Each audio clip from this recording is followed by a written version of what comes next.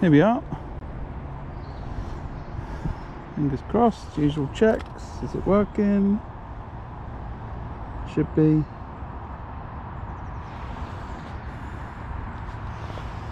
It takes a bit of time today, doesn't it? Here we go. Fishing stream. Right, here we go. Well, I'm happy with the draw. I've drawn 118 on Syndicate Lake, which, as you can see, is out the wind, and renowned for two things: one, having lots of fish, and two, having lots of snags. But I believe it's been done on the bank to remove some of the snags. Although I must say, when I drew the peg, I did go instantly and buy 3 more feeders and a packet of ready-made hook lengths, because I'm not sure I brought enough with me for this peg as I know it. I was just chatting to a friend. I last drew this peg about 8 years ago, and I got broken up 5 times, and then had a bit of a meltdown halfway through the match. Went for a walk, got a cup of tea, came back and had 1 fish, and nearly quit fishing. But I've fished the peg next door since, which doesn't have the bank, and I did all right. So let's see, hopefully I'll be lucky in here today. I could either catch 70 pounds or 7, I think. That's probably the likely outcome. Just need to clean my glasses off. Match starts in 5 minutes, and unusually I'm ready to go, which is nice. So this is the third of a little 3-day series I'm filming down at Gold Valley. I've decided to turn it into a 3-day little mini film.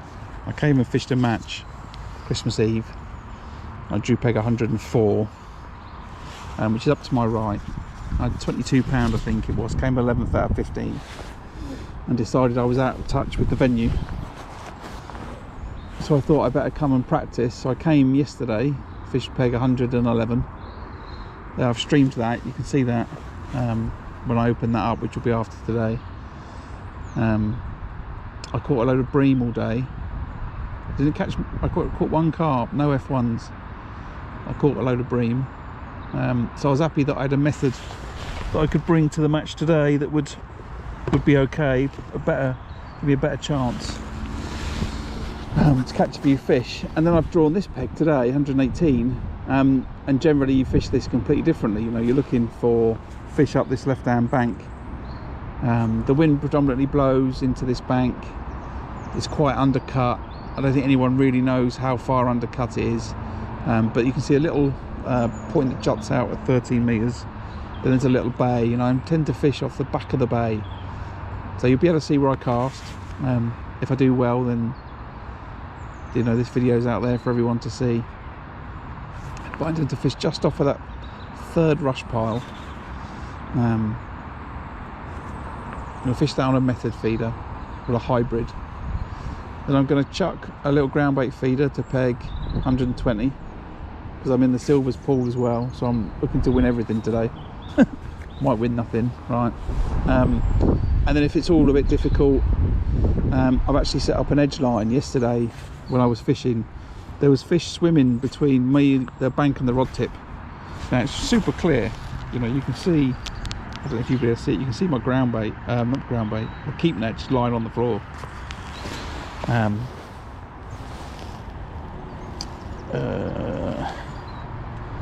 was wondering if I'd tempt fate and put that other net in, but I'm not going to. So yeah, there was some fish. They were cruising around the edge, and that happened at about 1:30. No, what time did they come? Just seen a fish just lump further than where I'm planning to fish. Just topped. Can't remember when those fish came now. We're fishing later today. We're fishing 10 till 1 o'clock, I think it was. So 1 o'clock there was fish patrolling the area. So we will see. I'm going to put some micros in this ground bait to start with. I'm going to put about 5 feederfuls out, a bunch of micros in it, and I'm just going to leave it, and then I'm going to get on with the main business of the day, trying to find some fish up this left hand bank. Right, how long have we got? 2 minutes.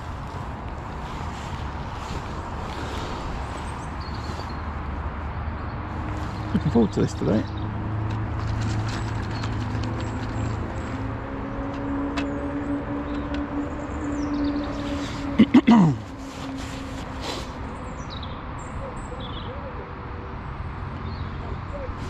Right, let's get this feeder ready. I'll be straight on this today. So I've just got a small little ground bait feeder. That's what I used yesterday. Using Sonia Bait's Green Crush ground bait. 2mm micros, which are just the ones here from Gull Valley. And as I said, I'm going to put a few feederfuls of that out. It'll just give me somewhere else to go if I can't catch up the bank.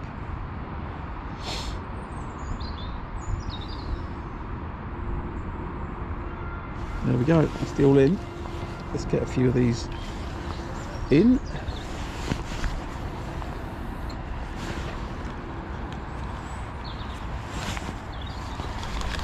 Just shake them out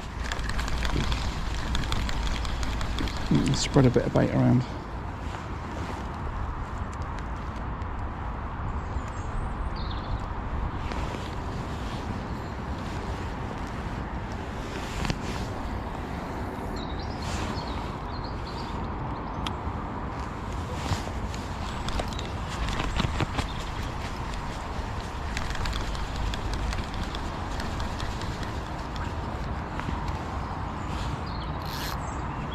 Got it waggler going in to my right.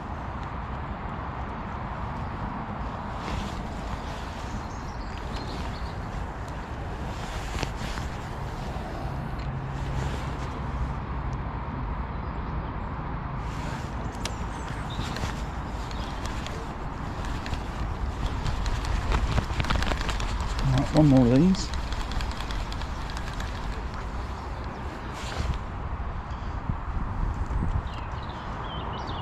I think it's 4,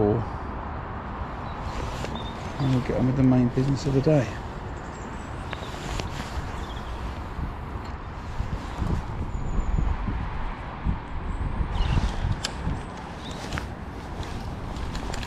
Right, all done.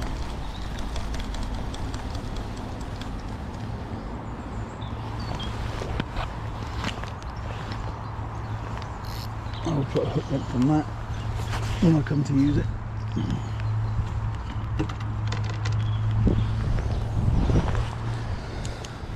So, Old Faithful orange wafter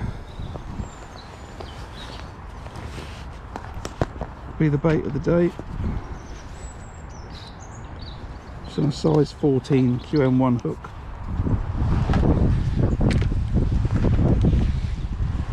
Just going to put a few pellets, small covering over the top. It's not that deep. All I've got to do is not cast it in a tree. Okay, that's where we're going. So between the 2 buoys that I can see, level with that.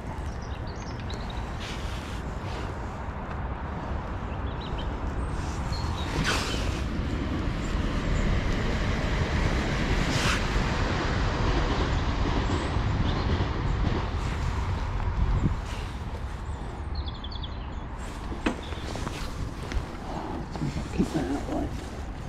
Let's do it that way.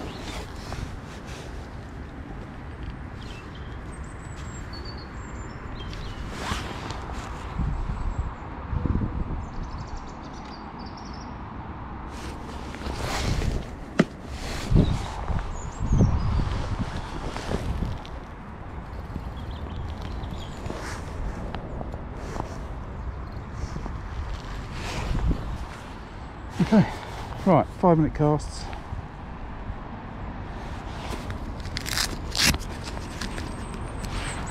be great if it got pulled round in about 20 seconds.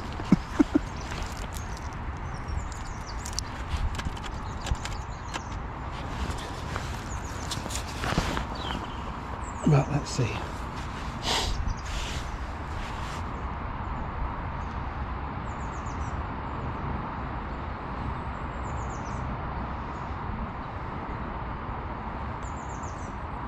So yeah, so people starting to my right on the pellet waggler.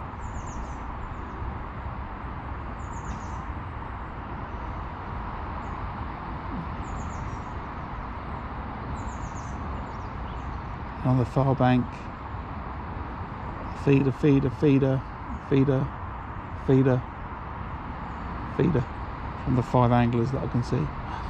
3, 4, 5, 6 feeders, 6 people out on the feeder straight away.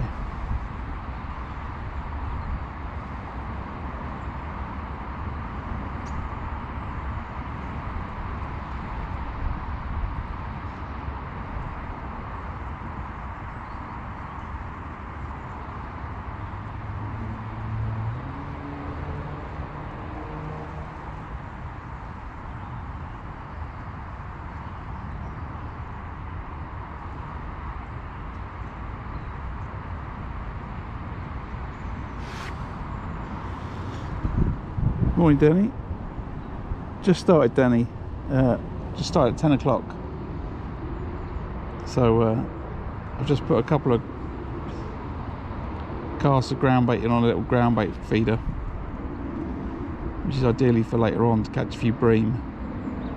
And if I'm struggling on this line, but if I do struggle here, I need to just search up and down the bank and try and find a few fish.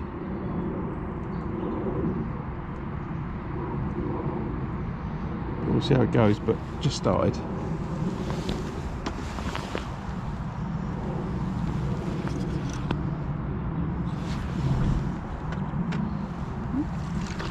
So I just cracked off.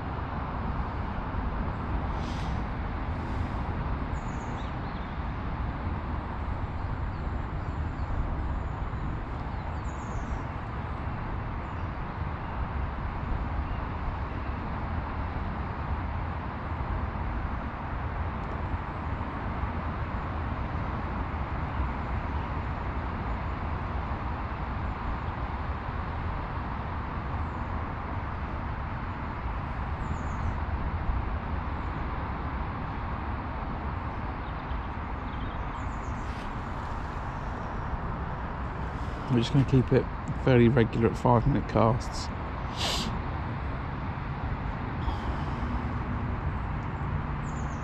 Today.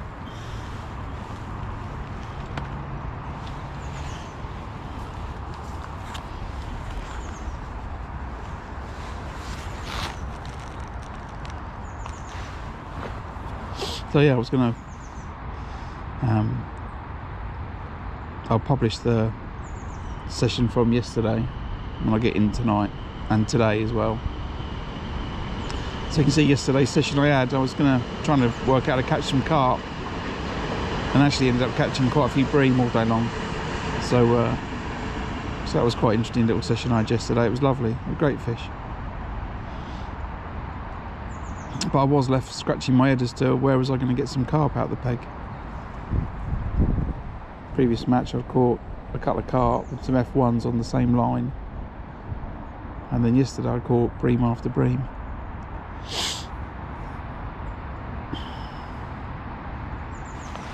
Well, that's my ideas of it going round in 20 seconds gone.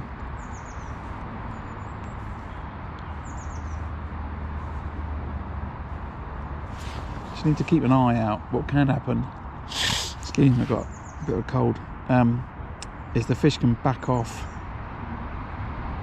from where I'm casting back to further towards the rope, especially if the guy on the other side isn't fishing to the rope to push them back again my way.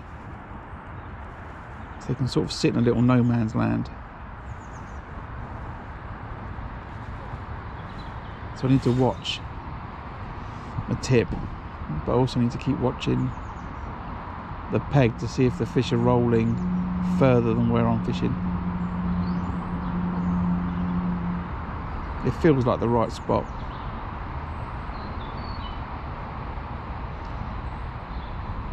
But we'll see. Nope, don't know that's low enough. Let's see what's going on.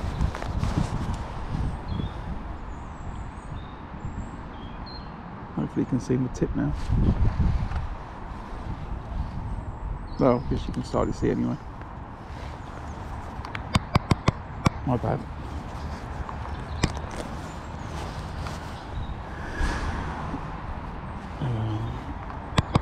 There. It's funny, every time I move it there's a delay, like 30-second delay to where it moves and where I see it on the YouTube.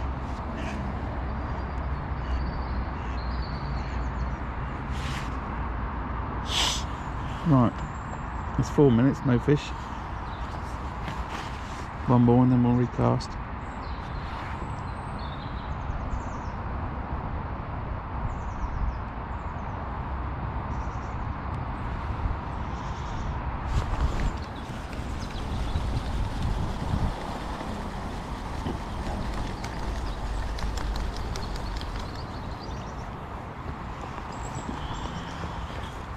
I'll just put a little bit of ground bait in with those pellets.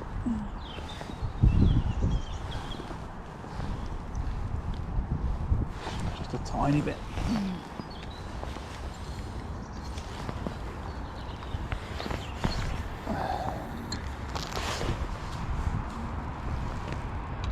It's a little bit further out, that one. There's a tree. I think the tree's not on this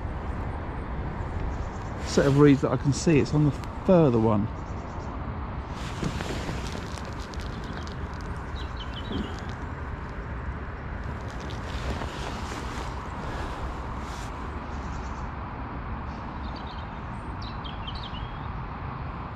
That are overhanging.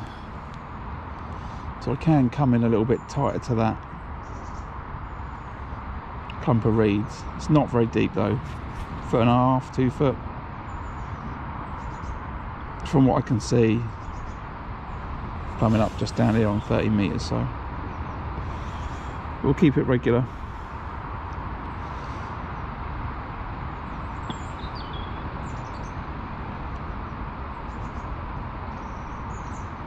It was quite funny. I was gonna fish the first match, then have a practice, then have another match and try and show some progression. And I've ended up drawing an end peg that you need to fish completely differently. Right, the rain has decided to turn up.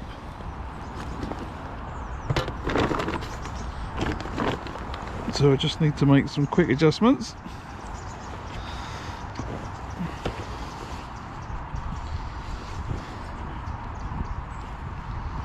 We're forecast for a bit of rain for an hour and then for the sun to come out.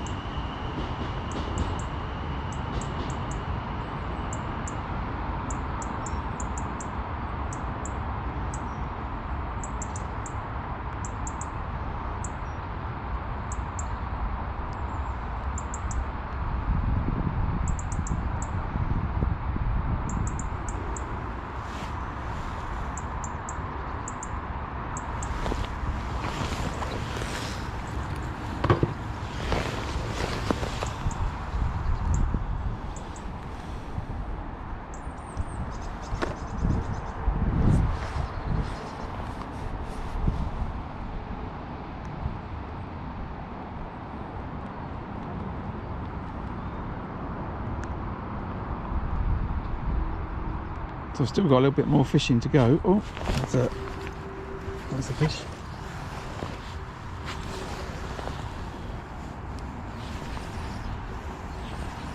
Nothing to speak of, but it's a fish. It's a good start,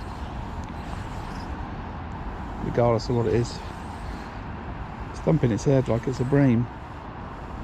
It's up on the top, so I think it might well be a bream. It's got a bit steady here. You've got to be on the fish pretty quick, otherwise it can cause you a load of trouble getting in the edge. No, it's enough one.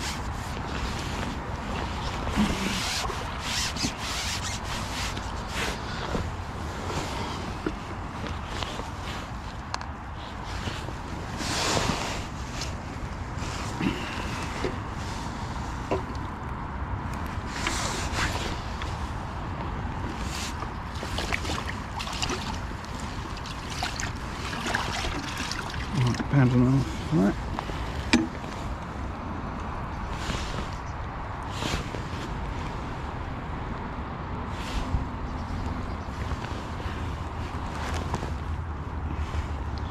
So we're off. Should do the same again, a little bit of ground bait on the pellets I'm putting just over the top of the feeder.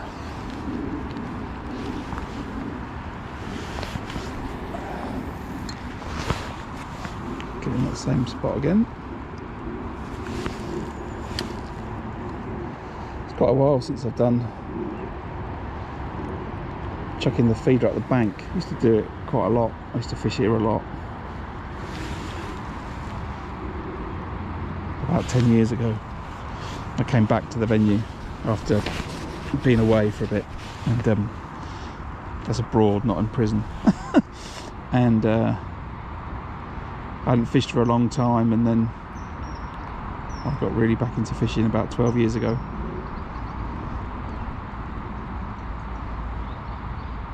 And I was lucky enough to live in Florida for a couple of years and used to catch fish off the back of the dock we had in the back garden. It was beautiful. Then came back to match fishing, and then came back to Gold Valley, which was a venue that I'd fished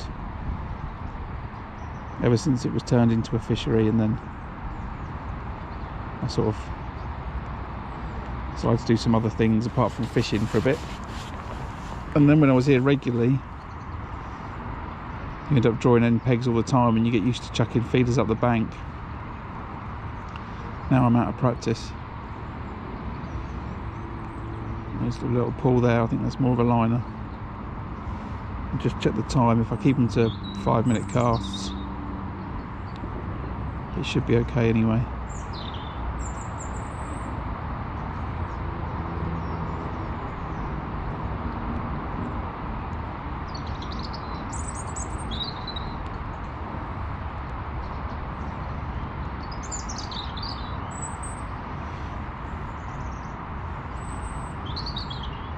So because I've had that indication, I think I'll recast this at 20 past.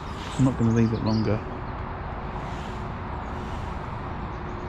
he says, contradicting myself from the previous statement.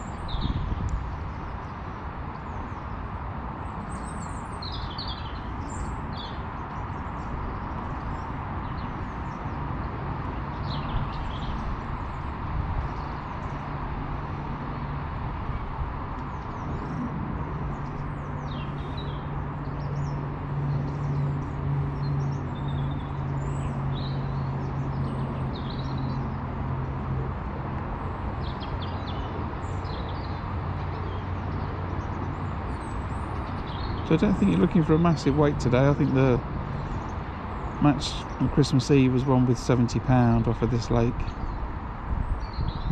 similar to that before, which isn't a lot of fish at all. You think that the carp are £6 to £8 average probably now, probably nearer towards 8, but there are a bunch of F1s in here these days, and there's a load of bream. But the bream will go £3 each.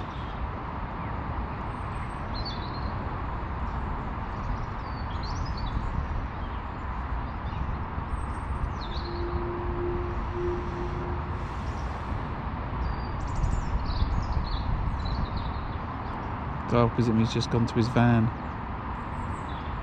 I hope he's pulled his rod out, because it's a surefire way to lose your rod.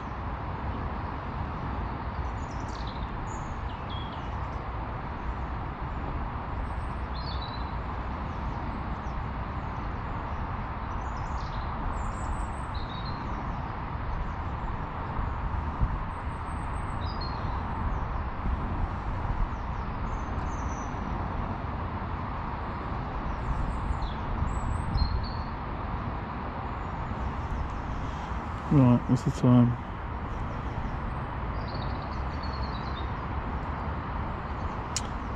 Hello Anthony, I'm in 118. I've got one F1.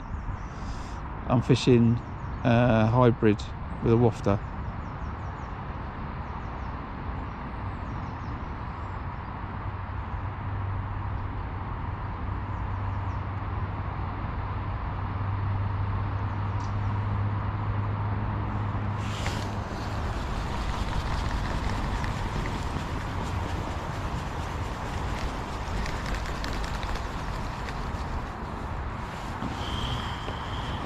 I don't think I've got any Prestons with me. I've fallen out of love with them, to be honest.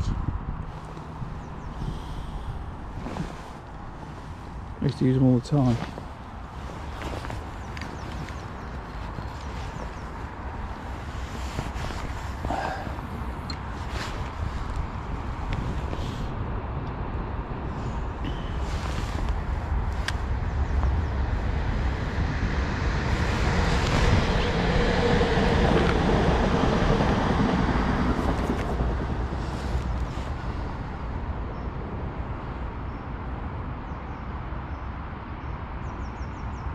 Where's your dad drawn today? I didn't see. Don't know if you know. I know he's fishing.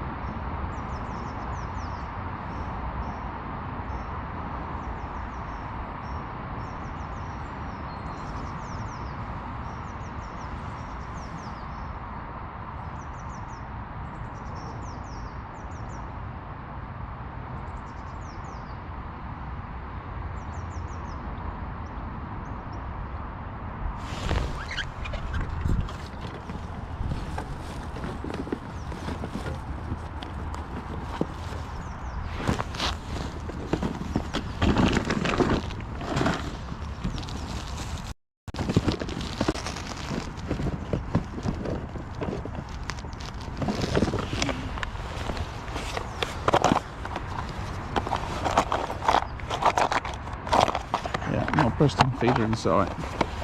I could just chuck a normal ground bait feeder. I've got one clipped up to the right. I can re-clip it to the left.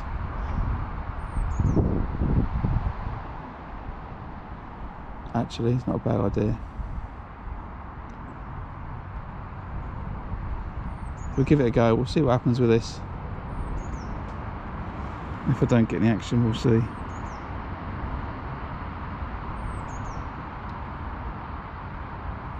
Yeah, your dad's here.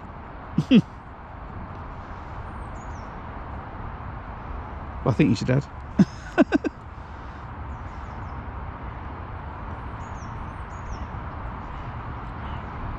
He saw me fishing yesterday. I was having a practice, and then I think he phoned to get on the match after seeing I was catching a few.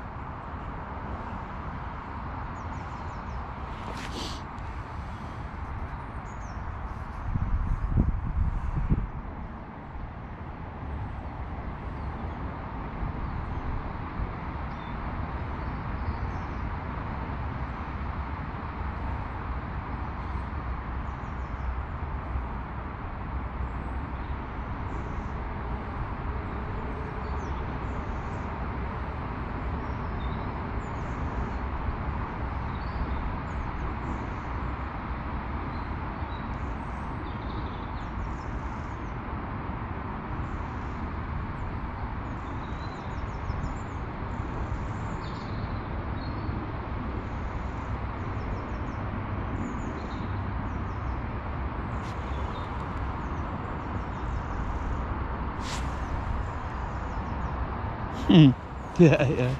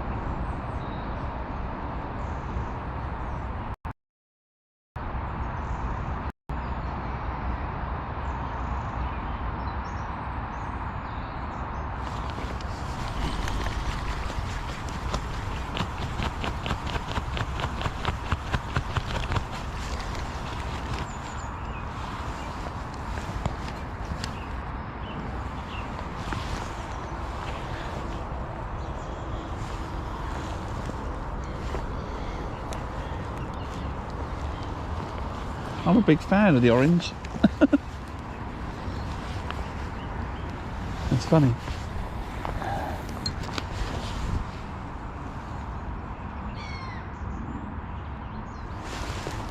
But I think quite a lot of people don't like them for the winter. I've got some whites and pinks, I must admit, just in case. I'll give it a little bit. If I don't catch, I'll switch.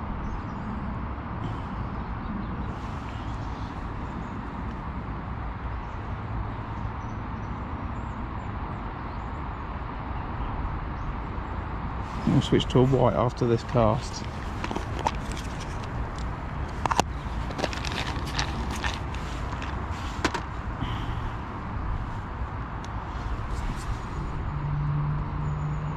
I'll have a little think about just pushing that ground bait feeder to the left. I'll have a chuck with it and check how far the clip is.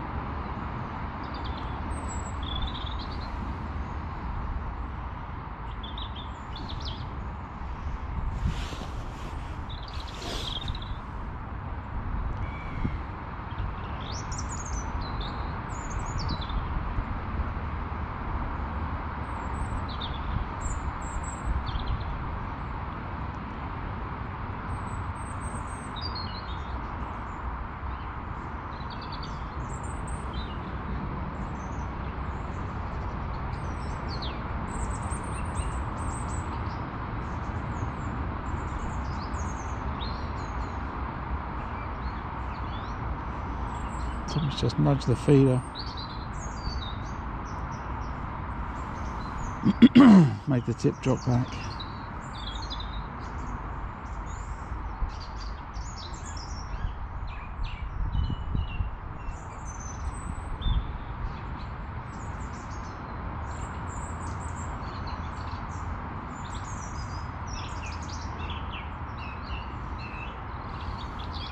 Recast in 2 minutes. Yeah, it's alright, Neil. It's always a trolley job. Even though it's not far, I've done it a couple of times, and you just, you know, 117, 118, and you're still better off than just mooching around there. Just putting everything on the trolley.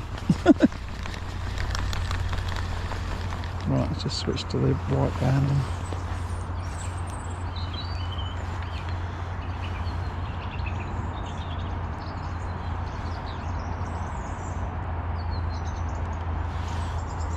So I'm going to put a little bit of ground bait in with that pellet.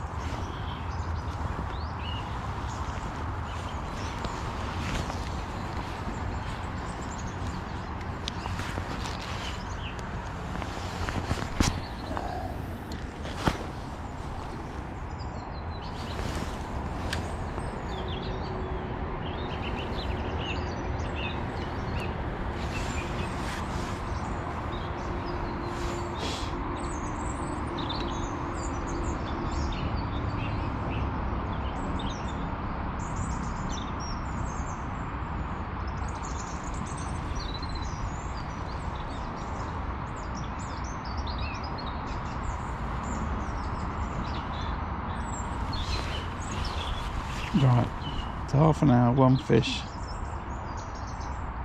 So we had the first fish after 10 minutes.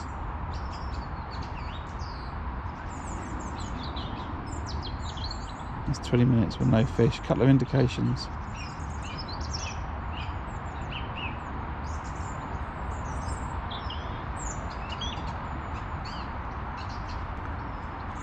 The spot seems perfect. I'm happy with the spot.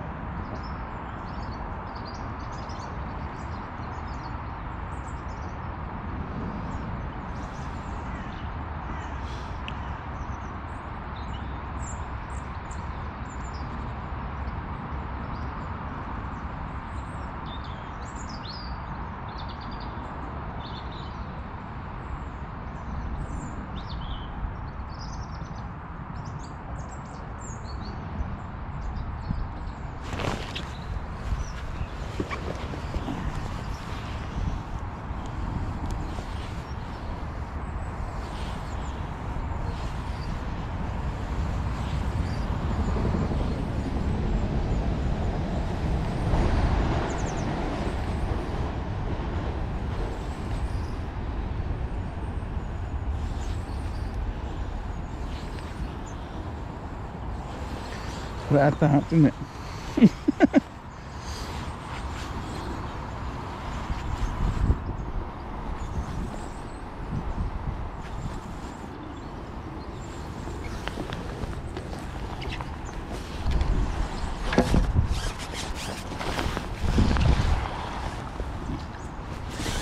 Smallest carp in here, right? Can nearly pick it up. Hold on.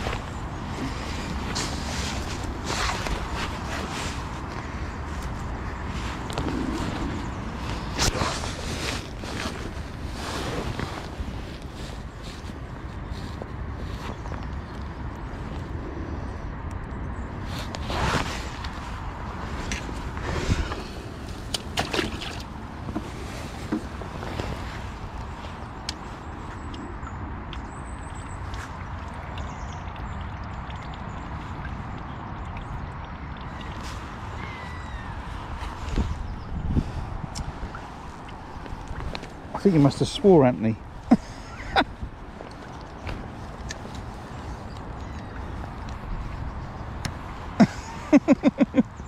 This has just been timed out.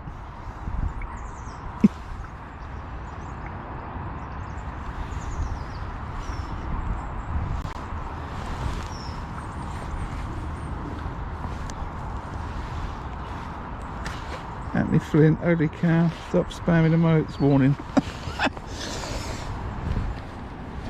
I can't remember what I've got Nightbot set to do now.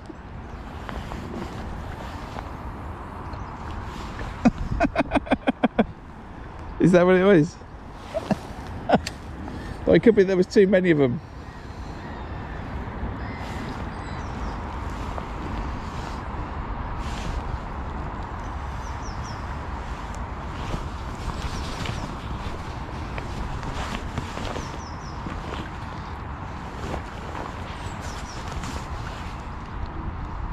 Right.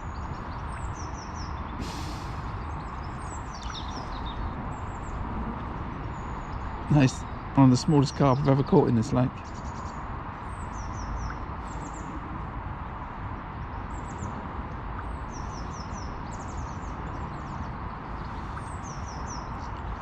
Everyone's going to see I've had 2 fish and think I've got 16 pound and I've got 4.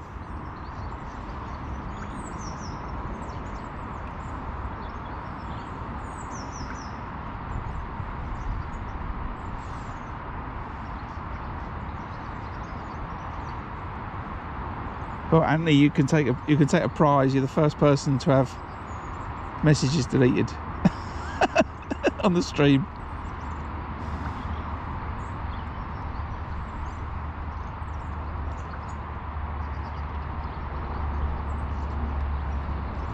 Right, so where are we? Just gone half past. I've got 4 pound. I've got the right amount of fish, but they're not the right size.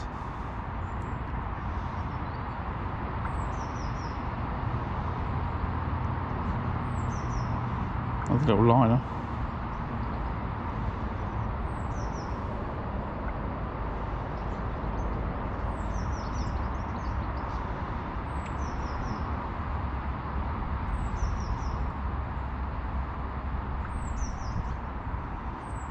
I don't think Clive's had anything opposite. He's on 120.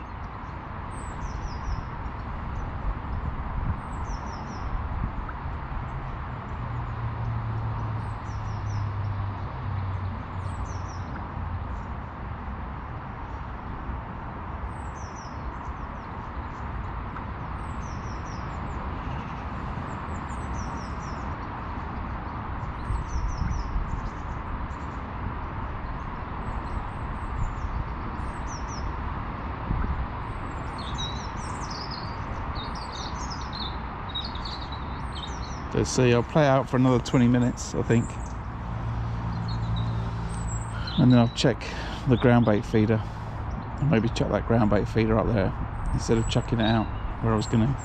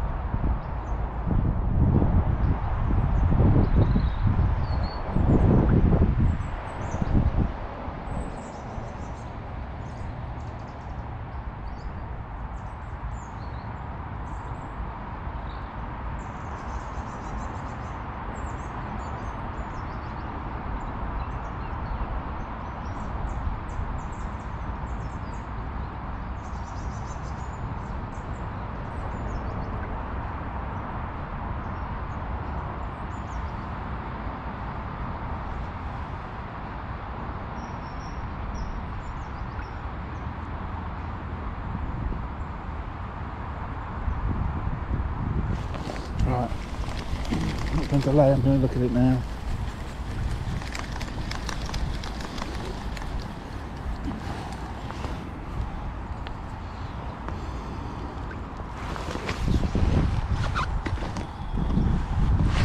Right, where did I click this?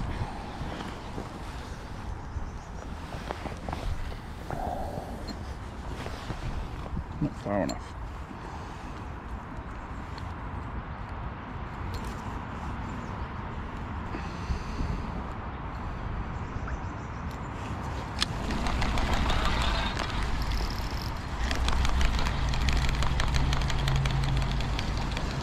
One more check.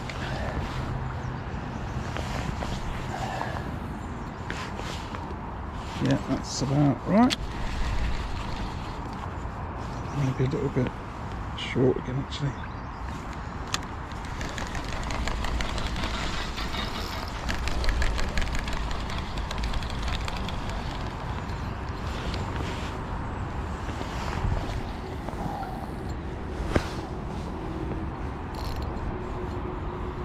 One more.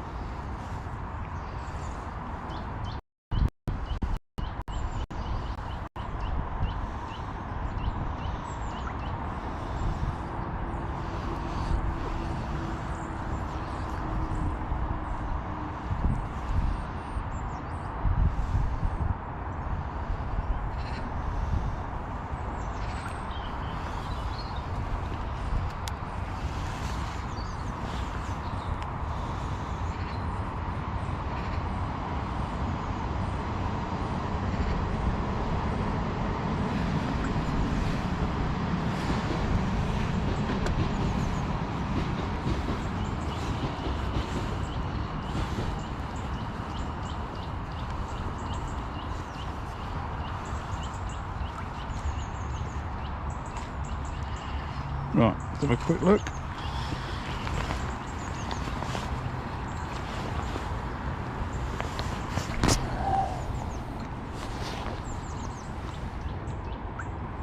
Maybe a tiny bit short, but I don't think it's going to make a difference.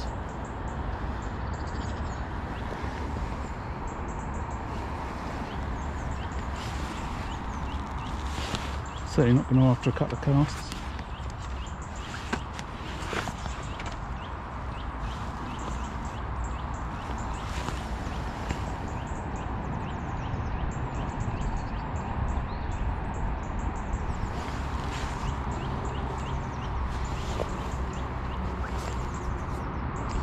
So I've just switched over to the ground bait feeder that I was using yesterday. Same setup, 0.17 hook length to a size 16 double rev maggot. I'll give that a go.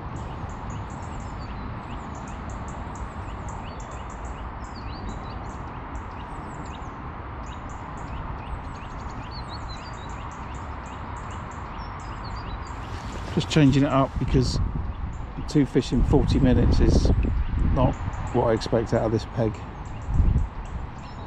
I expect to catch more, so I need to try and do something different.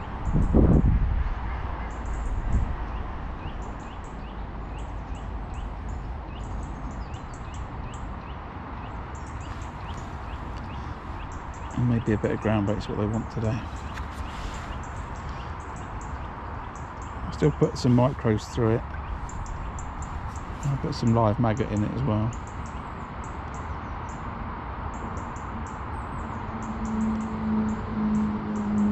If that doesn't work, I've got a maggot feeder somewhere around and I'll switch it over.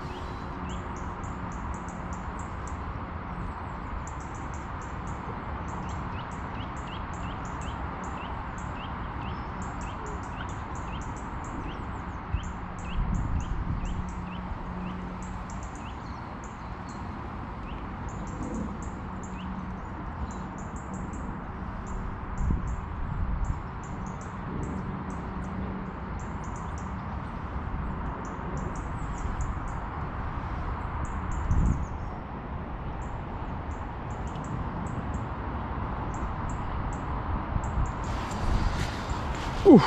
So morning everybody, join me 45 minutes in, fishing the open match today at Syndicate Lake at Gold Valley. I've drawn peg 118, which is the end peg. I'm out of the wind. It's a known good peg on the venue. It's had some work, it looks like, to cut the bank back. It was terribly snaggy the last time I fished it, but that was about 8 years ago. And I have an expectation that there's some fish here, you know, resident fish. So I just need to try and do some things to get myself a bite.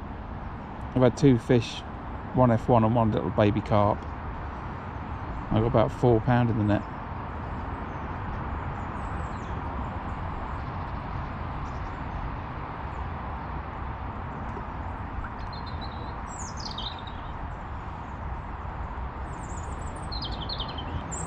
So I'll just do a couple of quick casts.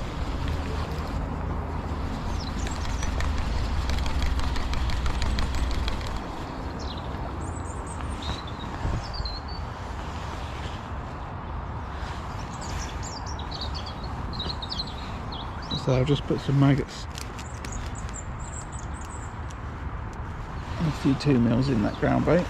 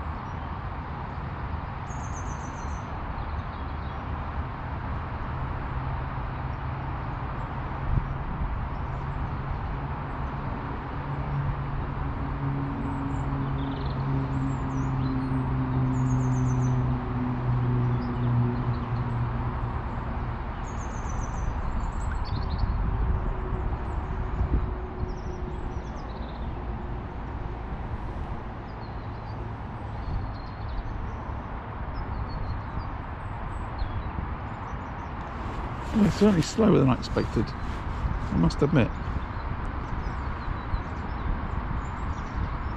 Coming up to maybe 10 minutes to the hour.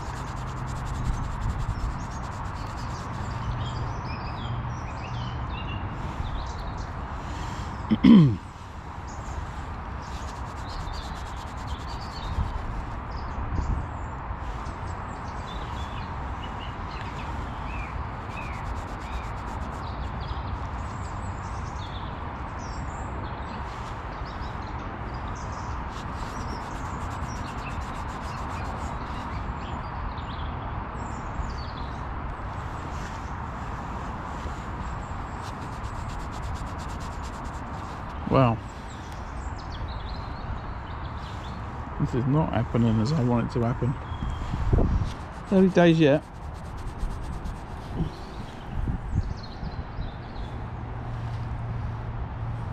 But 2 fish with 5 minutes to go on the hour was not where I wanted to be when I drew this peg. Although compared to last time I fished it, I must say it's 1 fish more than I caught the entire match.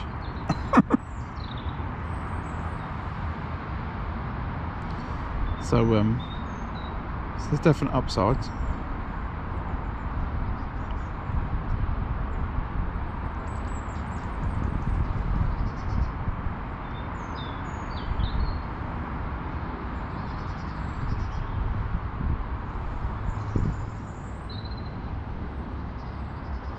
I think yesterday it took 40 minutes to get the first fish, but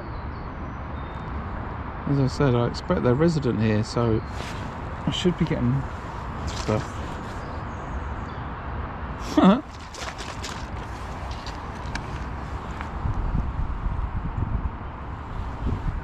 Always when I go fishing nil, always end up eating some chocolate when I go fishing. Because I won't end up eating now till, you know, tea time.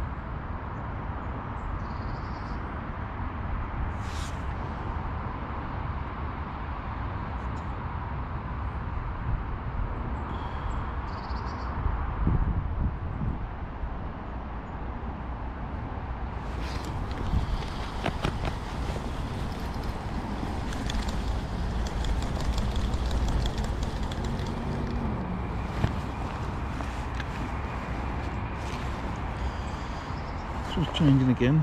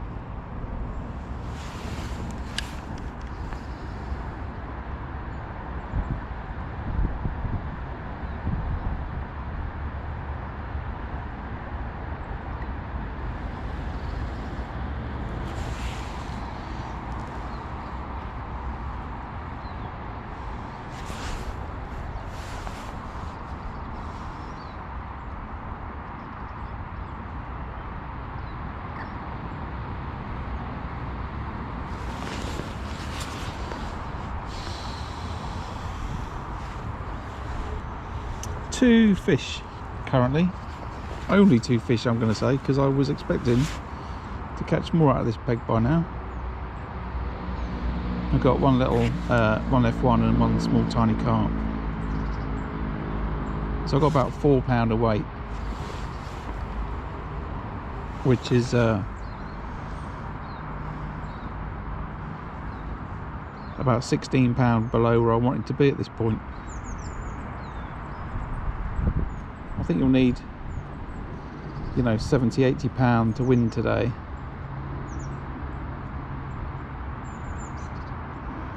So I'm way off the mark. I started on a method feeder and I've just switched to a ground bait feeder with ground bait and maggot.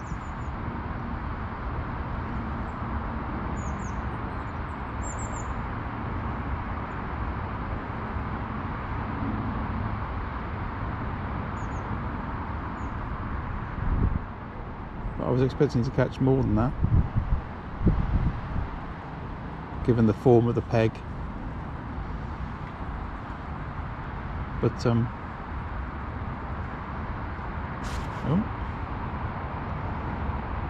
there's a little liner.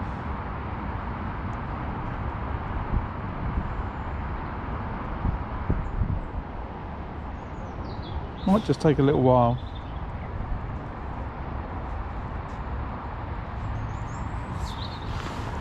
Might take a little while.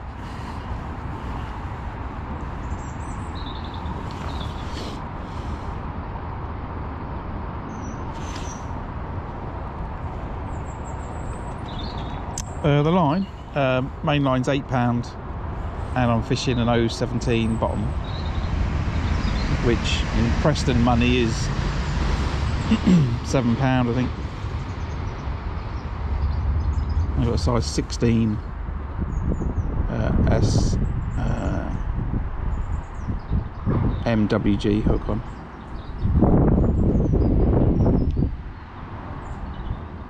I'm expecting to catch carp about £8 a piece.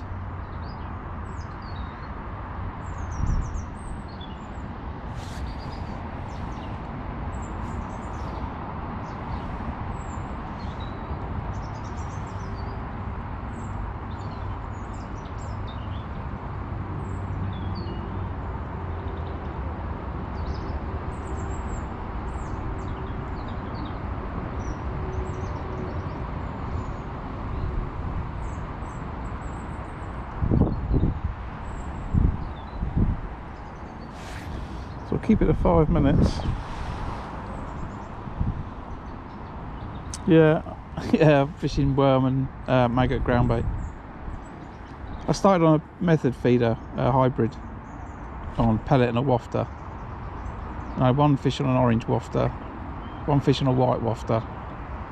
I felt I wasn't catching enough to fish in 40 minutes. And now I've switched to a ground bait feeder and I'm catching less. But I'll give this a little bit of time.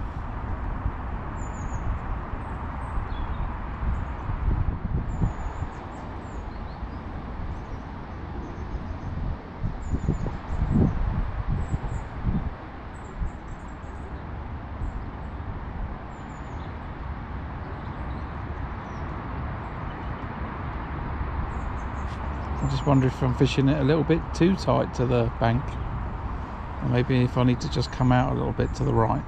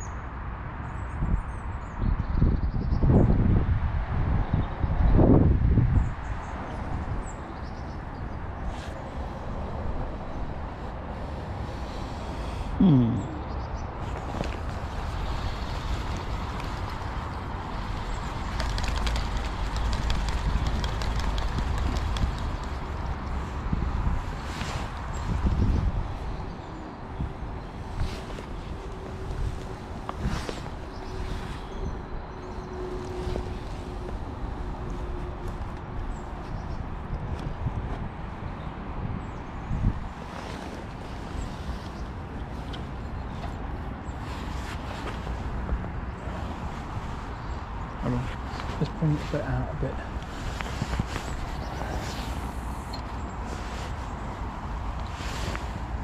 It's a bit further than what I want to do, but I'll give it 5 minutes.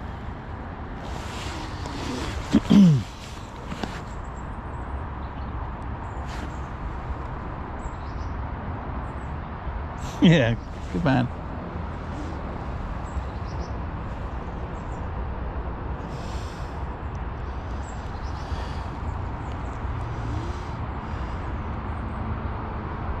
You gotta be quick though. Be dark by 4.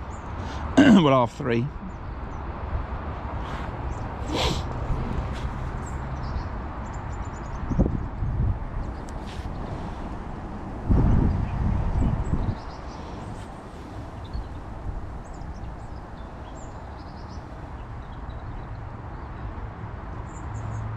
If you're only going to prep your gear, take me with you.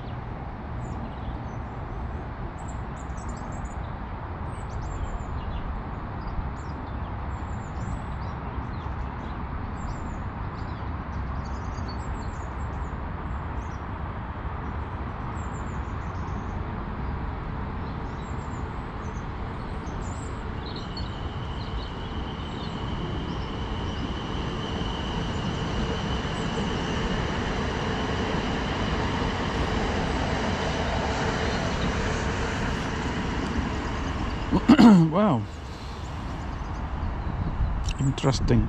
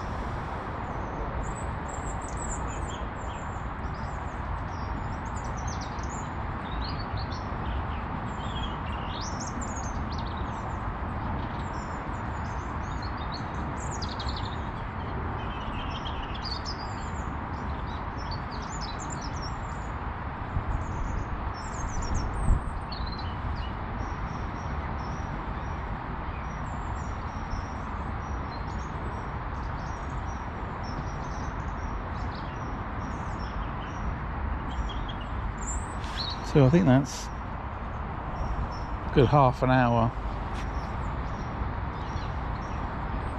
on the ground bait feeder for no bites.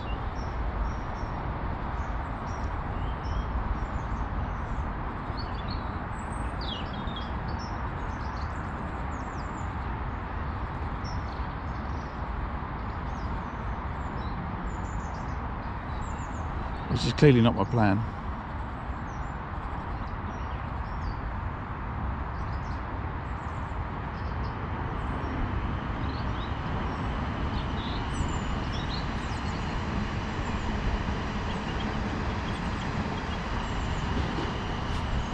No, got an indication there. I wouldn't call it a bite, but something's alive. It is really shallow where I'm fishing. It's deep enough for fish, but it is quite shallow. If I was plumbing up in front of me, it doesn't deepen off till, you know, that sort of angle, 1 o'clock in the peg, away from the bank.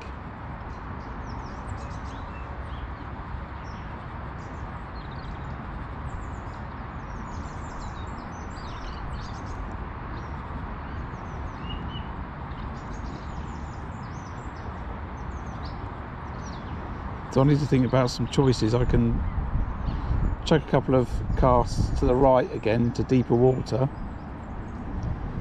and put a bit of bait there, and I can go back on the method. Or I can persevere with this for a bit longer.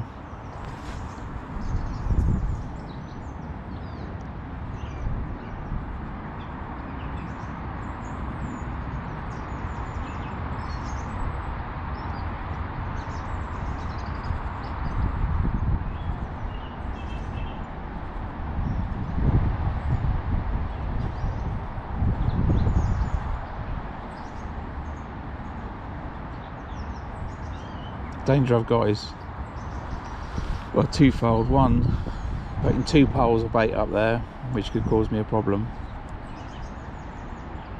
and 2, come off the line before it's had a good enough chance to produce, and I've put enough bait there and got a few fish there and stuff, but my expectation was I was landing them on fish's heads and I would get a bite pretty instantly, and that's not happening.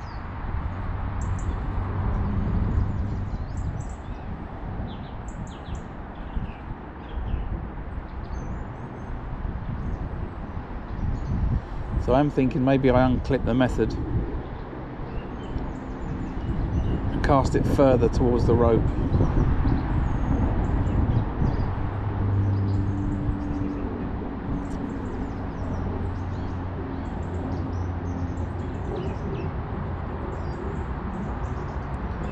That may be what I need to do.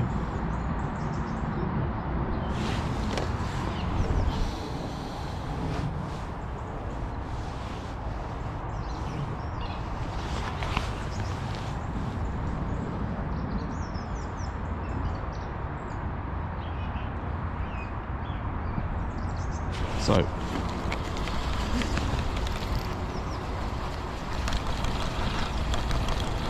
I'm going to put a couple of feederfuls of bait to the right. I'll put some micros in it.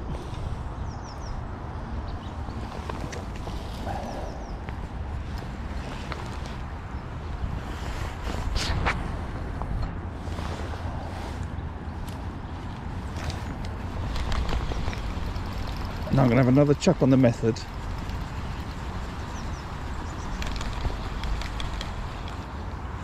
And if I don't get a bite, I'm going to unclip it and launch it towards the rope.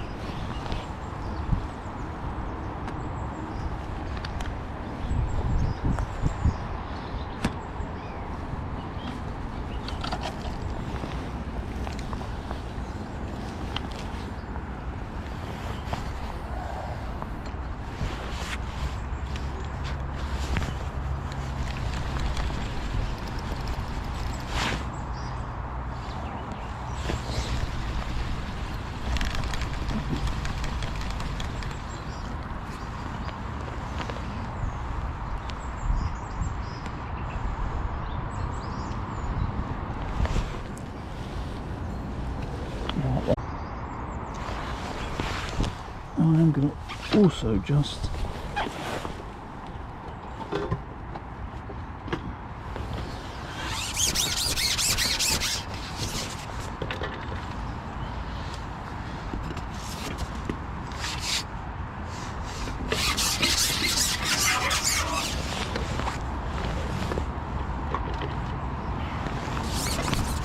put a ball of ground bait with some maggots in it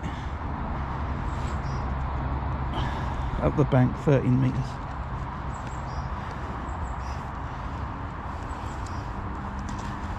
Ground bait, soft ground bait, maggots.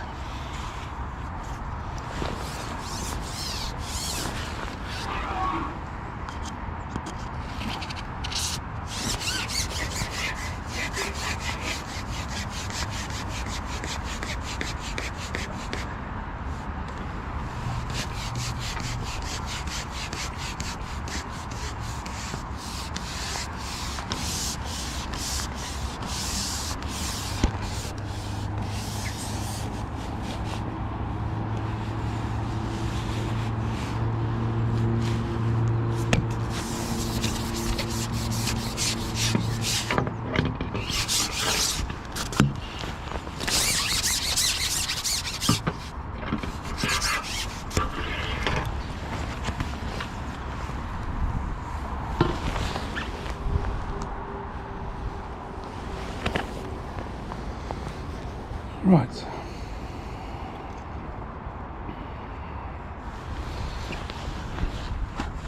I'll put this feeder out. Put a bit of ground bait in it again.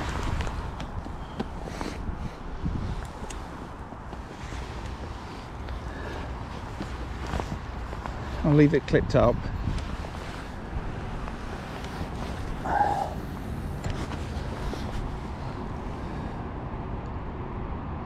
I'll have two casts because that one went a little bit to the right. And then what I'll do is, if I decide it's not happening, before I wind it back in, I'll unclip it. And then the next time I cast out, I will stand up and wallop it towards the rope.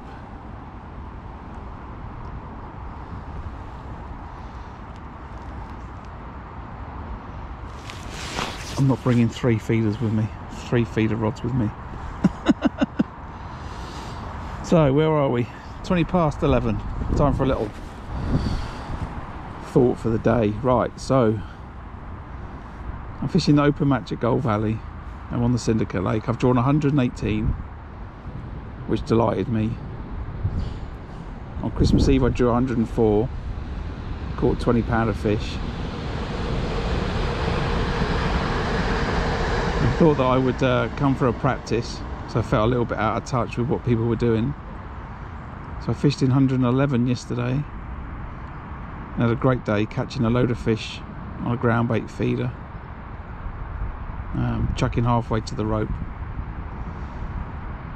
I thought that would be a good method to carry me into today. Now I've gone and drawn 118. Well, the dynamics of this peg are different. It's an end peg. You're generally looking to catch fish up the bank.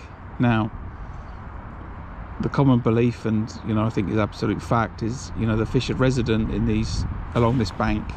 It's undercut. The prevailing wind blows into it. It's been doing it for 20 years, 30 years. And generally, when you fish this peg, you'll catch a load of fish. You don't have to wait for them to come because they're there. They have to swim a couple of meters from the bank to where you chuck it. Now, I had a bite after 10 minutes at an F1, then another tiny little carp after 30 minutes after that. Then we had a little discussion about ground bait and maggots. Now, a guy fished here the other week and won with ground bait and maggot. I caught yesterday on ground bait and maggot, so I've reclipped my feeder up to the same sort of spot with ground bait, open-ended feeder, ground bait and maggots, and I've not had a bite. And I've given that a good 40 minutes. So in my mind, the fish are either sitting there and they're not wanting what I'm presenting, and I fished orange wafter, white wafter, double maggot pinky, 3 dead pinkies. So they either don't want any of that, or they're balled up a little bit further down the bank towards 119 on the other side.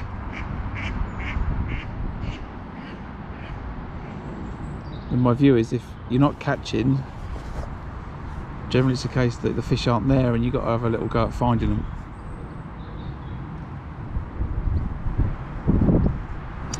The one this Sunday? No, I don't think so, Neil. I've got, what's today, Friday? Hopefully today's Friday. I've lost all track of what's going on. It just seems to be that I've just turned into a full-time angler. I'm fishing today, I'm not fishing tomorrow, and then I'm going to fish Sunday and Monday, and I don't know where I'm going to go yet. I don't know where I'm going to go. Probably one of the days I'm going to head to the river.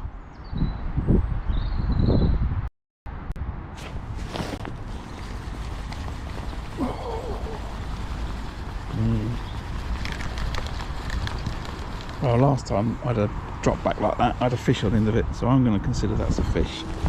So let's chuck it out there again.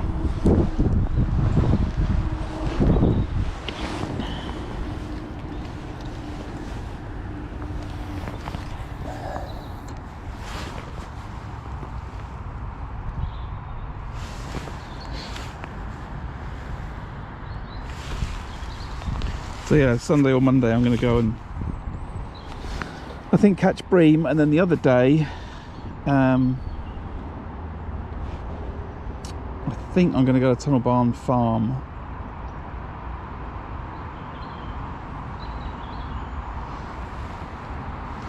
And see if I can catch myself some F1s.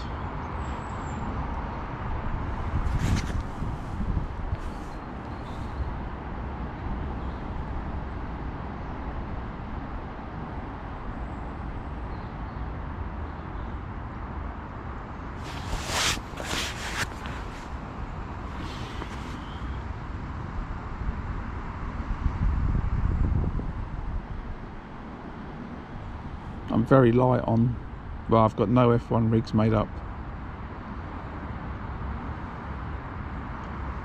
so I need some time to do that. I've got no hook lengths, well, I've got a few, but not a lot of hook lengths made up, so I've got to get ready. Right, 25 past.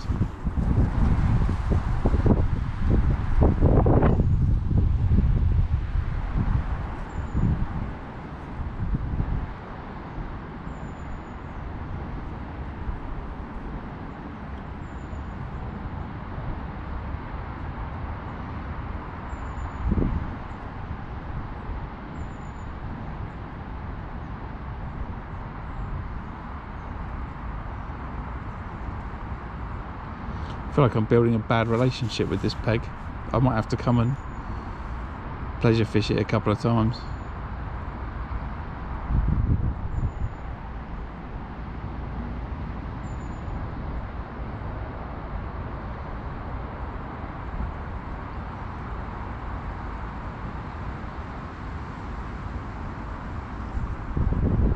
I don't know what this had on Christmas Eve. I don't think it was a lot.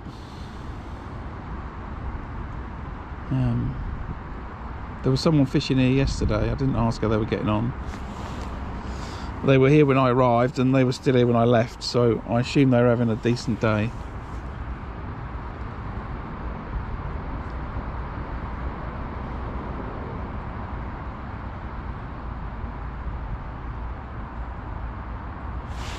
But it could be better.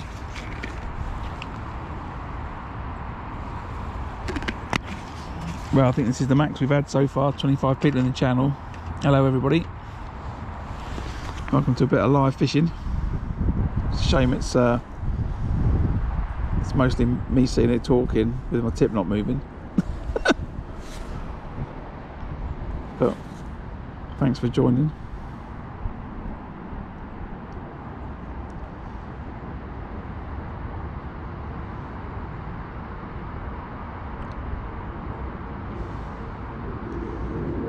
If you're a regular, if you just give the stream a thumbs up, I think you can give it a like, and that will help boost the visibility of it.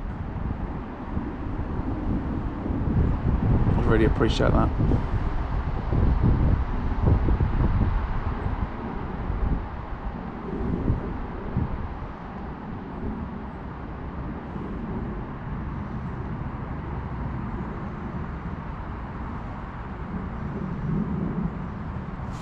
Drop a hi in chat as well. I think that live streams look for interaction of the audience, just to make sure that there's just not loads of bots.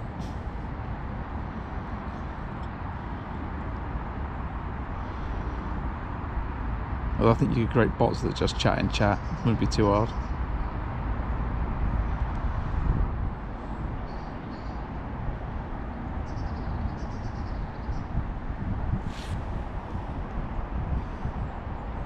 While I prattle on, I'll leave this for another couple of minutes. Then I'm going to give it one more cast, and then after that I'm going to hoof it.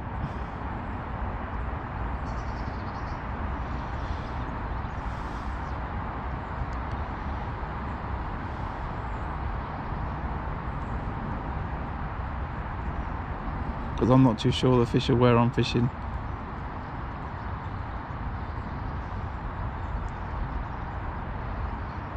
Now I understand that someone went off here a few weeks ago with bomb and meat, you know, which is an interesting thing, but my view is it doesn't really matter. I don't think it really matters what you're presenting to them here.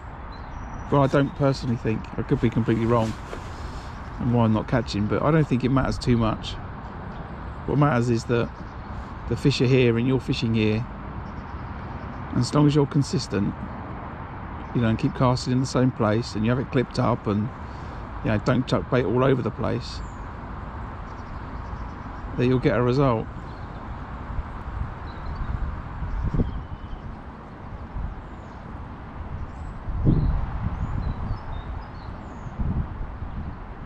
That's an hour and a half gone with 2 fish.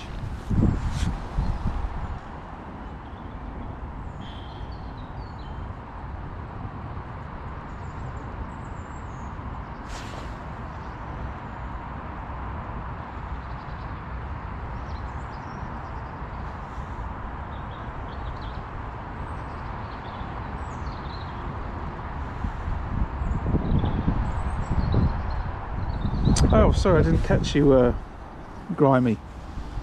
Yeah, all for sport. You can pay some money in the UK and go and fish a trout farm and catch 3 trout in 30 minutes and club them on the head and go and eat them, but everything else is just sport. I'm fishing in a competition today. I think that there is 15 anglers fishing today around this lake. You draw your peg, you come to your place, and you got, you know, you're catching whatever's here. You don't get to move.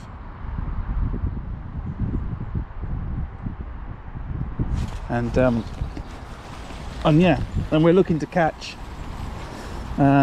today we're looking to catch carp, F1s and bream, so fish that are anything from £1 to £20. And I think you'll need about £70 a weight to win today. We put the fish in a keep net, you can see there, and then we weigh them at the end of 5 hours.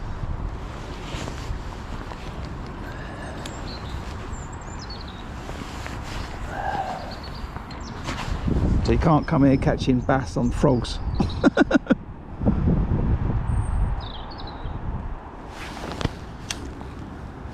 You can eat carp. They were originally farmed by monks in the Middle Ages, and you can quite happily eat them, although we don't do it. They are now farmed again in the UK. They're very popular in Eastern Europe, and because we have such a diverse population in the UK, they're actually available in some shops now. So they are commercially farmed for food.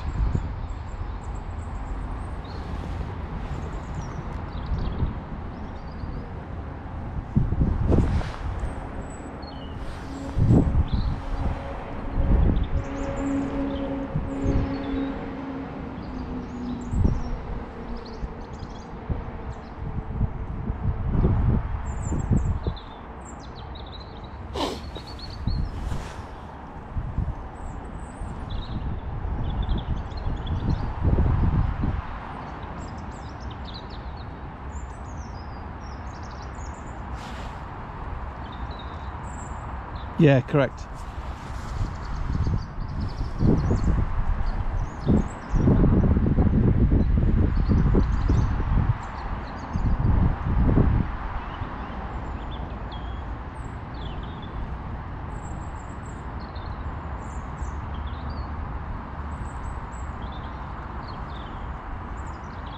Right, what we got?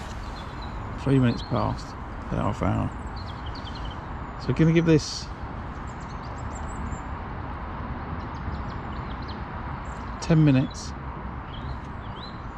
Then we'll give it to 1:45, and then I think I'm going to have to start searching further up the bank,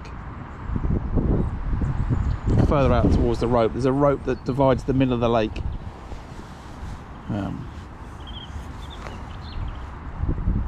And there's probably between there and there, what's the distance between there and there? 20 meters. So I've got another 20 meters I can check. Although it's only a 24 gram feeder, and to launch it to the rope I need a 36, but if I stand up I can give it a little bit more of a hoof.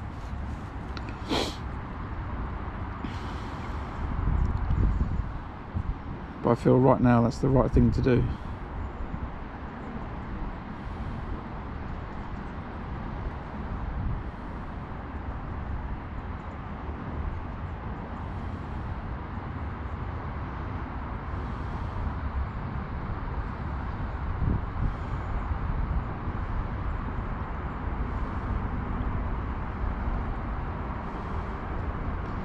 You can have this where you the fish will back off from where you're fishing. I don't really expect it here, but it can happen. It can happen in any peg. And what you're generally looking for in a match is you're looking for some counter pressure from the angler on the other side of the lake. And what it could absolutely be if Clive, who's fishing in peg 120, is not fishing towards the rope and he's fishing halfway. See, I've just seen a fish crash. There, you can see the fish jumping around. That's another 10 meters past where I'm fishing. So if Clive isn't fishing towards the rope, he's only fishing halfway, the fish can back off from me towards the rope, and even, you know, further up the bank towards him, and they can sit there just watching where he's chucking it.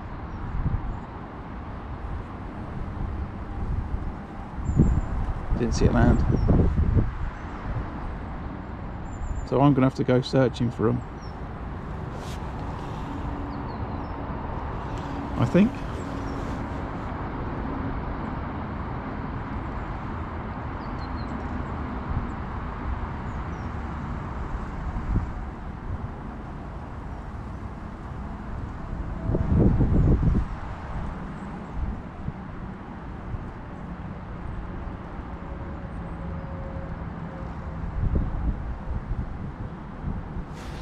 I think yesterday's session was much more. Oh, there we go. There's a fish.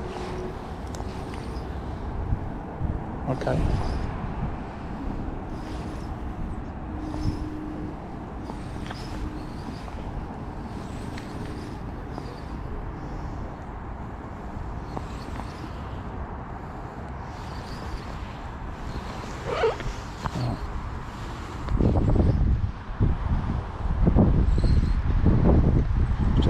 For a catapult to fire some maggots in over that. pole line that I've set up.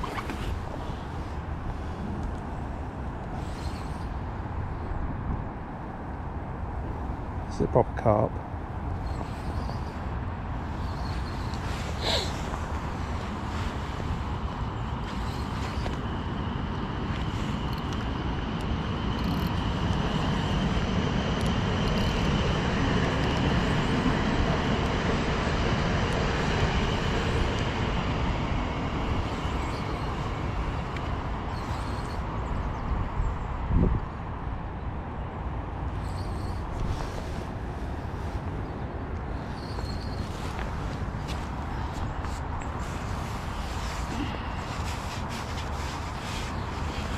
Right. That's a foul look big F1.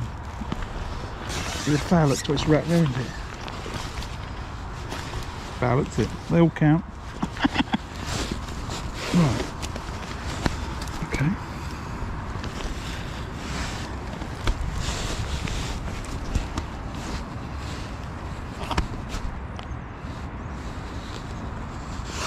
It's a good bite as well.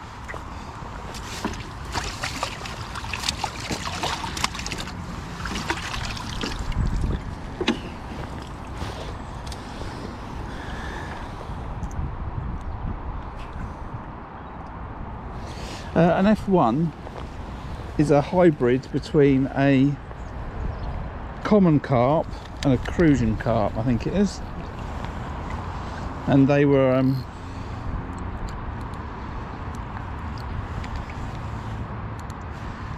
I think the expectation was that they wouldn't grow very big.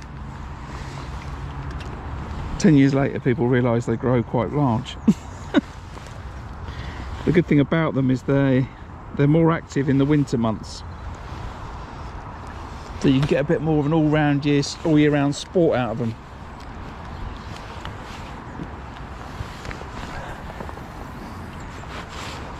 If you take a big 10-pound carp, in the winter they go pretty docile. They don't need to eat, they don't want to spend a lot of energy.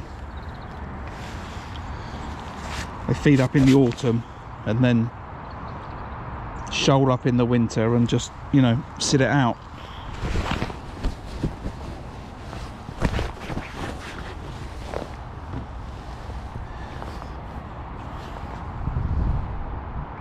Right, so there's fish on that line.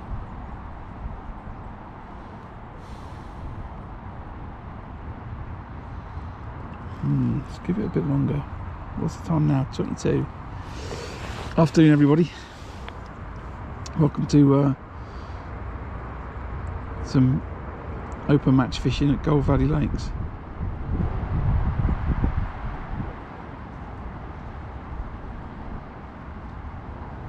What we're looking for, catapult.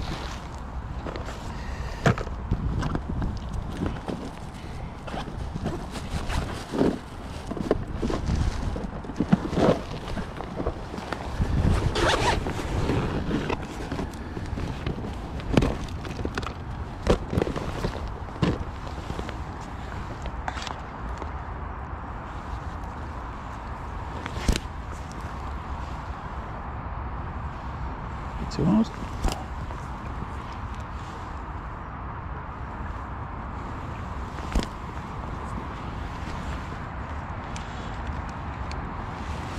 I've got an edge rig set up 30 metres up the bank, but I don't really want to have to fish it. But this lack of action is making me it's forcing me to prepare the lines. Oh, that was a bite.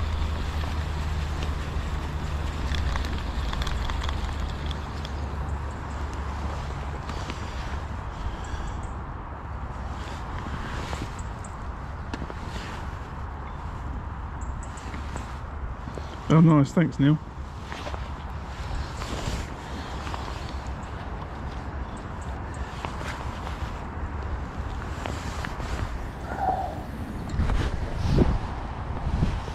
But I just want to say that 33 people on the channel live is the most I've ever seen it tick to, so Thanks for joining, everyone.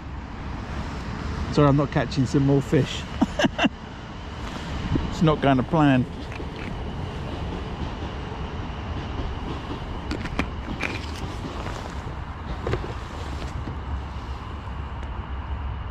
Right.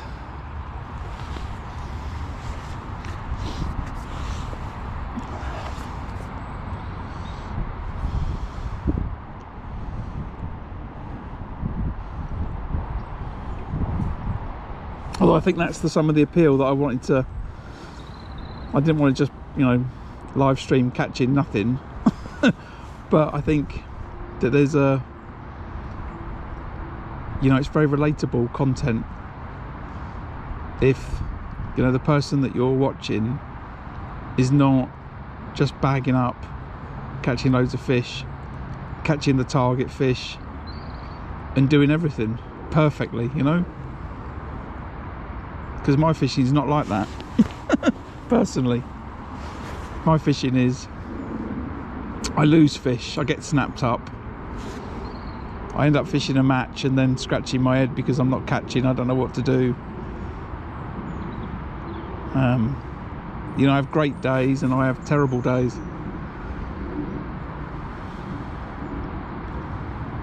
And I think that most people's fishing's like that. If not everyone's fishing's like that. And when it's live, I can't hide it. I can make an edit of today's match and I can make it look like I caught 3 fish in 10 minutes.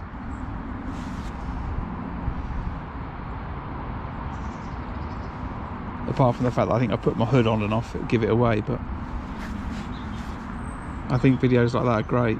But I definitely think there's an appeal to live action.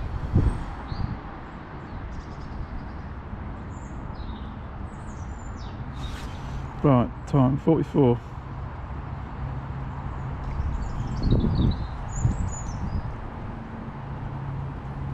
Yeah.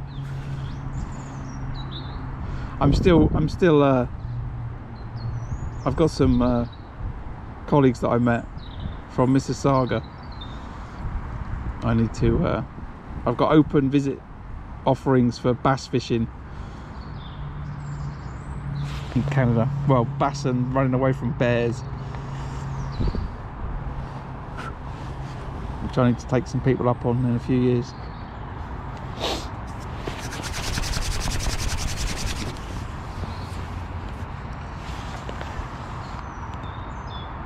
But I appreciate the invite.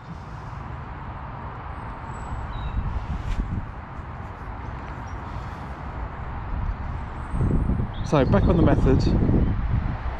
Had an indication, foul looks of fish. I've had another indication.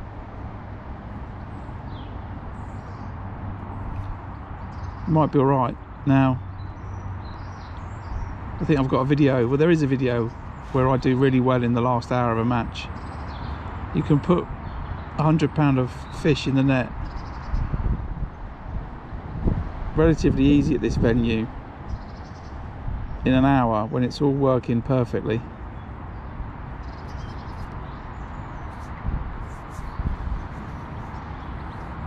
But with 2 hours gone and 3 hours to go, or 2 hours nearly gone, I've only got about 8 pound in the net. Maybe 7. 10% of what I want to catch today.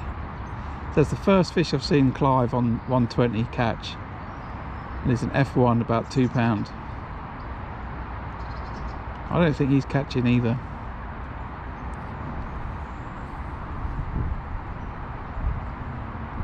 So we'll run this till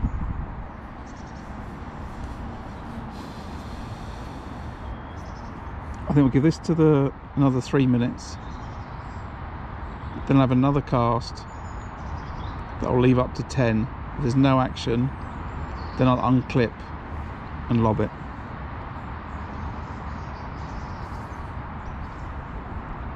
That feels the right thing to do.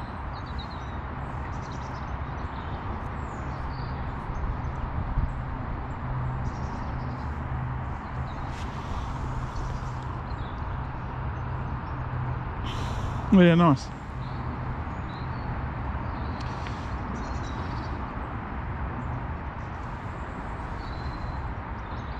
I visited once, actually.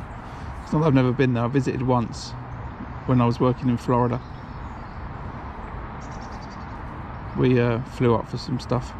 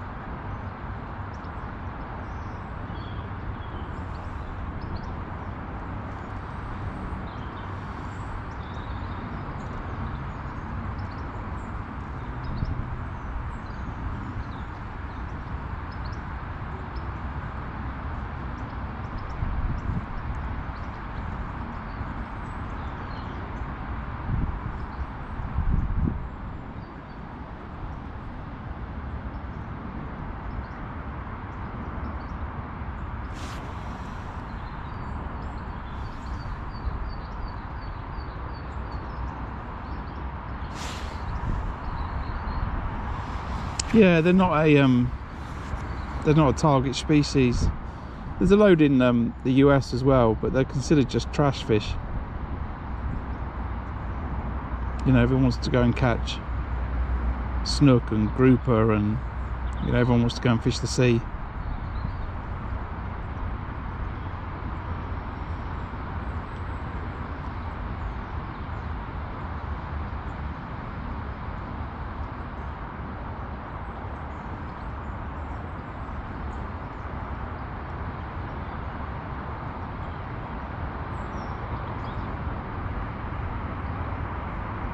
Which I sort of understand. I lived on the coast, and you know, I've seen kingfish, and I've seen marlin, and I've seen, you know, big grouper, and I've seen a Goliath grouper caught at the Sunshine Skyway Bridge. You know, they're impressive fish, but you can't fish for them in a match.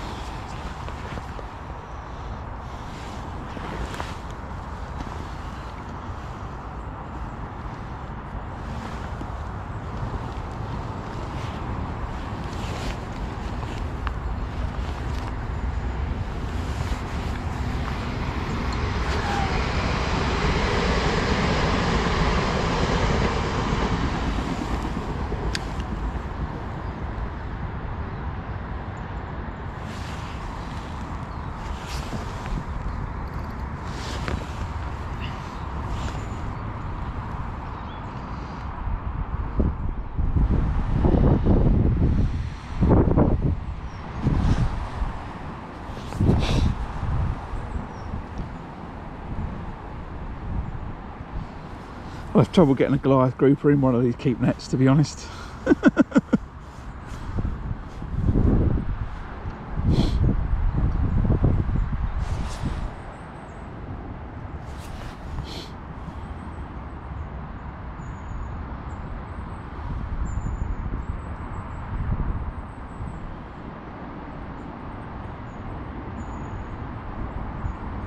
Right, so we're going to give this 8 minutes, this cast, and then if there's nothing happening, then I'm going to unclip it and then cast it further. I've got the line clipped around the reel, so every time I cast out, it casts to the same distance.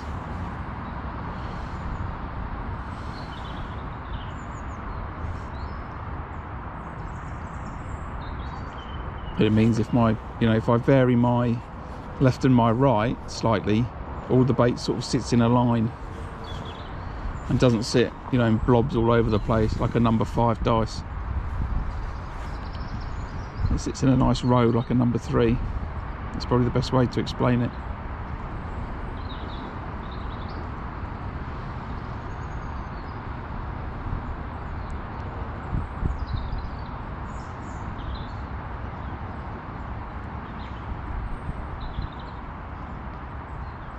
So we've got the short line up the bank, 13 meters, that I can check. And then I've got the ground bait and maggot feeder to the left and the ground bait and maggot feeder to the right. But I've got to try and search for some fish. Update, Dennis, is I've caught 3 fish in 2 hours in one of the most renowned pegs on the venue. So unfortunately they're not 3 carp for £24, they're 3 F1s that go about 7.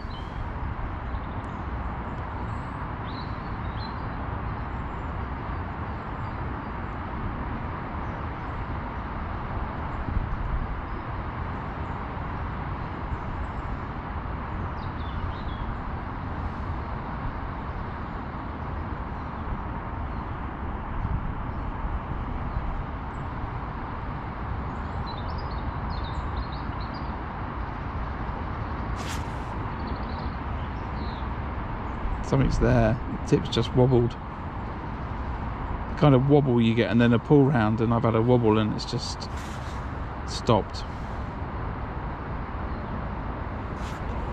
But I'm going to leave it there for another 5 minutes.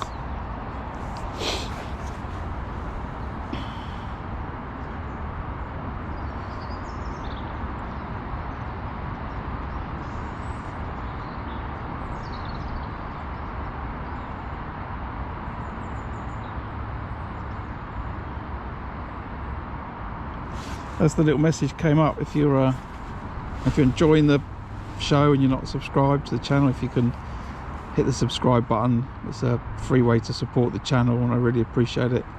Helps with the visibility. And if you're already subscribed, if you press the like button, that helps with the visibility too. I'd appreciate that.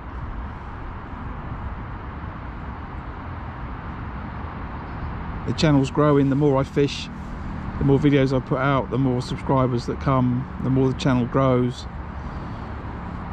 the more we start getting some fishing chit chat in the channel, the more I'm to where I think I want to get to with things, which is, fish and create a backdrop and then have discussions about fish and fishing. And that's a liner and I've missed it. Well, I've not missed the liner, but I've decided it's a liner. Right, I will chuck that back there again.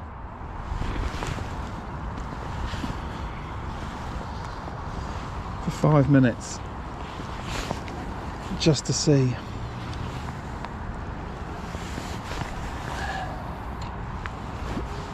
Liner suggests that the fish are somewhere between me and, where it was, unless they were milling around over the feeder.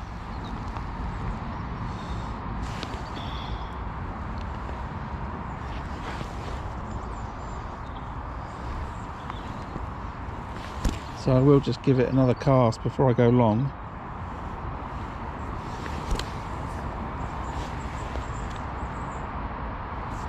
So not going to plan, Dennis.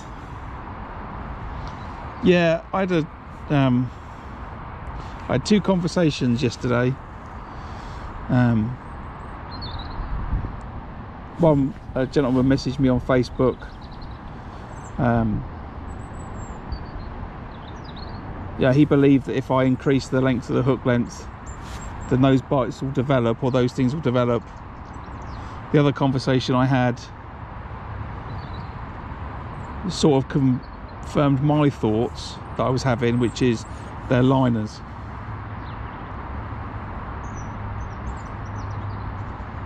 If you remember, at a point yesterday I was determined to try and hit one of them, hand on the rod 3 times, you know, no fish, and the jury's out. So I've decided that what I will do is I will make up some longer hook lengths, and I'll come down here and I'll have another day's pleasure fishing,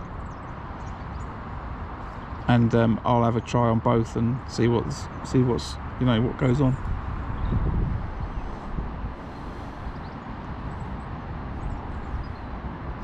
Yeah, what's going on here? I've got a method feeder, I've got a hybrid feeder, and I've got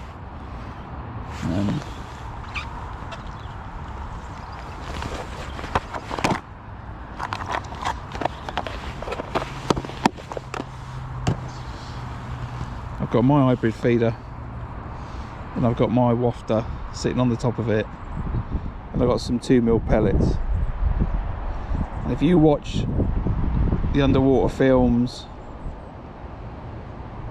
from Guru, a carp will come in and they'll just suck the whole lot off the top of the feeder in one go.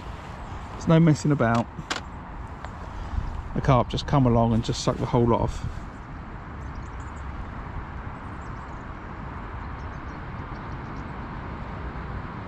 So I'm more and more convinced that those tiny little bumps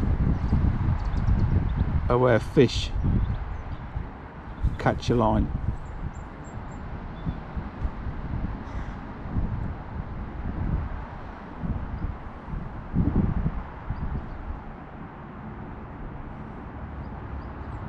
You know, if you talk to a carp angler, you know, someone that just fishes exclusively for carp, they'll talk to you all day long about pinning your rig down to the deck, putting tungsten putty on your hook lengths to hold them on the bottom, fishing with back leads to clip on your, you know, right at the end of your rod, and then make all of your lines sink through the water.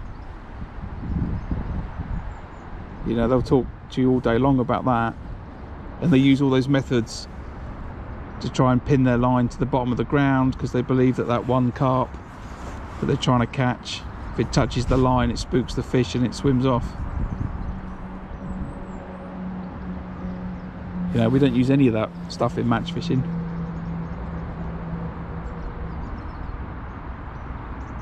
The closest I'll get to that is using a shot on a long hook length to tie it down if I'm fishing a flat float. Right, this has got 1 more minute. If it doesn't go, that's the end of it.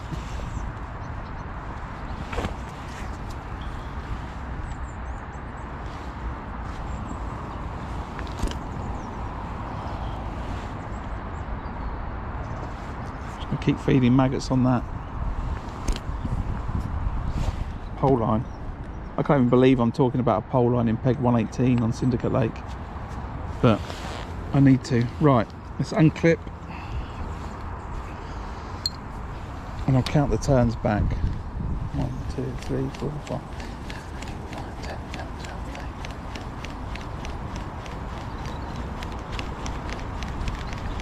I forgot. I stopped counting. Excellent. Right. Bit of ground bait in the pellets. Put it on. And it's somewhere between the branch that's sticking out and the second buoy that I can see, in line with 119.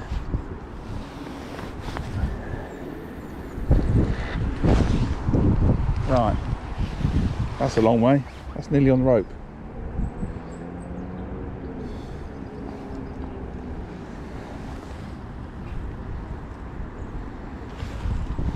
So I'm gonna have a few chucks, 5-minute chucks around the place.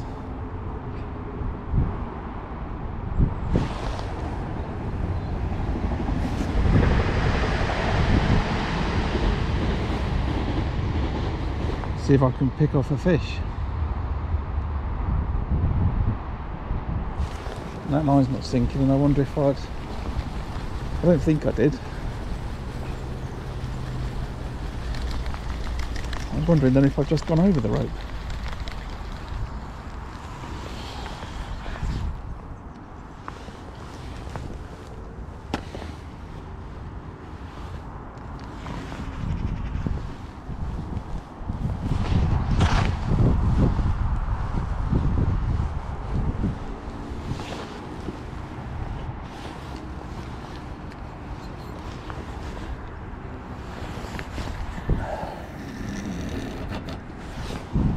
Okay, so that's, I'm going to clip it there actually. That's what I should be doing. I'll clip it to this spot, and if I have a fish, good, and if I don't, I'll clip it and chuck it. In fact, the distance is okay actually. I'm kind of happy with that. It's past. If you were to look at this peg now, it'd be different. You won't be able to see it on the camera, but if you're ever to come, there's a little bay to my left. So you've got 13 meters. So there's a bit of reeds that stick out. Then it goes into a bay, and there's 3 piles of reeds, 1, 2, 3, and then there's a tree that's in the water. That's another 6 meters past that, and that's pretty much the line. So I've gone about another 6 meters towards the rope, and we'll leave it there for 5 to 10 minutes.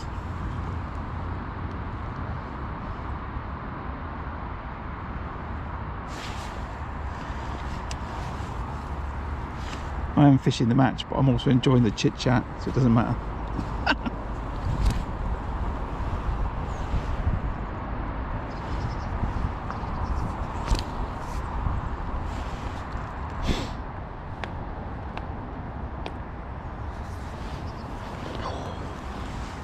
Is anyone else going fishing at the weekend? I'm curious now. I'm going to try and get back out to the river, and then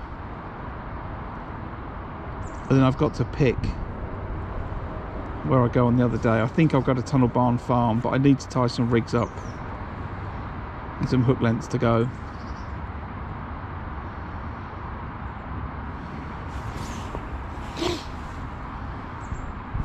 But I think that's what I'm probably going to do.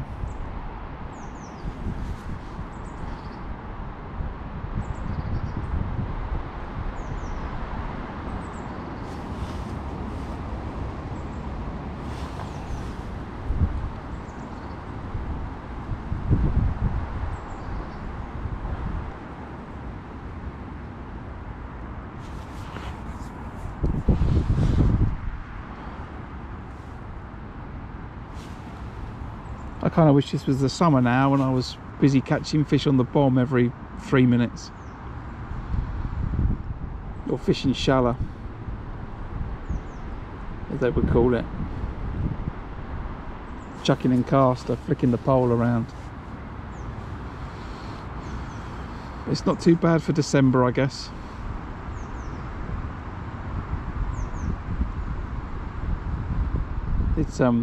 It's windy over the other side, but it's also got the sun on their face, so they're probably warmer than I am.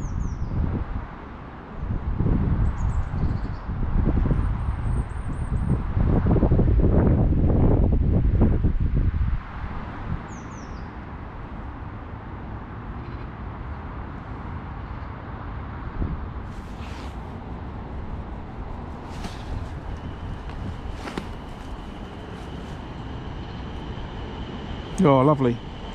I went pike. Oh, it's a train. I'll hold that thought.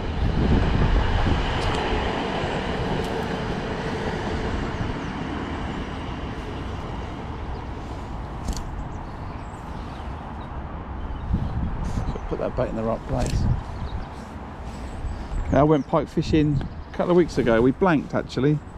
It's the first time we blanked pike fishing, but we were sitting head on into a 30-mile-an-hour wind. It was quite unpleasant. I felt the presentation wasn't quite right. And but yeah, we do a bit of piking. There's a couple of videos on the channel. I think I caught a, well, how big was it? 26-pound pike from the river in the summer. There's a video of it somewhere on here. And we often catch pike unintentionally while we're fishing for other fish in the river as well. Right. I'm going to give that another 2 minutes.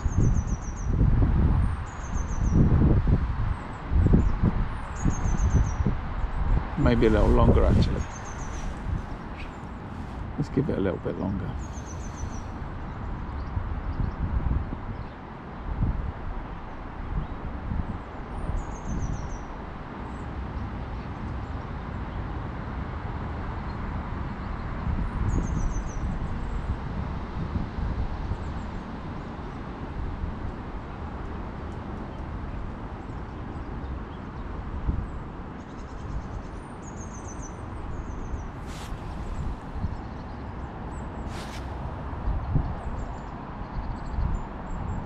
There's zander in the Thames. There used to be a fishery near Dorking called Old Berry Hill that has a few zander in it, but it's not open to the public anymore. There's zander in the Thames, but I couldn't go and specifically target them. You could go just and fish for predators, you know, pike, perch and zander. There are 3 predatory fish.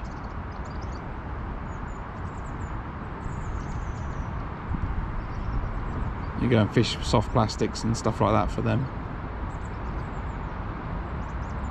But I'm not going to go out for a day's zander fishing.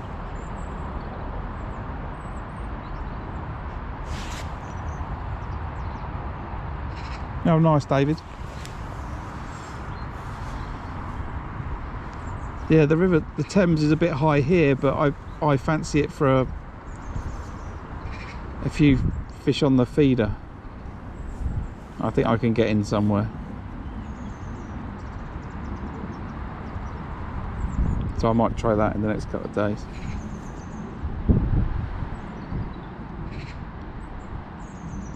The thing about fishing the river, when I want to go and fish a specific peg and I've got one in mind, you know, I've got 300 other members in the club who also may decide to fish that peg on that day.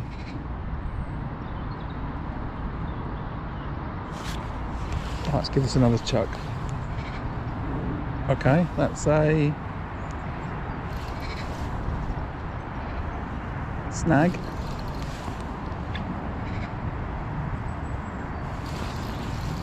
Oh, look at that. That's not coming back.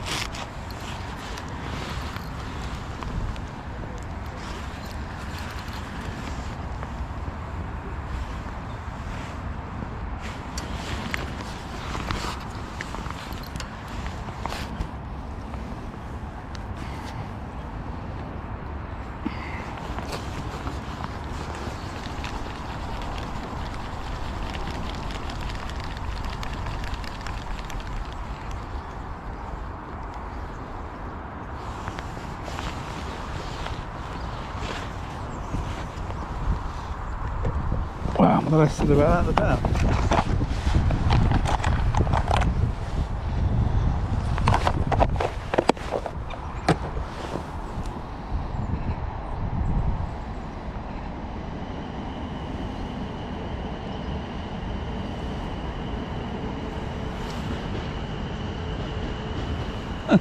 I've just seen a fish top not far from there as well. The cheek of it. The cheek of it.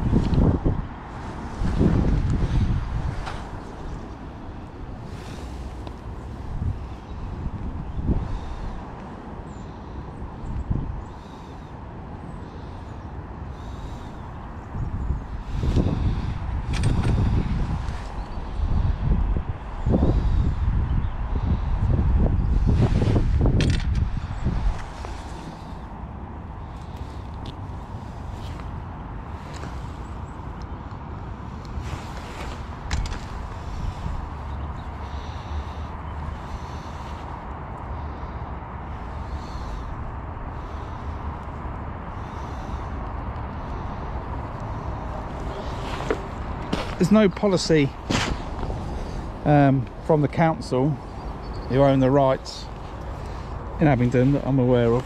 Well, there's not, because I've read the rules loads of times. Whether there's an EA policy that's enforced and supersedes anything, I don't know, but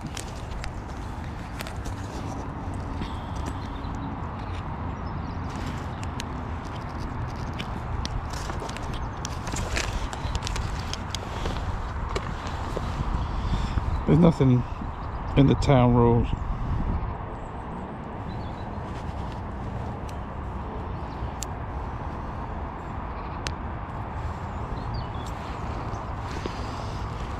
Right.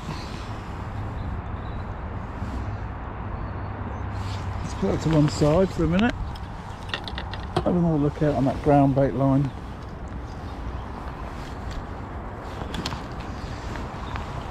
We'll fish the one on the left hand side first and then have a look to the right.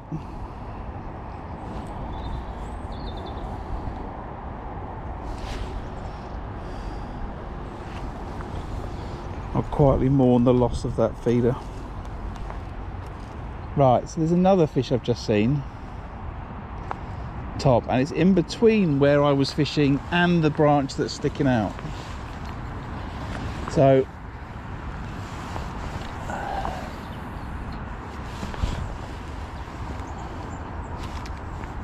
we have a couple of chucks here.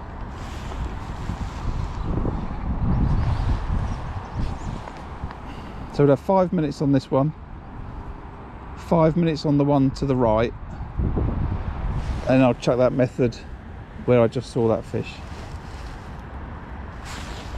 It was in between the third reeds and the tree in the water. Well, that snag is there, I've no idea. Sunken boat or something.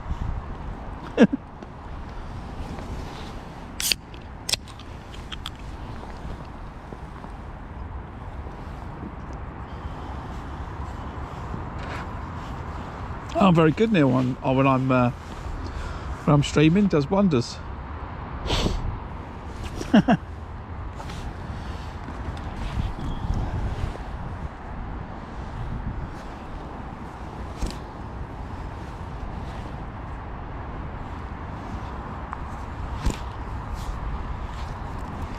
My work wouldn't appreciate it if there was videos of me all over the internet swearing me head off.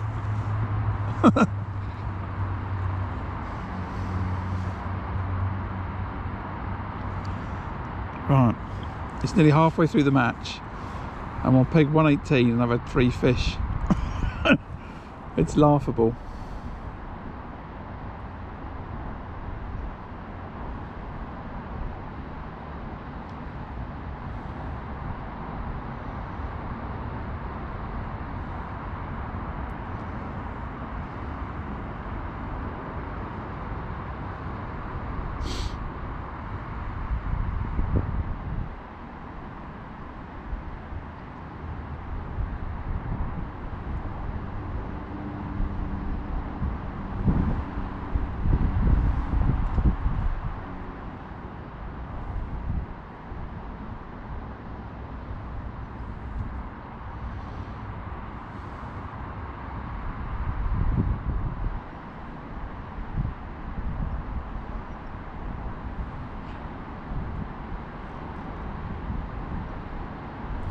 I think what the peg's doing, it's getting me ready for drawing it in the summer and then having 200 pounds.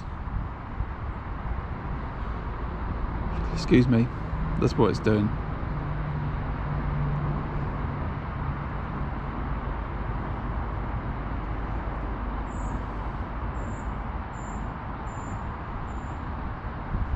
See, I don't think this would get made into a I don't think I was, yeah, when I was trying to, I couldn't even break it off. There's a lot of stretch in 8-pound Daiwa ST, and when you got that much of it, and I've lost my train of thought. See, I've seen a fish, so I've seen a fish lump between the tree in the water and the rope, and now I've just decided, based on breaking that off, it's a no-go zone.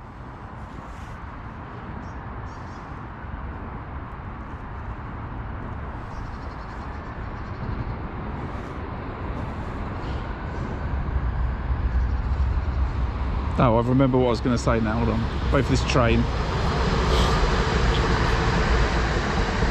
Oh, little indication. So what I was going to say is,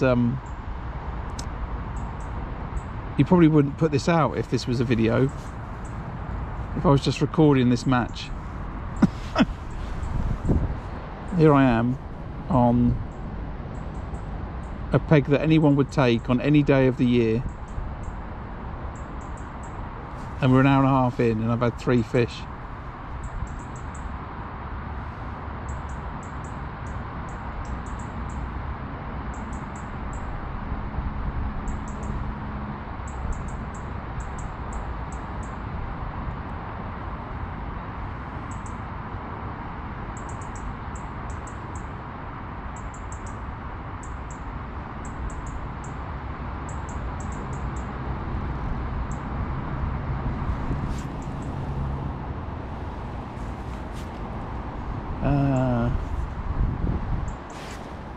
Right, a couple more minutes, then I'll put it onto the right hand side. Oh, is that going to be a bite or not going to be a bite?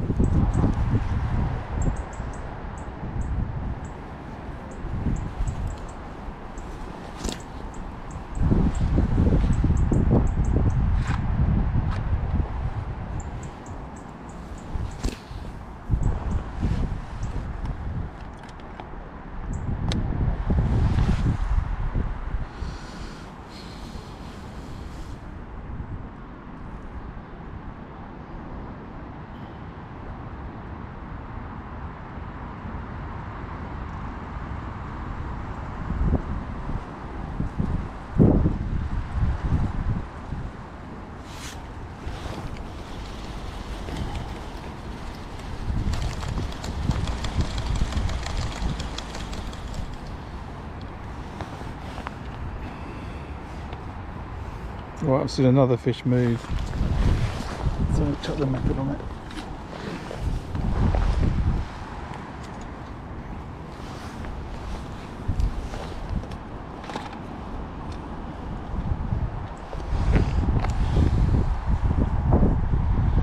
Oh, how tiny is that bait band?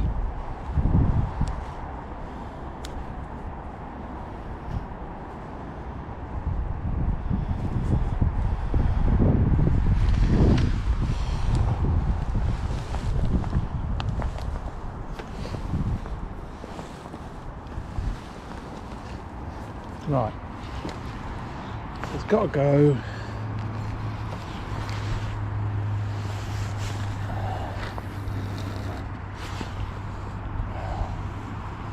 Yeah, a little bit further than that. So if I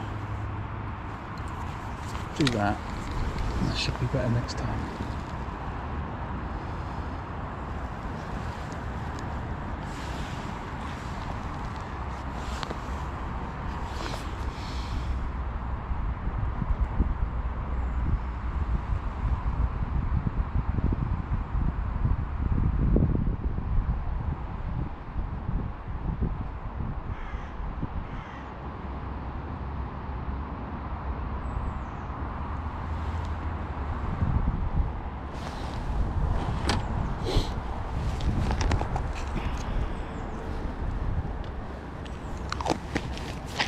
Right, it's 23. Let's give it till half past.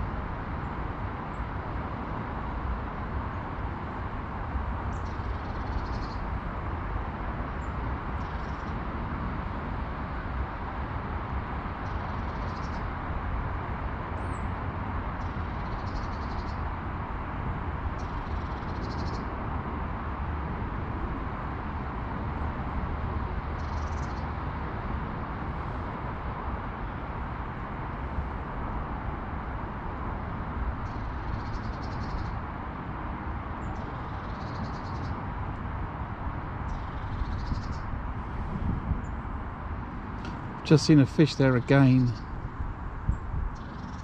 past the tree, in between the tree and the buoy.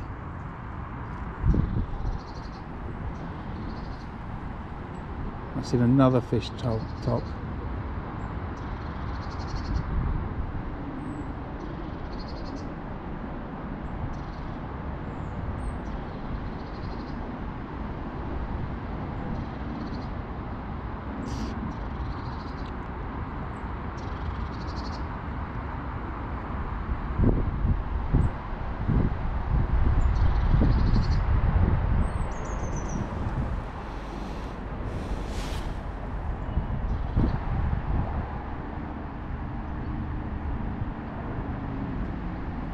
Yeah, you all the pegs are put in a bucket effectively, and you draw your peg, and that's it.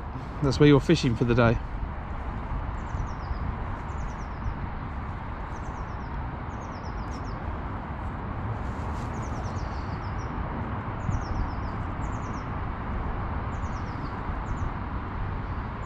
Occasionally, very occasionally,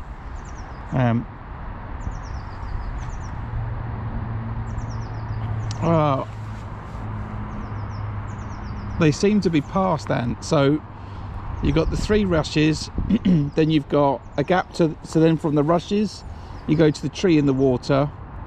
That's the next section, and then you've got the tree in the water to the rope. And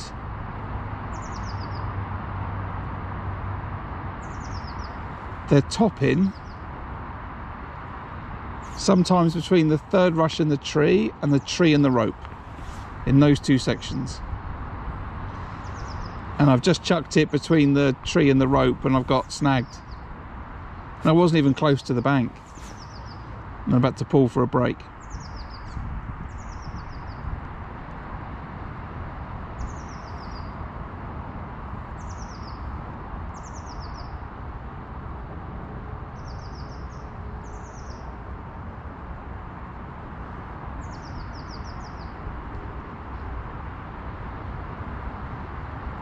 I think they're backed off up the bank.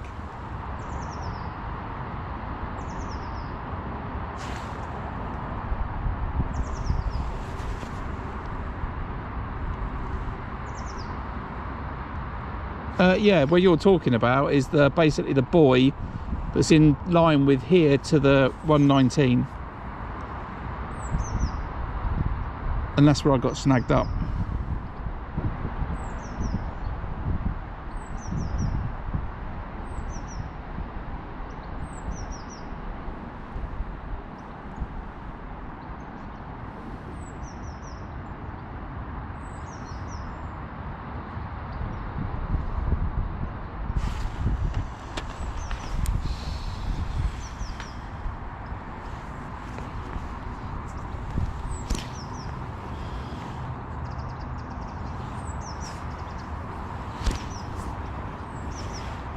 It's a bit weird.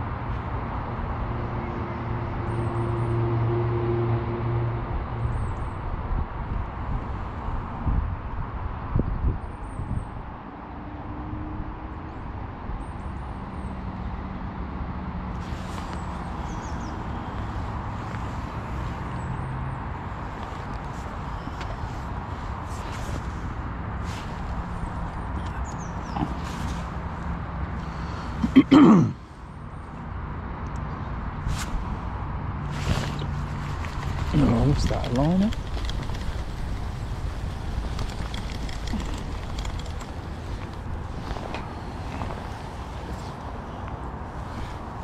Oh, I enjoy watching your 5 hours or 6 hours at Todber Manor, by the way, Ant. You against Pem. It's a good old match, that.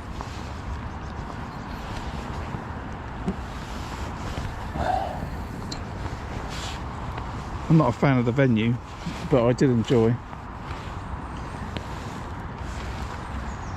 watching that. Yeah, had some wind and some ripple yesterday. It's nice. It's a lovely peg, Simon. But this is the second time I've drawn it.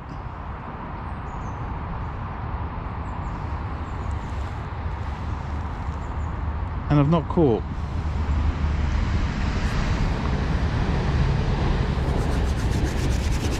But it doesn't matter. I'm doing two things today. One, I'm fishing in the match. Two, I'm promoting my stream and working on my streaming and all that type of stuff. Ciao, Leonardo.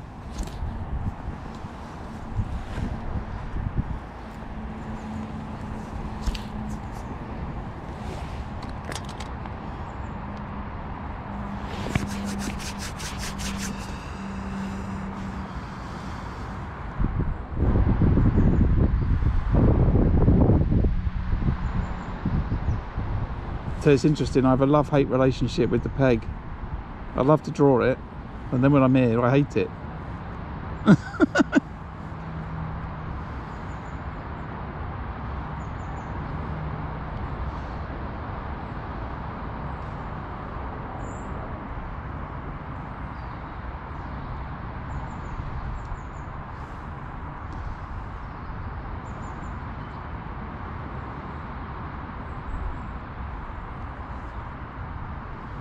I think I'm always torn between fishing where I think is a nice spot and a nice distance up the bank, and fishing between wherever that is generally.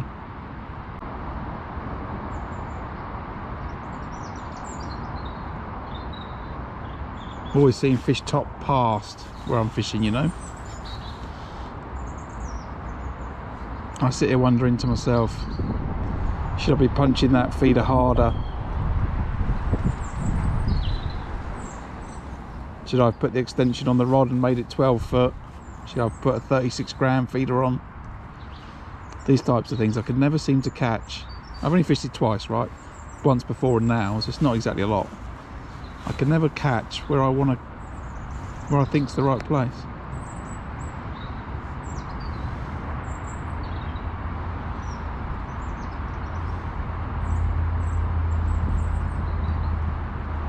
I do better in the pegs to the right of this. 116, 117.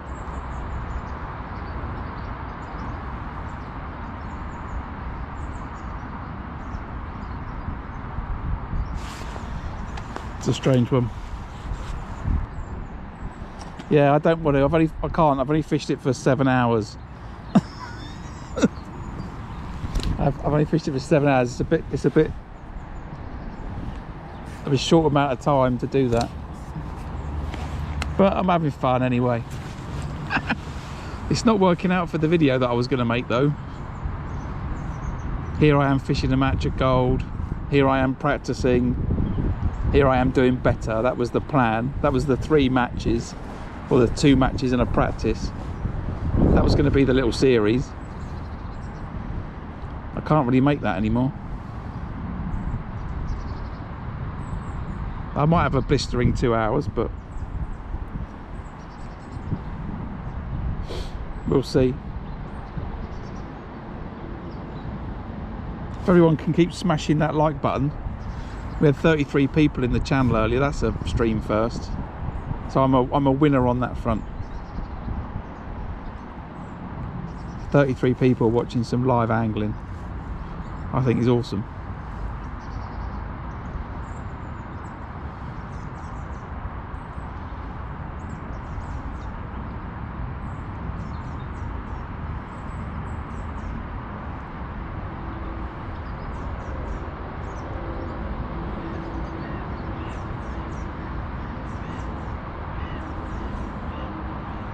I'm just having a think. It's coming up to 22.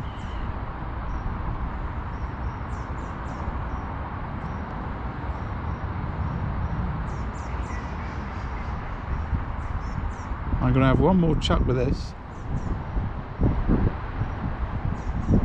I'm going to chuck the ground bait feeder to the right, where I put in 4 feeder falls.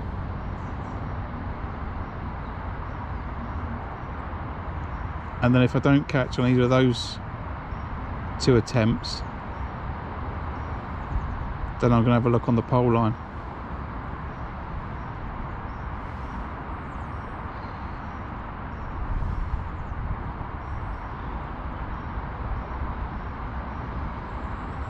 I can't really see me catching on the pole. I'm just banking on the fact that that's undercut, so the fish won't mind so much and they'll come out for the bait.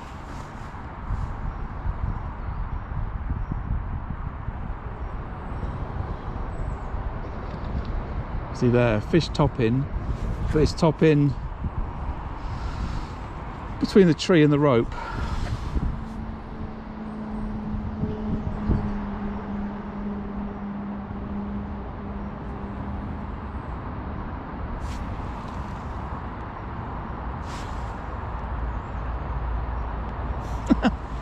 That's the idea, Grimley.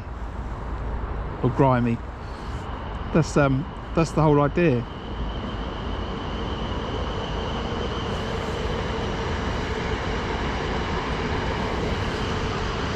If I was catching, it would be even better. What you should do is when I get home tonight, I'll publish the stream from yesterday where I actually catch some fish, and you can watch that one.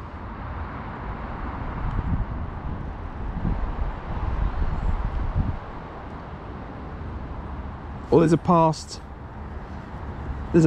live stream where I had £98 and I have most of that in the last hour. That's pretty good in the pouring rain. That's quite a good watch. That's quite exciting, that video.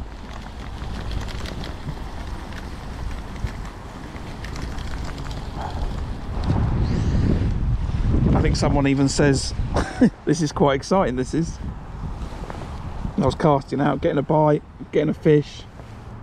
Casting out, get a bite, get a fish. It was pretty good action. I think I came 3rd or 5th, something like that. Oh, there's just, stop it. This fish just topping in the peg now. It's not fun.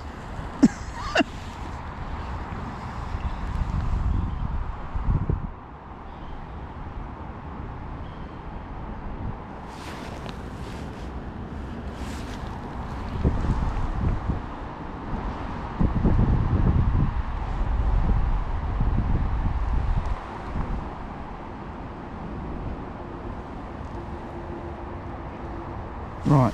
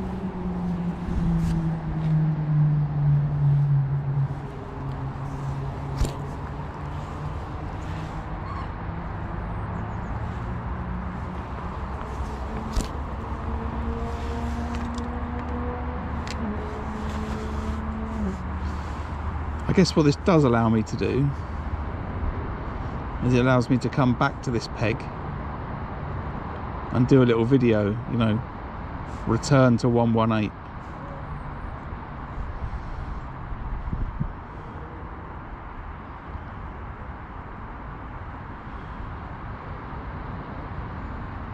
Although if I came back and didn't catch anything in that video, then I think you're right, I'm going to have to abandon the peg forever.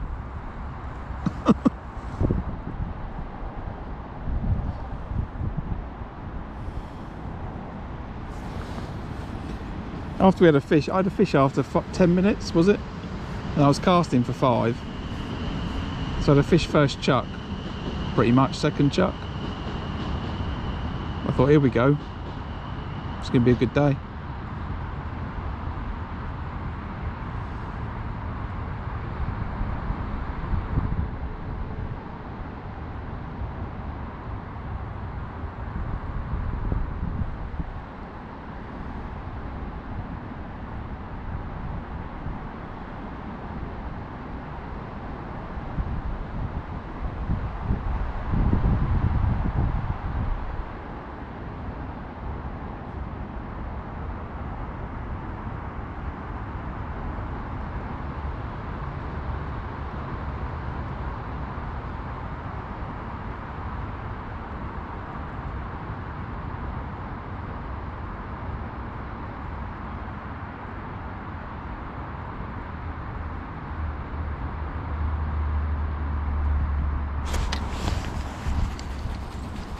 Oh, I bumped it. That was a bite. That was a bite.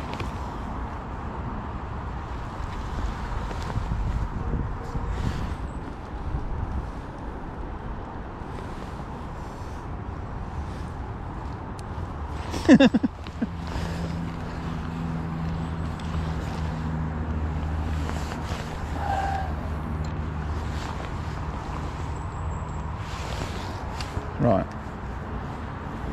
I don't really like it. This, any pre-mades they had were size 14 MWGs and not QM1s. I didn't have any more. Where I keep fishing different places, I keep messing about with the stuff that's in my bag. I've left my QM1s at home. So I'm just going to have to butcher these other hook lengths. I don't like this style of hook for this style of fishing.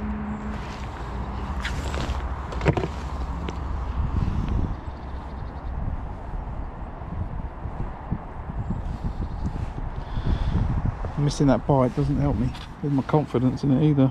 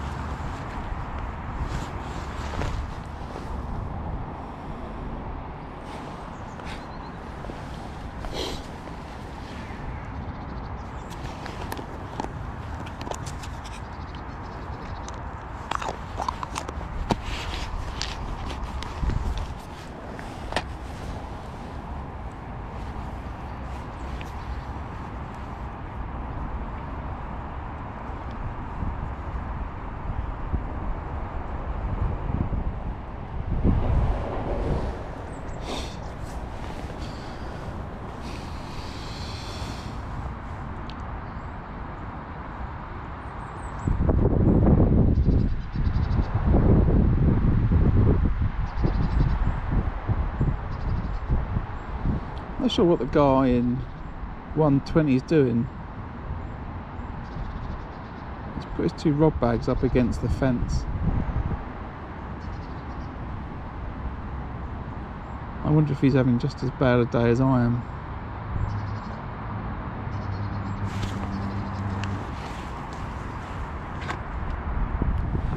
Fishing wise, I'm having fun, but fishing results not quite what I want it to be, is it?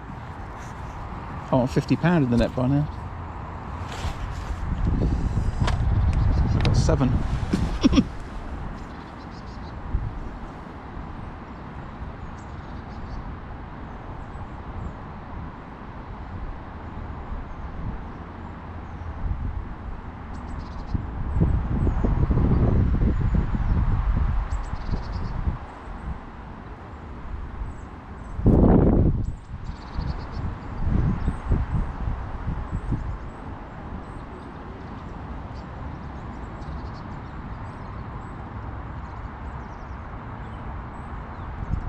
Oh, there's an absolute tank of a fish just swam under my rod tip. Typical.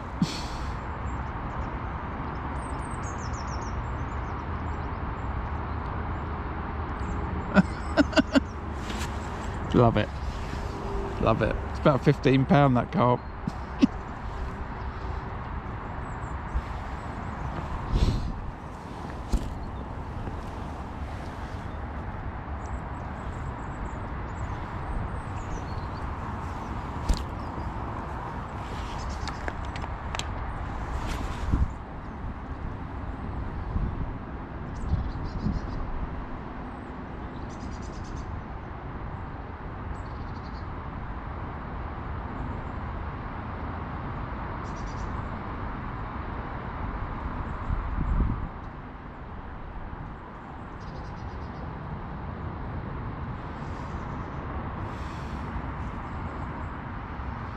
Right, 2 more minutes, change the hook length.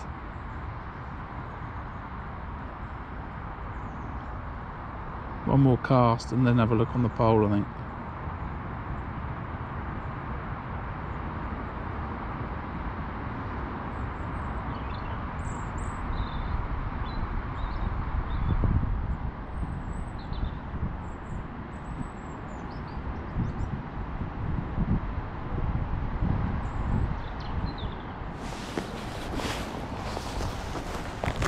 Maybe let's just have a look on the pole now.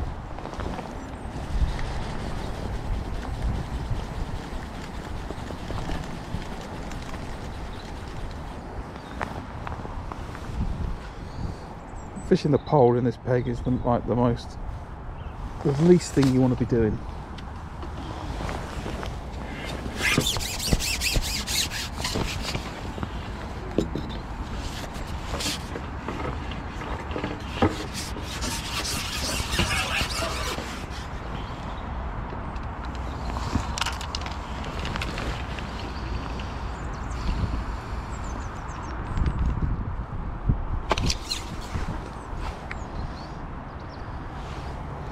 I've not seen them catch, Dennis,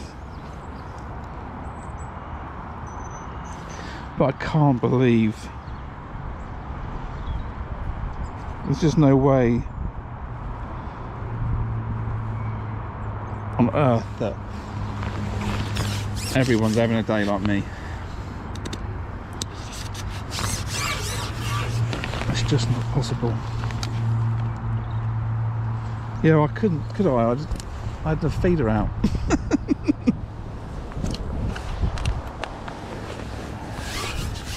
Not allowed to pick up my top kit and get myself instantly disqualified live on telly.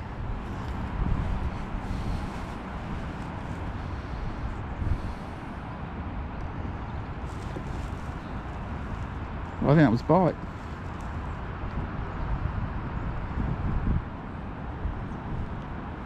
I'm going to catch a roach now.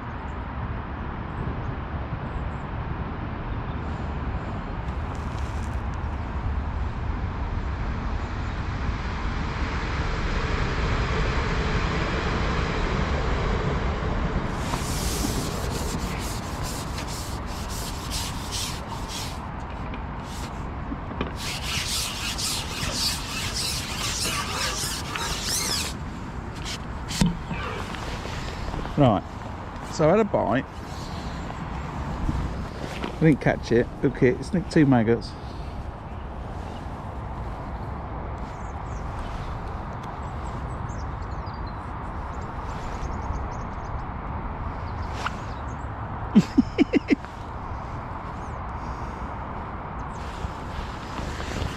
Right.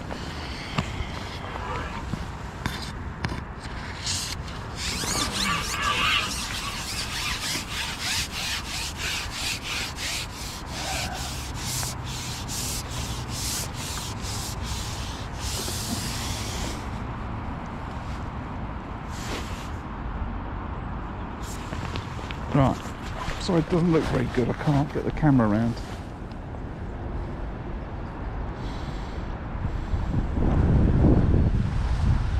Oh, go away, wind. Where's the wind come from?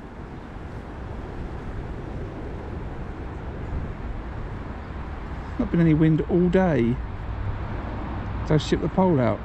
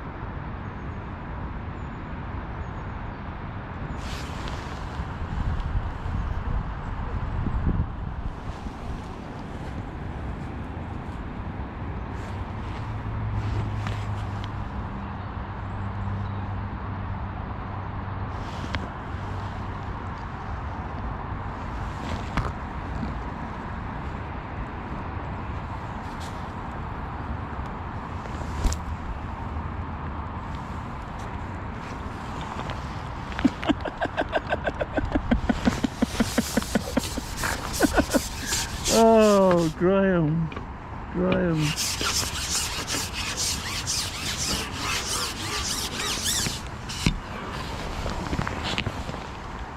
There we go. Match winning roach. Ta-da! Right, I'll have one more chuck.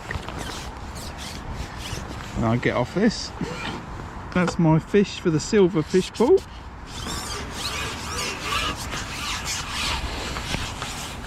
But I'll put some more ground bait there.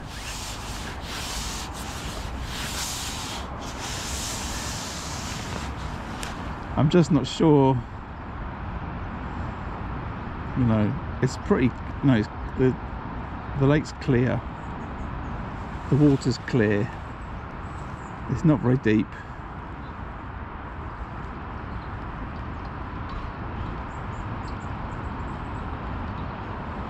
I can't really think that a carp's going to want to settle there.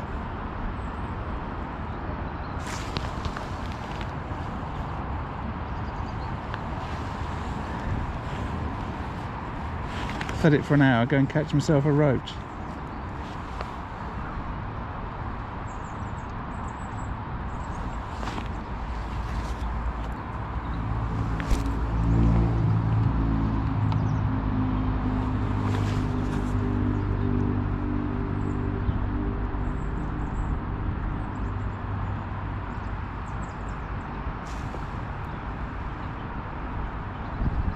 Mr. Bite, I suspect what's going on there is there's a bunch of roach.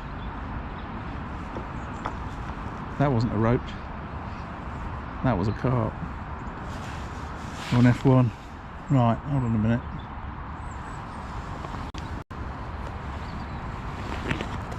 I just went dunk, the elastic didn't come out the pole.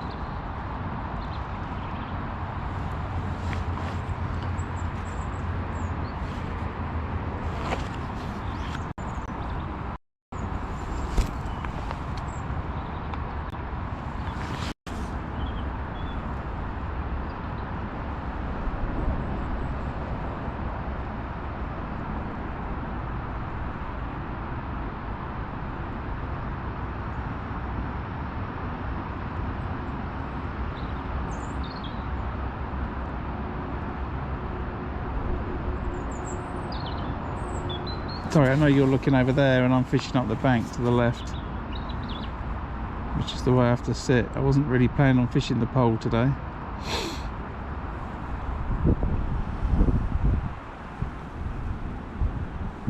It's not really out of choice.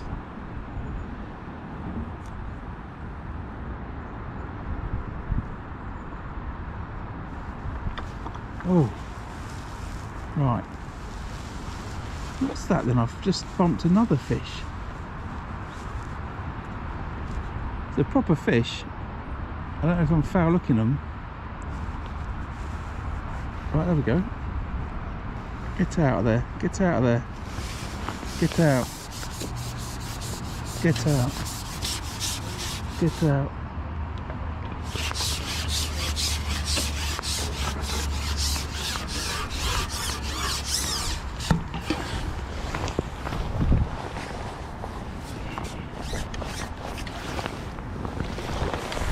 Caught fish. No.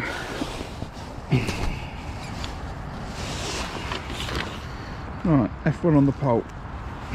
That's a £3 fish. Well, close to it. 2.5. Right.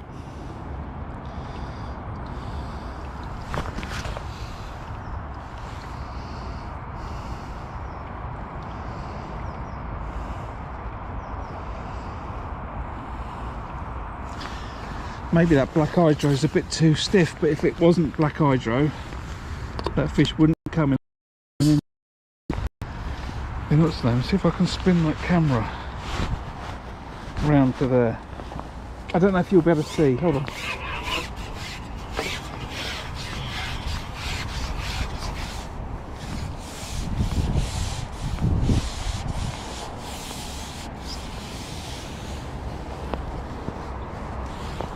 Move that up a little bit. Try and drag it round. maybe you can see this. Well, you'll see the pole, I guess. I don't think you'll see, won't see any of the action.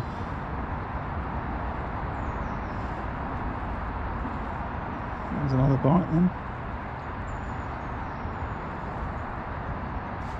That's another bite, that's another fish. That's not an F1.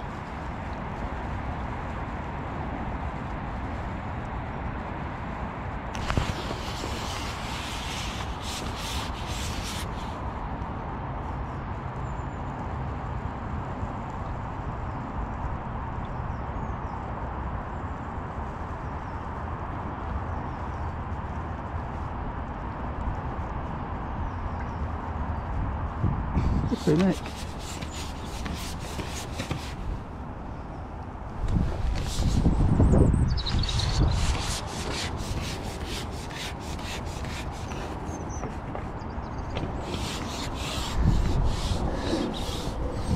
Fish is determined to get into that bank. Absolutely determined to get into that bank.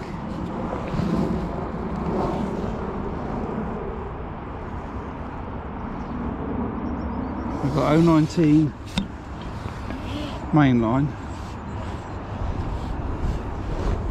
017 bottom, size 14 SMWG. I'm absolutely determined to not let it.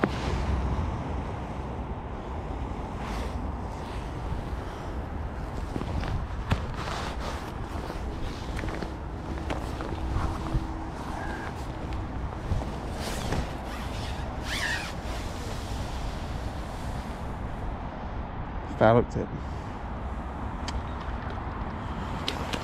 Oh, I thought that was a better fish. I fouled it.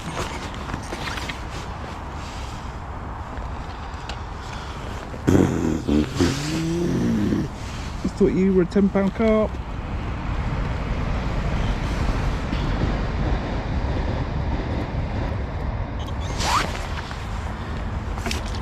Take it though.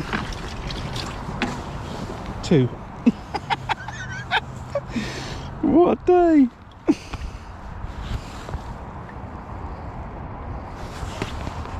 Right, hands up, you thought that was a £10 carp.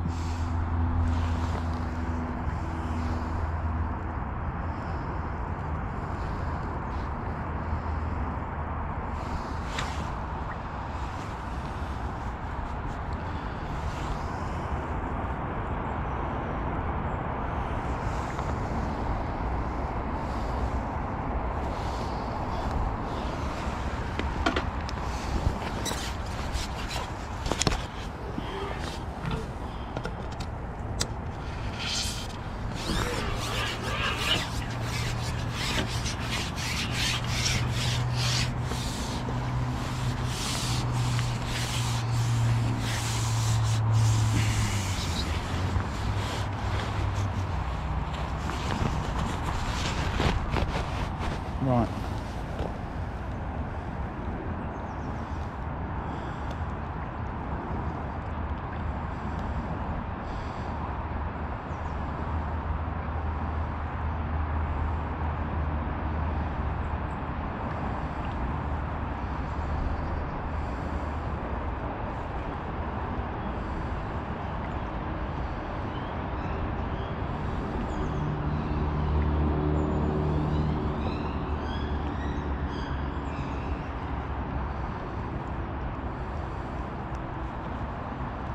Gosh.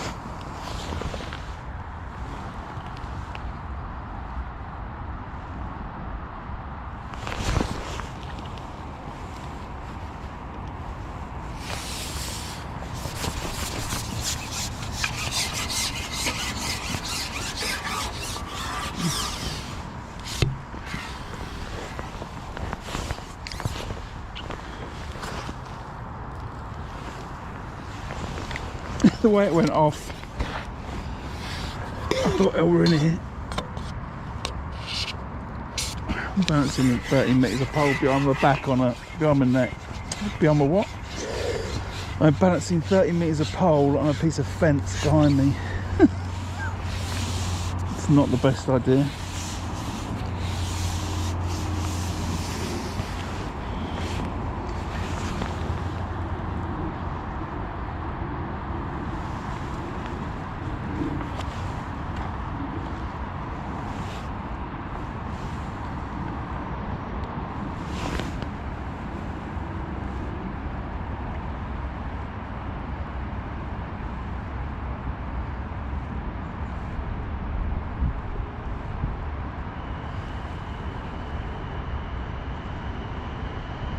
Right, there's a bunch of them.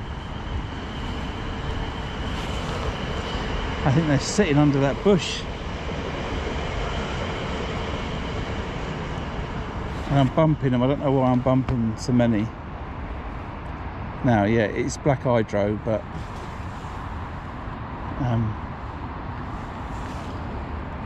they're decent fish.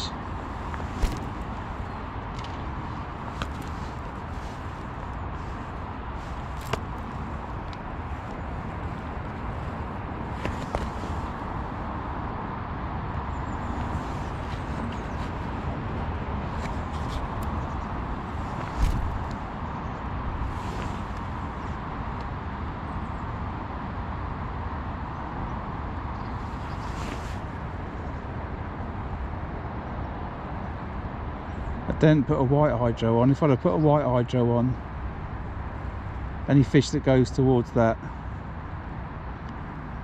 bush, it's game over.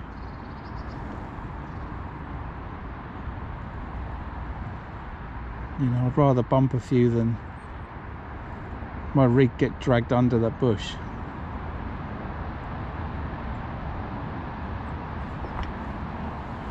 Although I bumped another one there.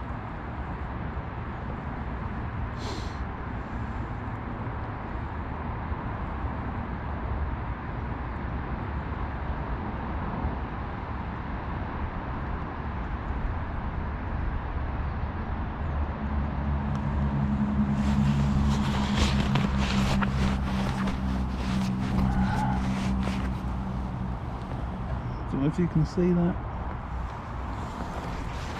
Hopefully you can.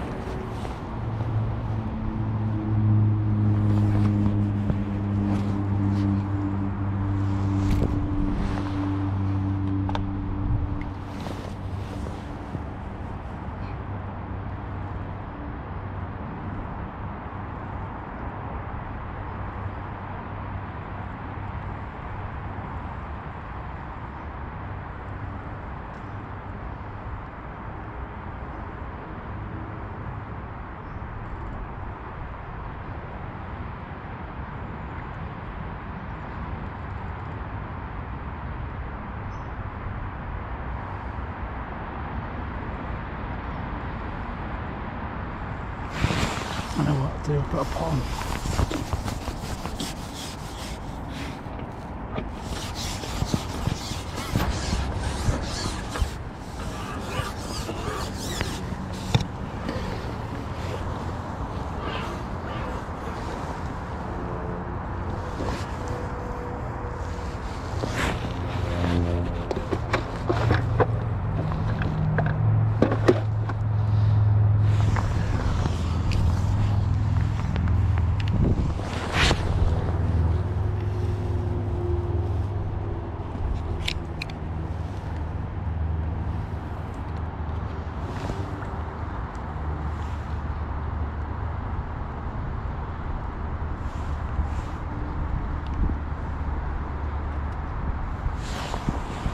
Yeah, 30 metres on the pole. So I've just put a little pot on the end, filled it full of maggots. So what I could do is I can just turn the pot tip a couple of maggots out, fish it, so I don't catapult the bait over such a big distance.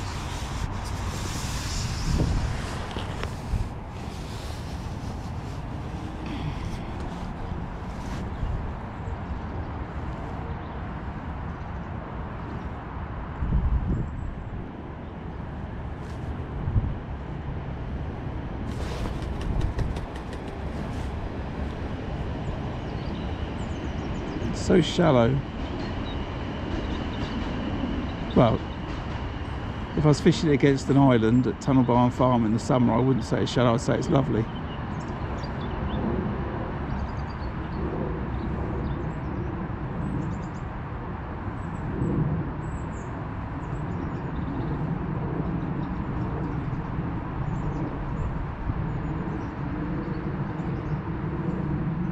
Only by the flick lid that's cut out.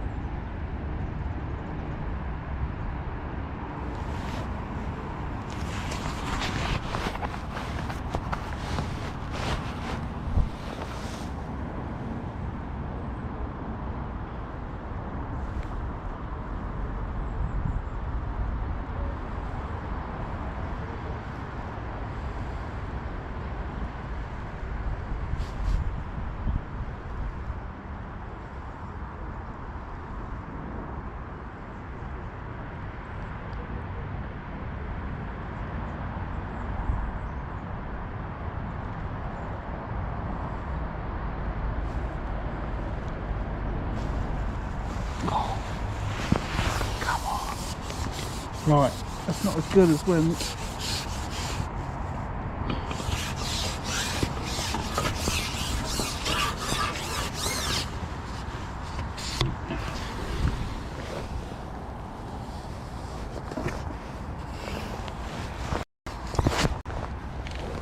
change that to get pot off.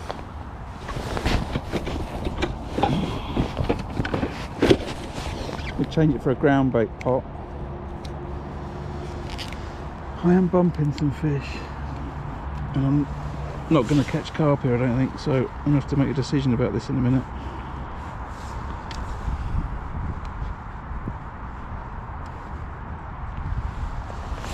Yeah, it goes up to 16.5,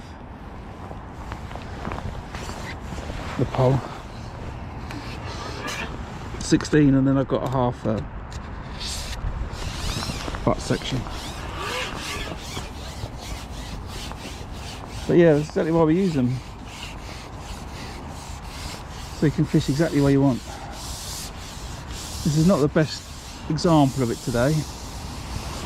I was going to show you, it wouldn't be like this, but...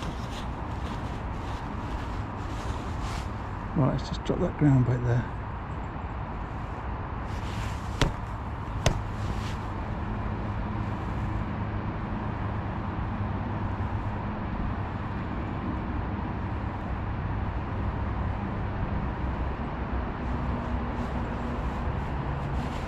Why?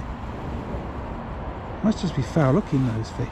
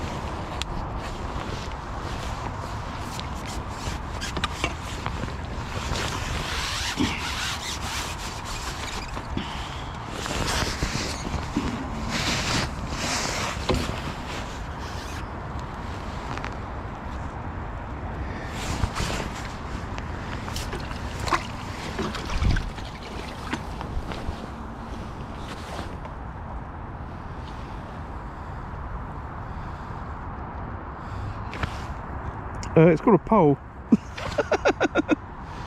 It's called a pole. Just check out some more videos on the channel. You see me using it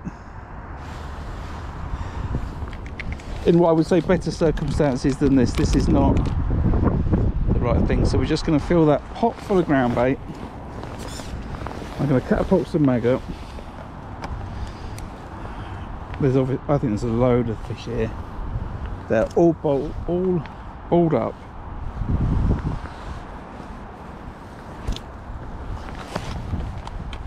Under that bank.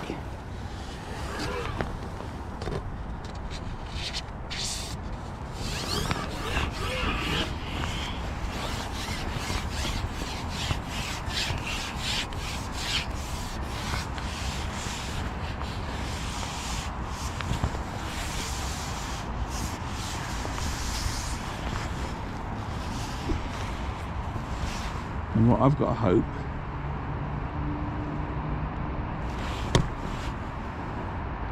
is that some carp come along and decide to get in on the action.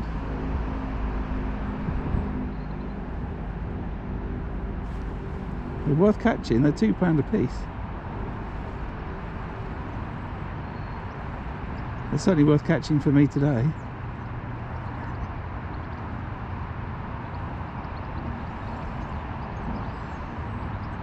Shame I'm bumping a few, but I can't scale it down. If I do, I'm losing the rig under the bank.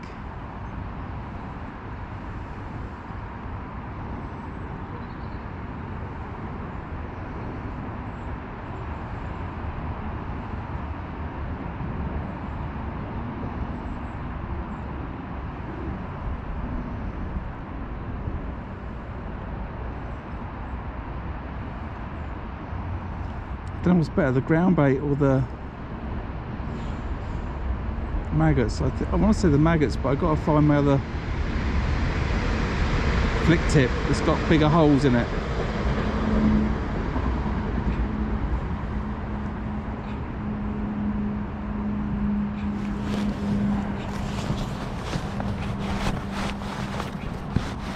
Sorry, but I can't get the camera to stay round.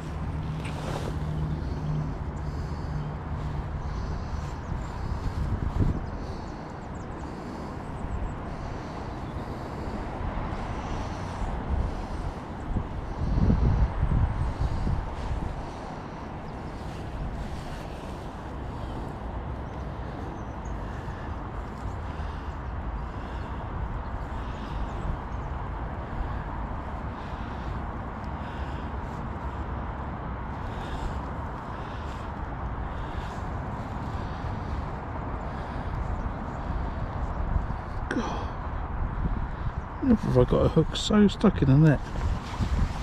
And that. Right, I've got an hour and a half, have I? So what do? Do I stay catching a few of these? Or do I sit on the, what's the name, open for a couple of carp? Questions.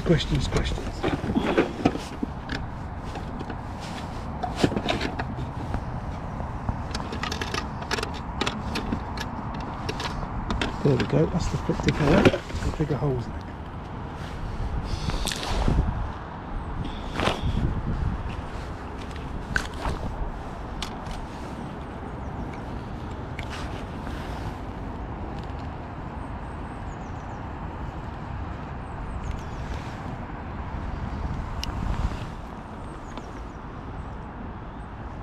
I think that's better. I've got bigger holes cut in the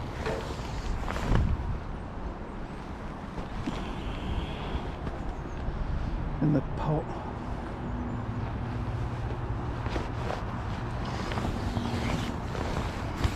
So I've no idea what weight I've got in that net.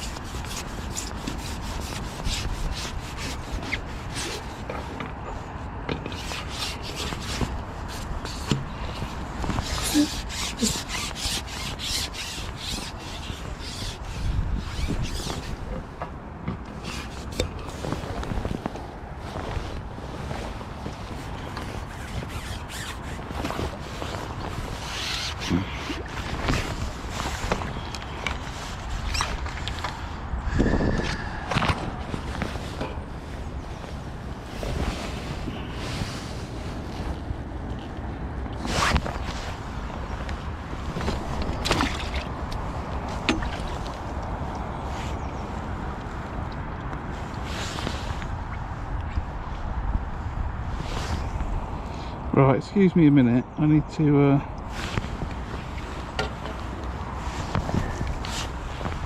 get my head down.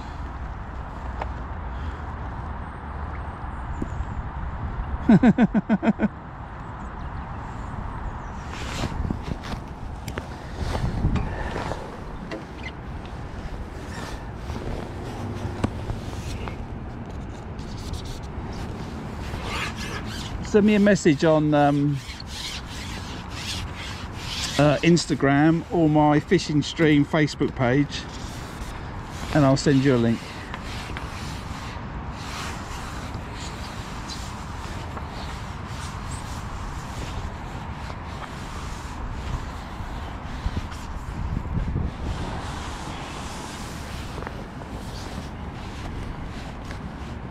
Right. I count that as 3 in that net. Oh no, get off, Roach, get off. Get off. Get off.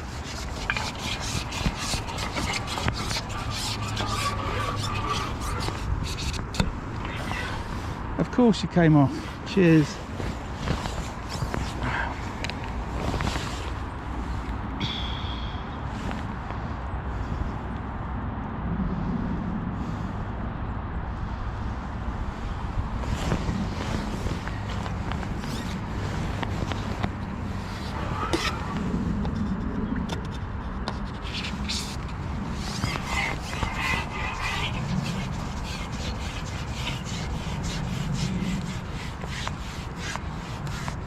So what I've got is I've got a pole pot.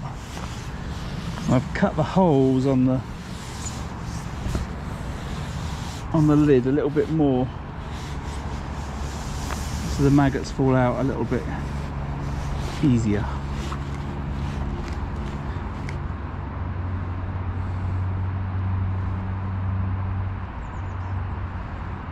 And obviously exactly where I want them.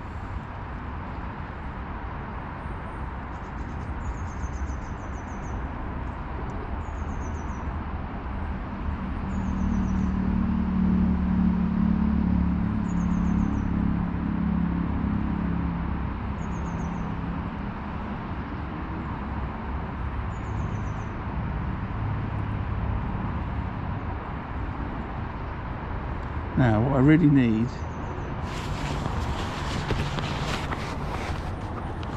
is some carp. Take interest in what's going on over here. Hopefully you can see a bit better.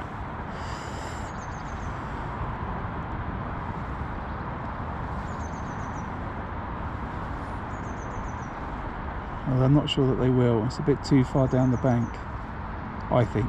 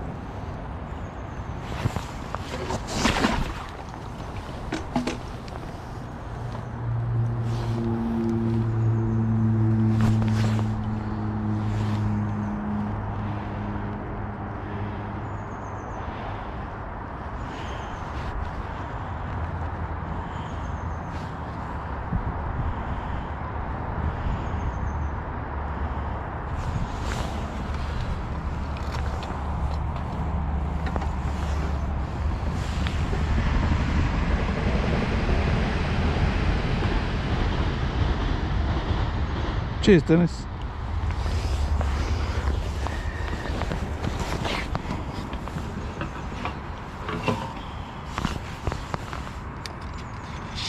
Oh, it's a bit awkward with this bench.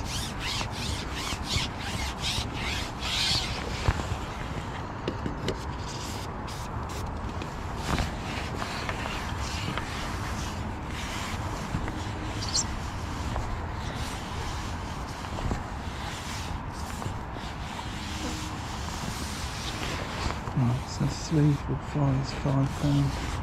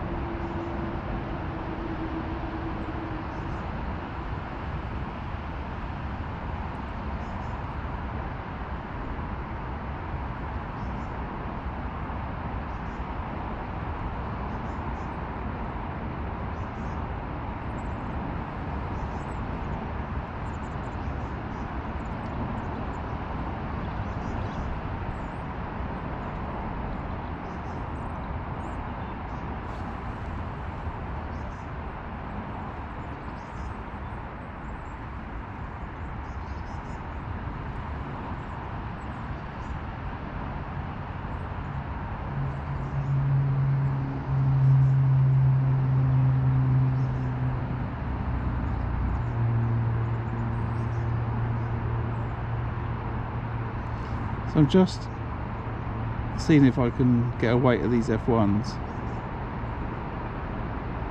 I'm not catching them quick enough.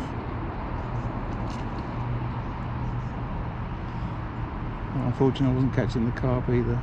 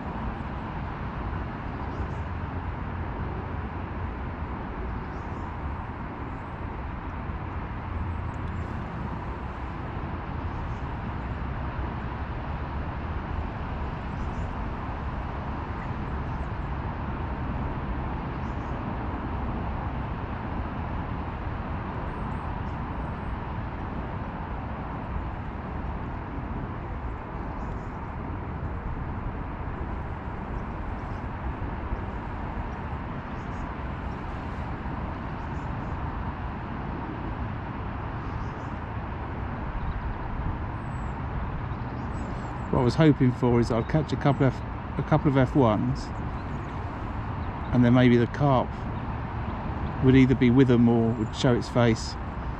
I'll catch a carp, and then I think the line would be good enough to stay on. But I'm only catching F1s.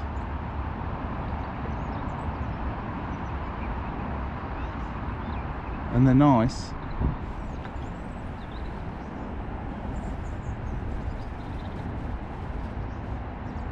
But I'm not catching enough of them.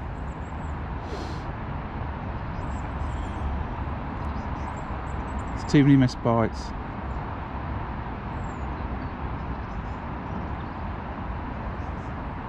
And too many bump fish, I think.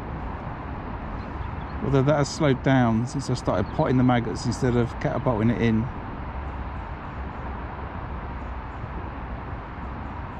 But then I think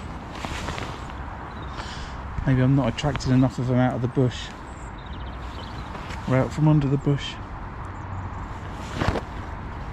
just by potting the bait. When you catapult the bait out and it makes that plop plop plop plop plop noise, it's very attractive to fish like this.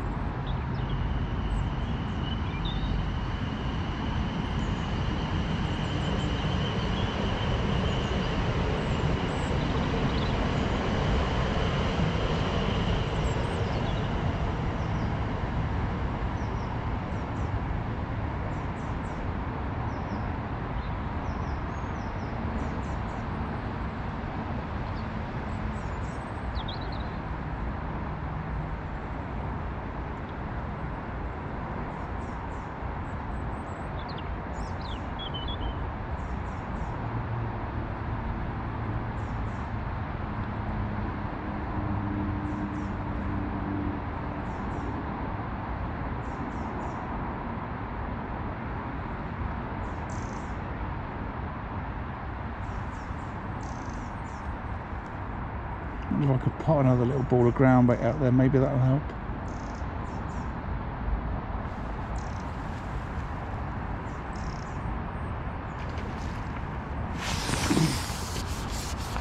Maybe that's what I need to do. Okay, don't come in there. Right.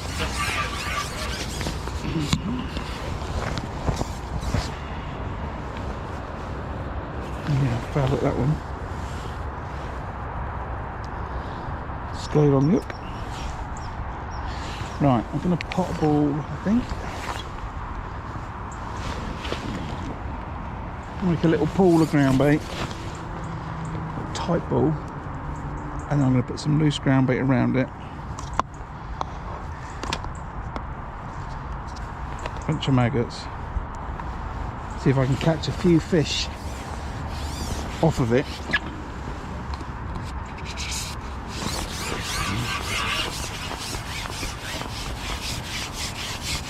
And maybe it'll help to attract a carp.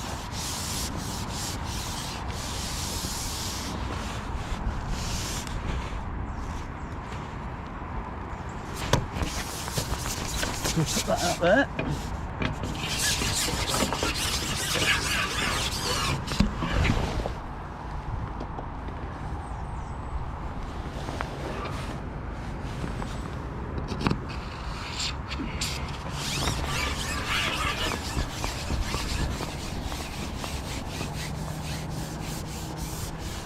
Now it might just cause me to foul look a fish now, but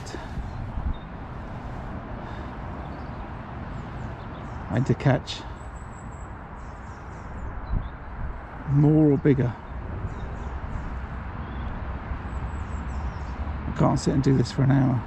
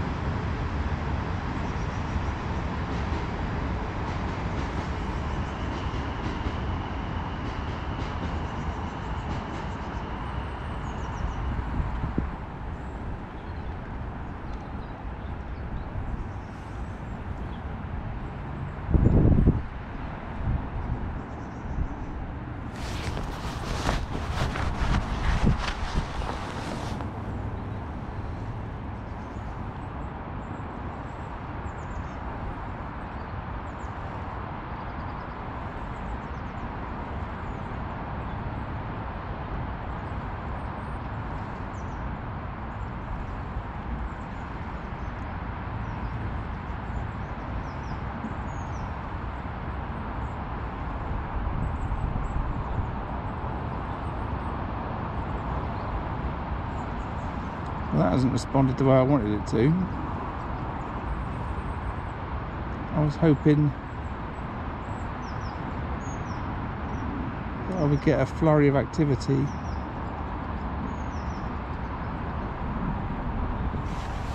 Actually, quite the opposite's happened. I suspect, in that case, it's as I said, that they want the noise of the maggots going in.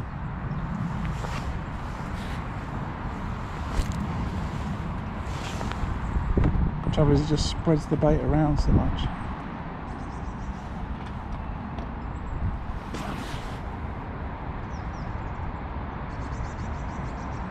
I'm not sure a pot is enough to consistently attract them, dropping it from the pot.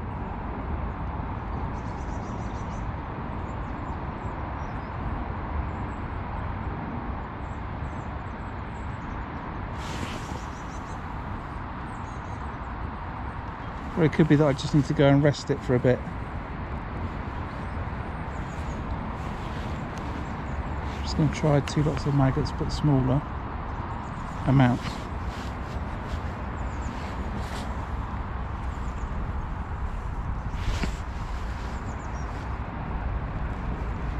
I need to just rest it and just keep firing maggots over it like I was doing before.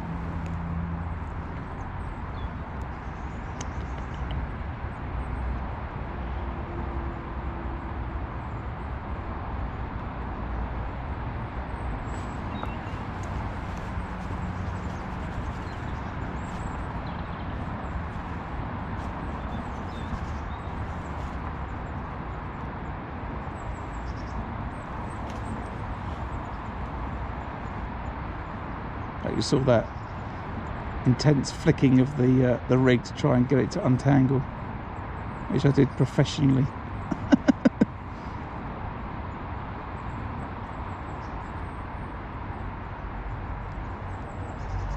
Save me shipping the pole back.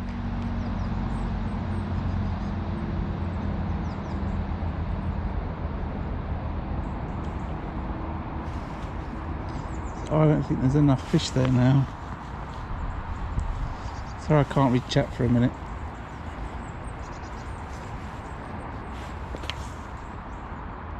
So I think I'm going to end up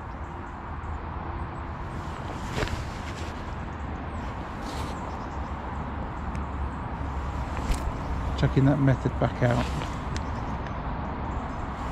And then I've got to build this back up.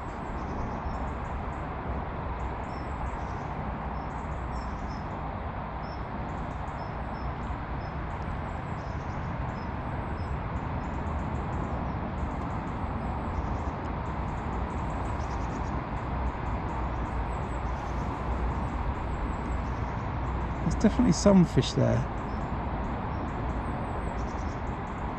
I don't think it's enough.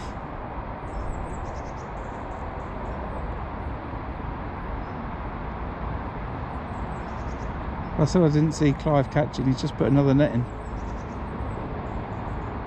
So he's having a good day.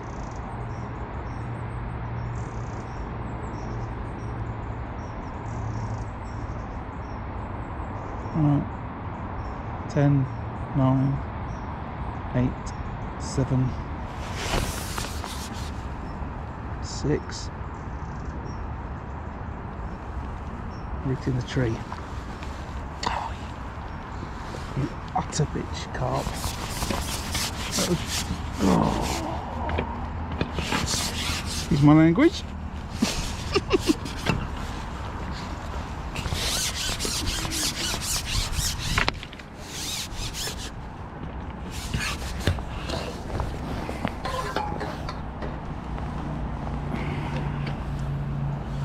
Grrr. Right.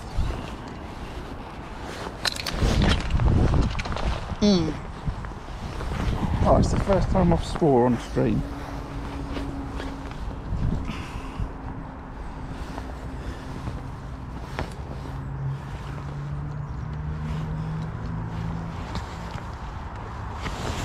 Right.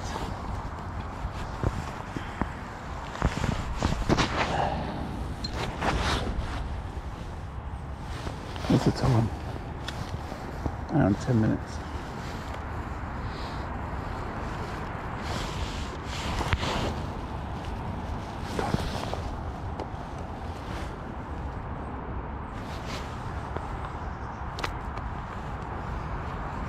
I swear that was a carp. Just felt as if it was just dashing straight into the back into the branches, and there was nothing that I was going to do about it.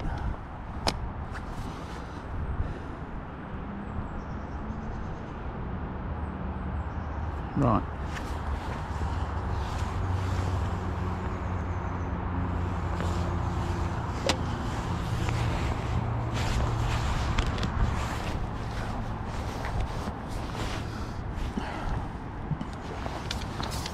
I'm quite impressed my rig survived. I say the rig has survived, I haven't given it close inspection. Ouch.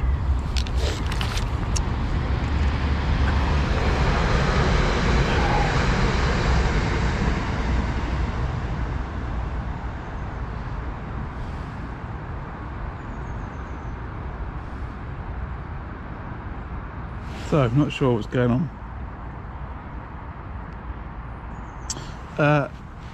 Yes, I will put some links in the description.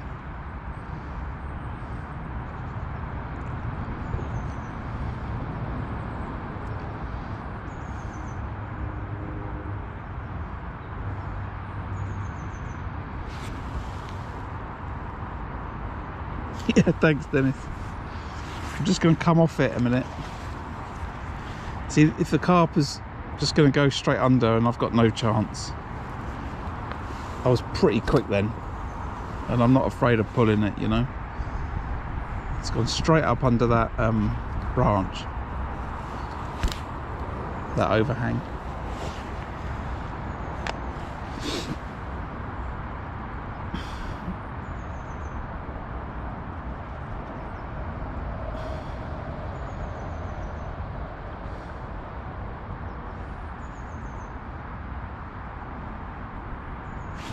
But I wonder.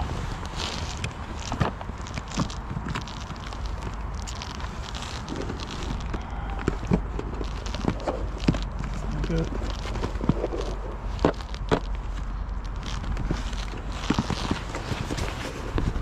Right. Hold on a minute. Right, let me put it up a second.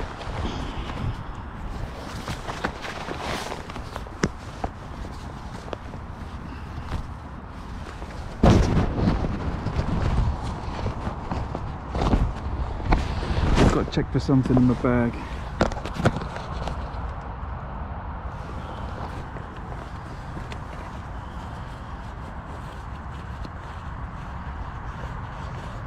Quickly nip to the loo.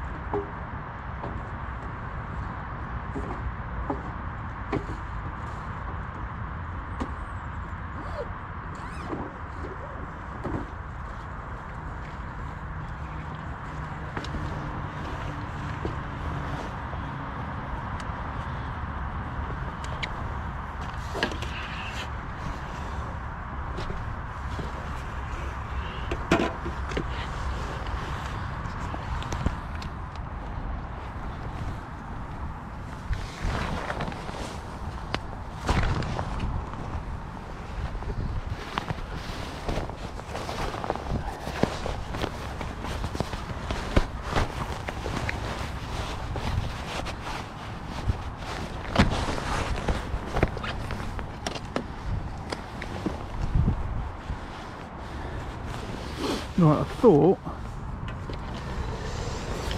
I had my purple hydro kit with me, which for some reason I don't seem to have. But I do have some worm. So let me just try a bit of worm on that pole line.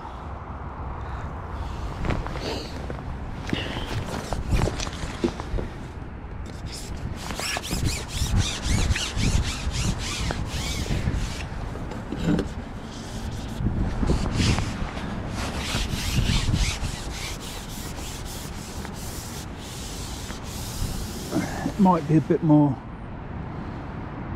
tempting.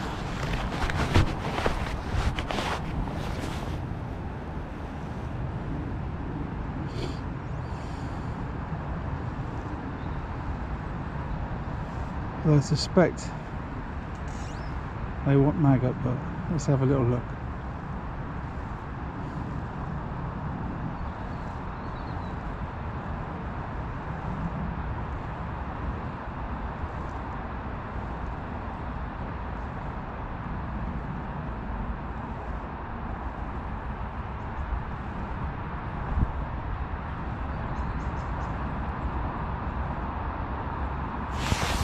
Just wondering,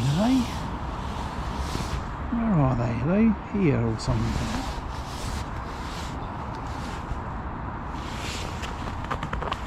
Push it more into the bank.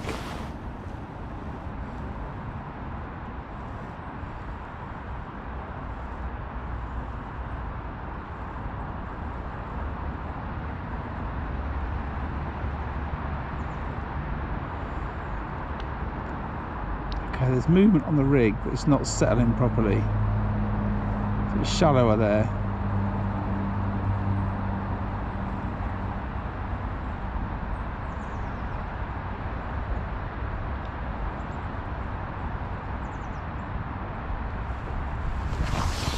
There's definitely fish knocking it. I don't know quite where they are, and what I mean by that is I don't think that they're always right where I'm fishing. It's as if I'm drawing them in.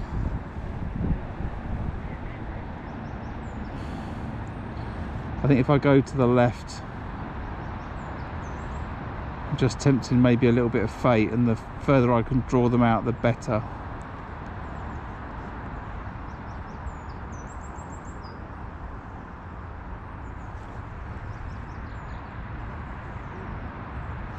Funny thing is, I know that if I come and hook a decent carp, it's probably not going to fight much. It's the smaller carp and the bigger F1s that are the problem.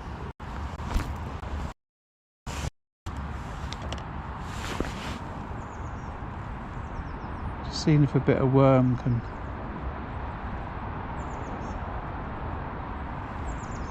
attract me a different fish.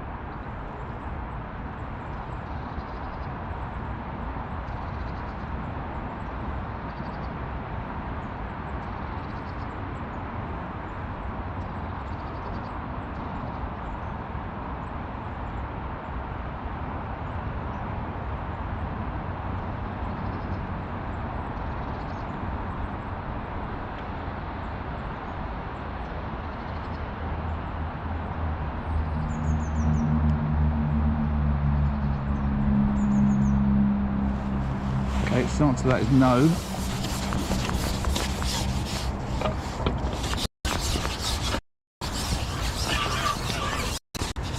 Get back with a bunch of maggots. What are we doing for time?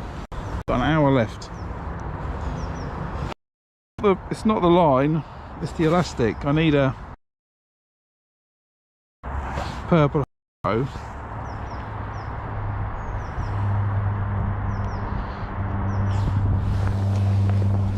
Tightened up. I can tighten up the black a bit. Let's tighten up the black a little bit. But I think I'm just going to bump more, that's the problem. I'm on the borderline of bumping them. Because the water's not very deep. You know, I'm fishing in what? 2 foot, just under. And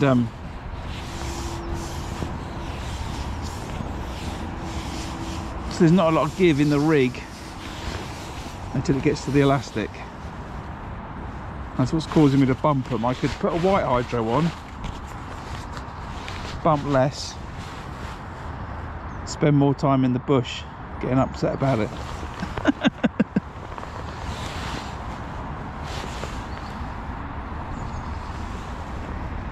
It's interesting fishing, but it's not really going to win me the match.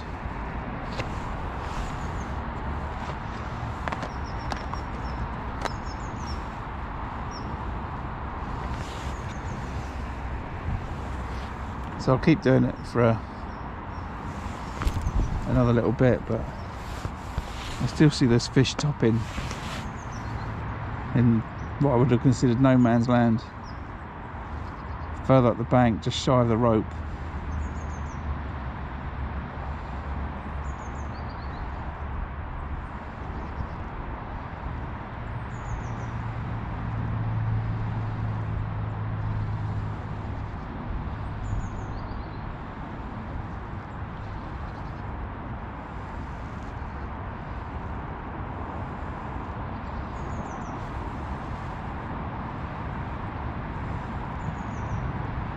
Just shows what an interesting time you can have on the same lake on 3 different occasions. The first time I caught carp and F1s on the ground bait feeder line. I didn't spend enough time on it. I think I would have caught more. I may have caught more on the pole that day. And then yesterday I've caught a load of bream on the feeder. And today not a bream in sight, it's just F1s. Tiny little carp, and I'm catching them up the bank. Fishing to, I guess, a little bit of a feature.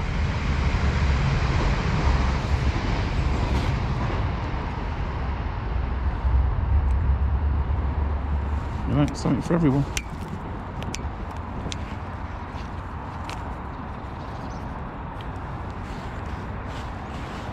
I'm saying it's based on the carp that I have caught the last 2 matches. If I could decent carp here, it's not going to do much. I'm going to just drag it out of the peg and it's going to be fine.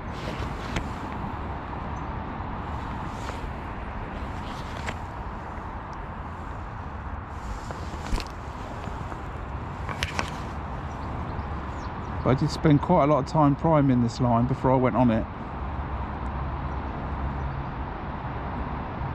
And I think I've just plundered it. I've had a few fish off it.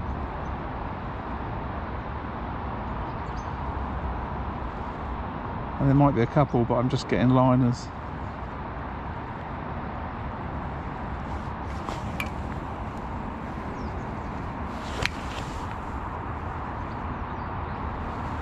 So what I'm going to do in a second is I'm going to come off this.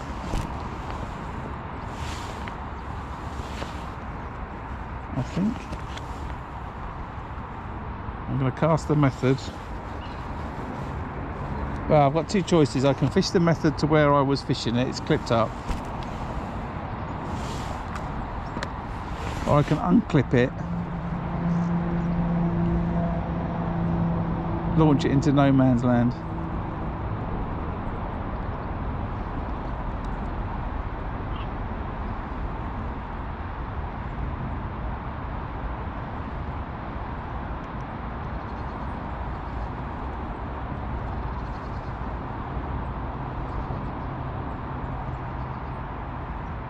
Yeah, there's certainly not the F1s here that there were.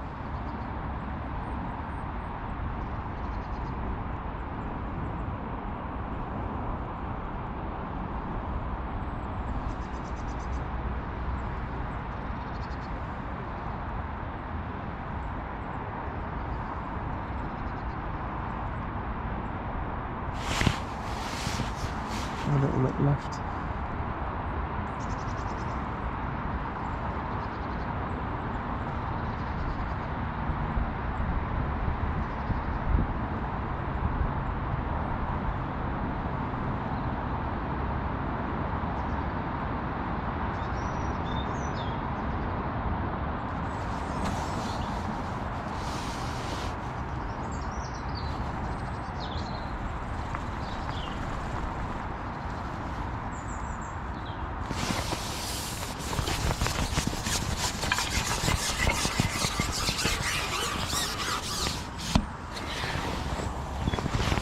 One more put in with this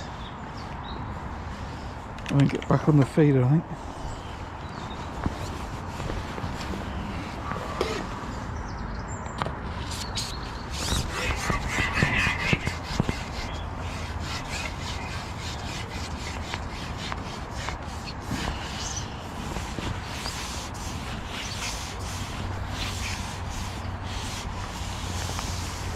On a different day, I just know that I'd catch a load of fish on the feeder, and then you'd come in here, you'd fish this, you'd catch a carp on the pole, want to chuck.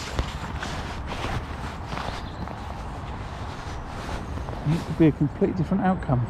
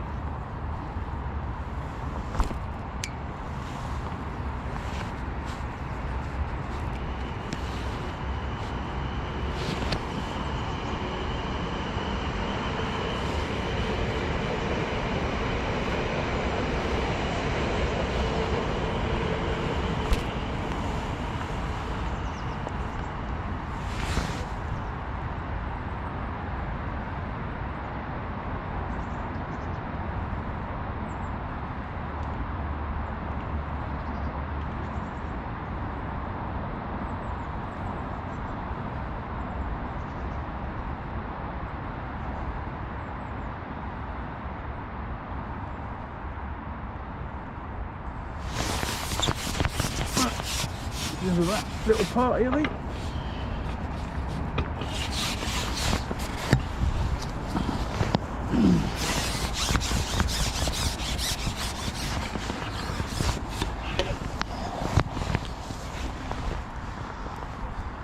So I will just tie that up.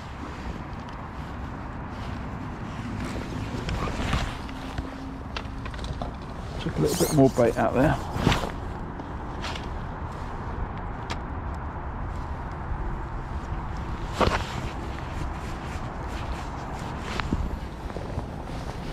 Some of that.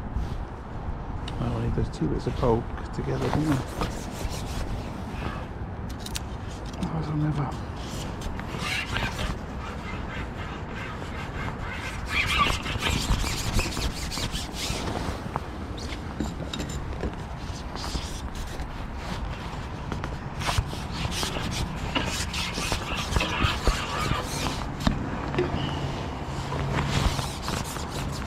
Right, get that ball, those micros,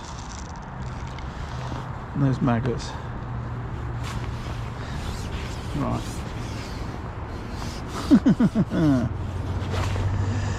Those maggots, those micros.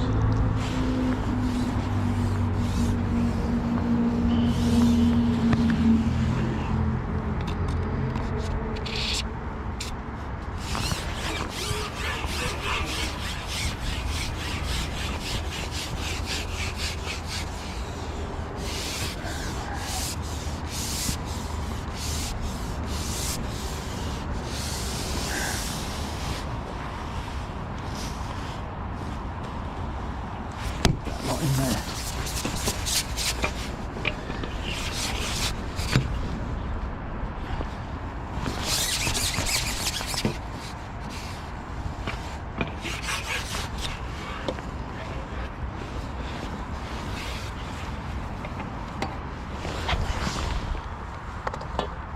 Right.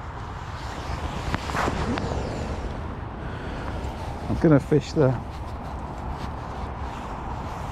method in the original place, I think.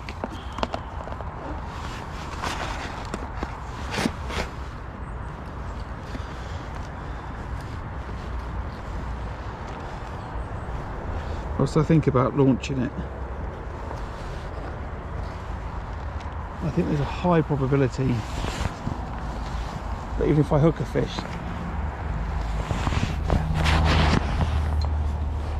I'm not coming back with it. Okay, let's get tighter.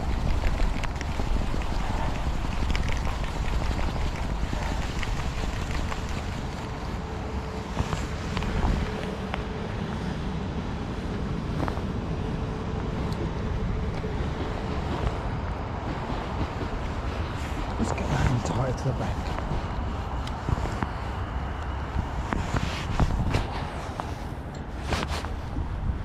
Right. Let's fish it there.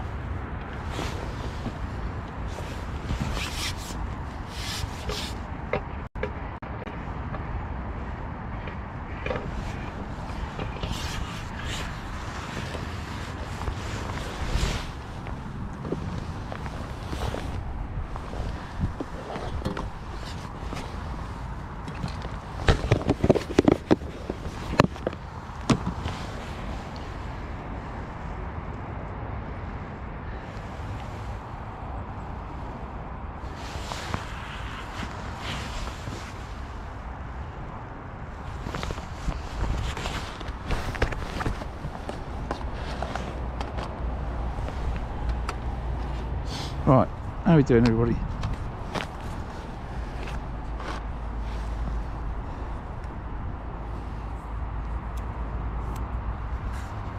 A bit of a flurry, maybe thought it was going to be onto a good thing.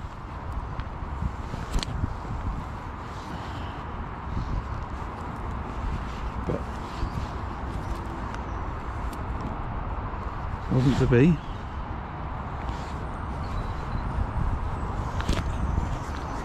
Important bit if you're ever doing any of this type of fishing and you don't fish matches is, you know, making that decision to come off lines and to try other stuff. It's quite important. I'm trying to win the competition more than have a pleasure fishing session.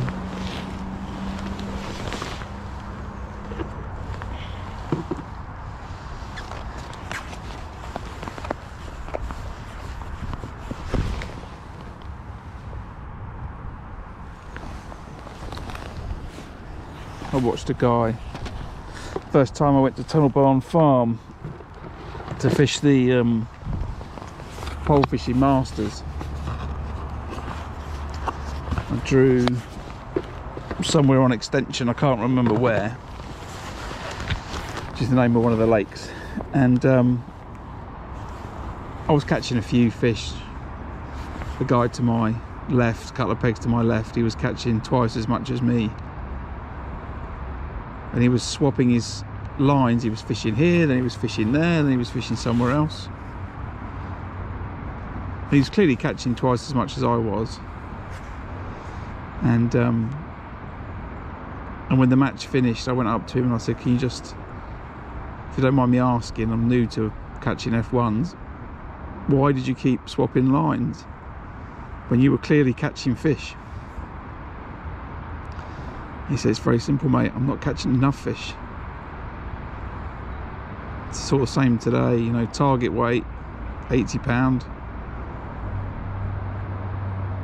If I have no money, I can't sit and catch £2 F1s unless I'm catching them constantly.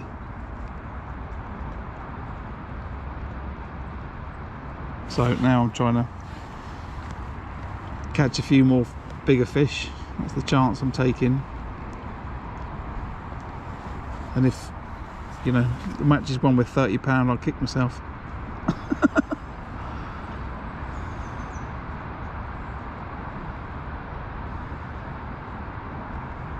Clive's put another net in and he's got another fish there. I think they've pushed off that way. I think they've pushed out of 118 and into 119.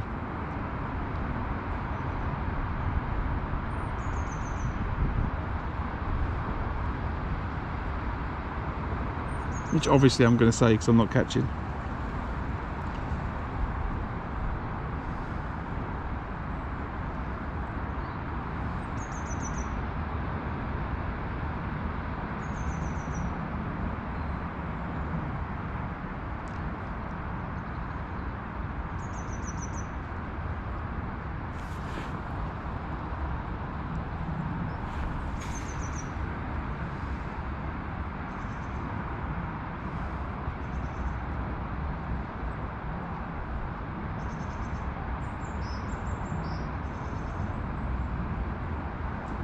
Well, I think there's still carp in the peg. The trouble is, I believe the carp are pushed up past where I'm fishing.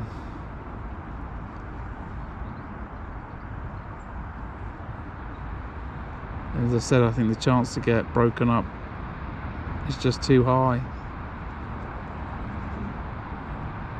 to go and intentionally fish for them where I think that they might be currently.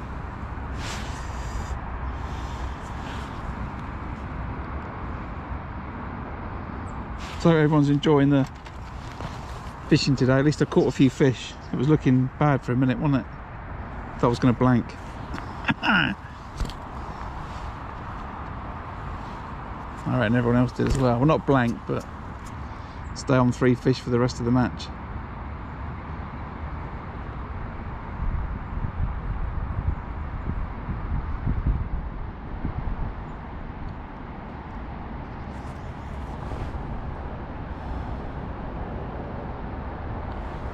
I've not done much better.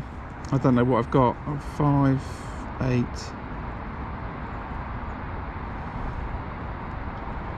7, £20 maybe. Maybe I've got £20.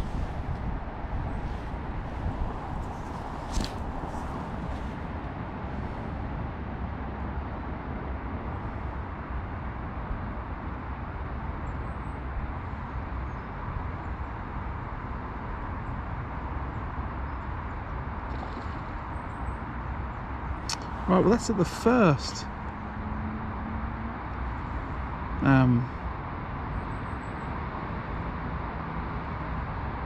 Right, hold on a minute here. I've seen a fish top at the first, and I've seen another fish top towards that tree. So I'm going to take the clip off and have a little think and decide how far. Right, I've seen another fish top. They're parallel with the tree and that buoy, which must be about, no, a bit further than there. So I'll wind it back a bit.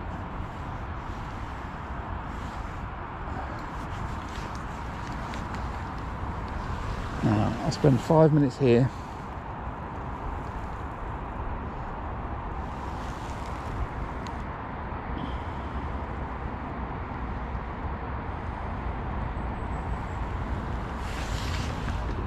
And maybe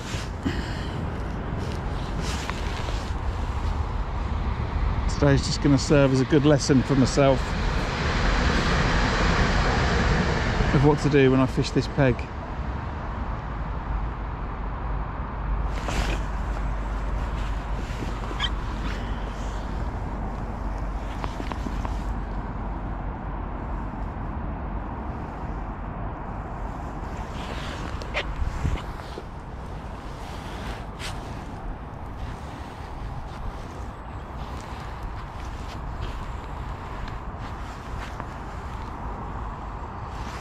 I was waiting for the line to sink and I saw the tip bend.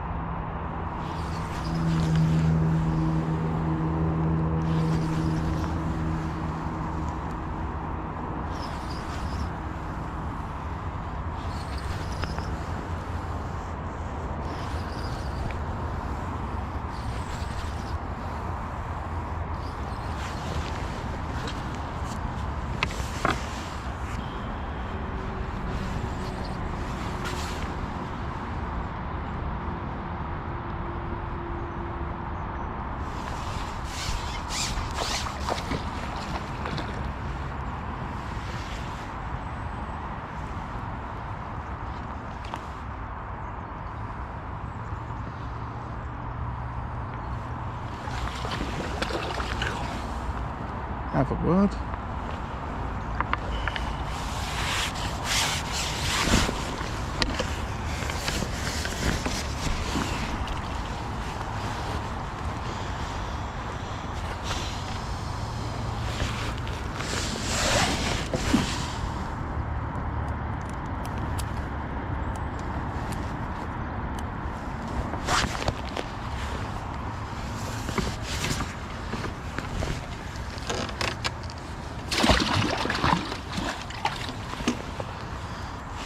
Big dramatic fish.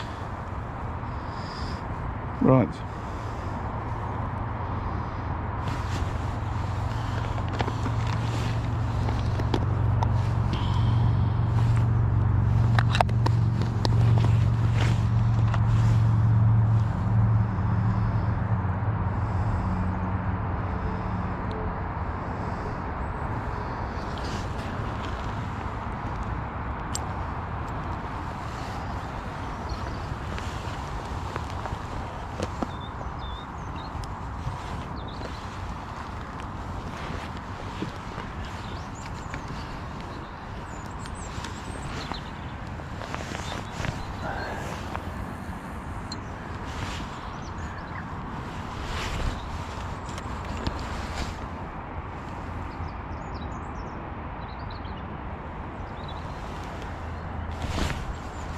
Oh, is that a bite?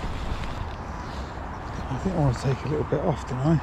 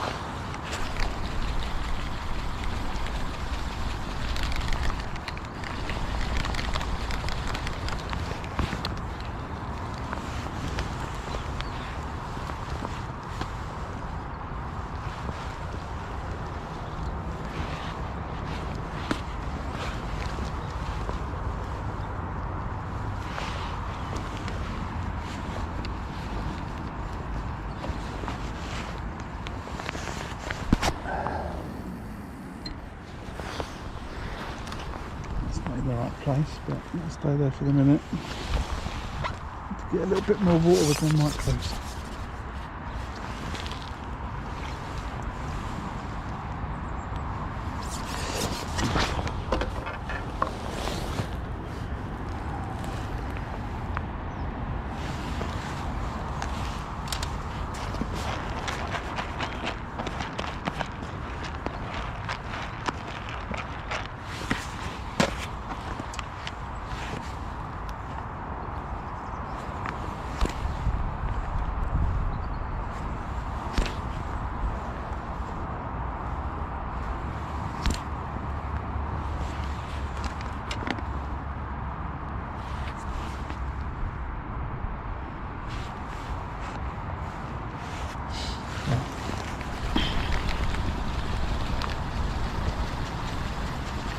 It's a bit too far to the right, which is why I'm bringing it back in.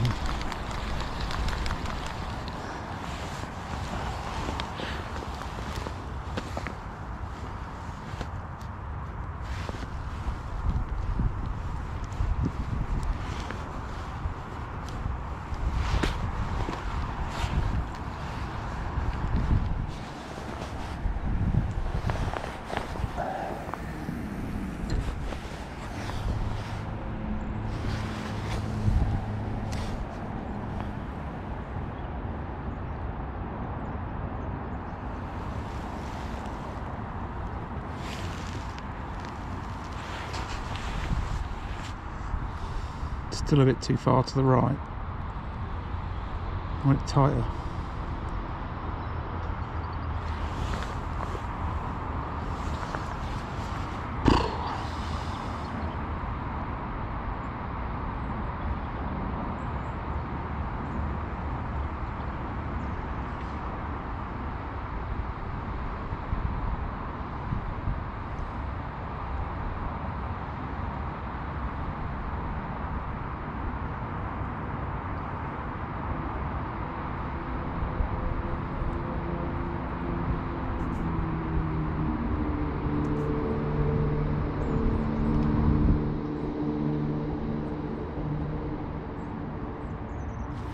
Right, 5 minutes.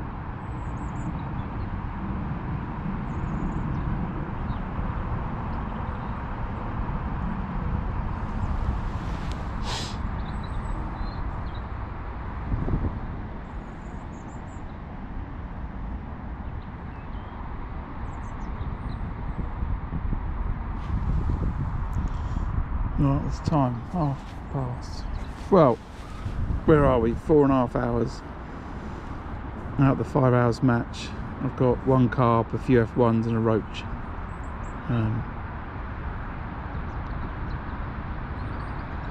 The longer I sit here and contemplate, the more I think that the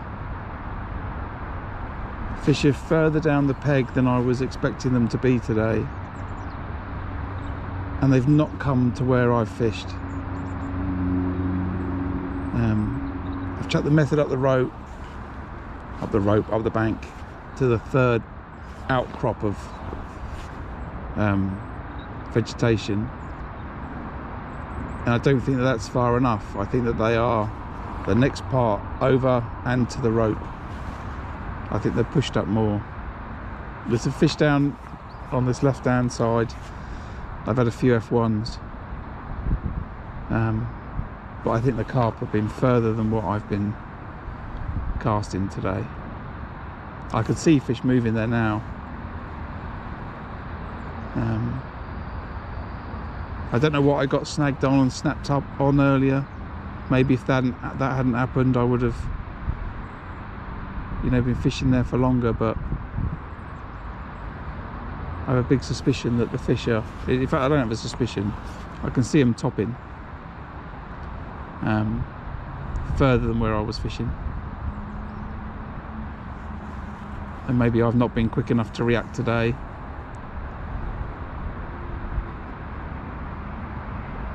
And that's cost me badly.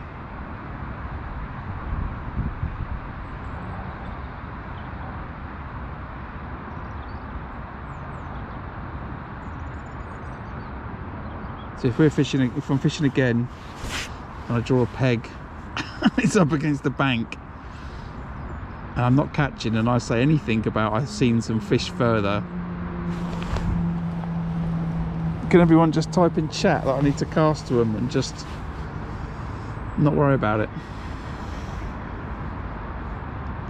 Now I got that fish out, but it wasn't, you know, that wasn't a slam dunk got that fish out.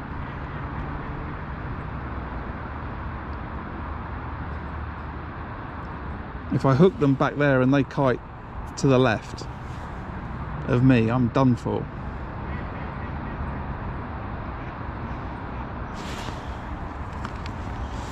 It's not an easy thing. I'm going to need to speak to a few people that have fished it.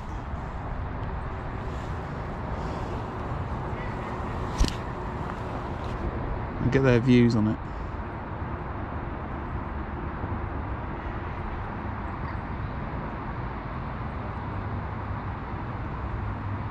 I don't want to say that I'm chucking it and making it easy for myself, but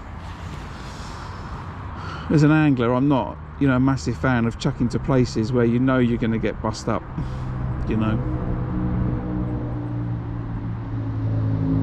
Yes, that rig's going to come out of that fish, you know, it's not going to be a problem, but I don't want to leave a load of line and feeders all over the place, you know, just creating a load of snags in a peg.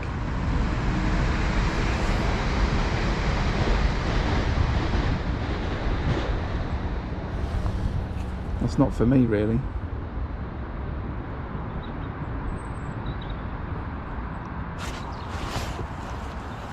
But right now I'm thinking I've made a big mistake on the basis I might win the fight with this one.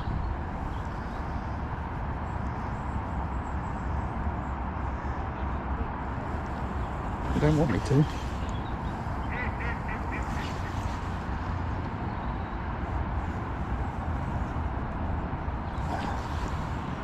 No, look, see, it's done me. That's what I was worried about.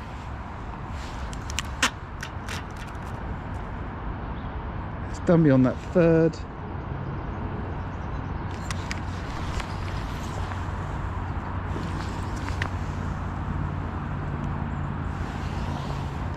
Well, if there's, you know, talk about talking about it and then it actually happened.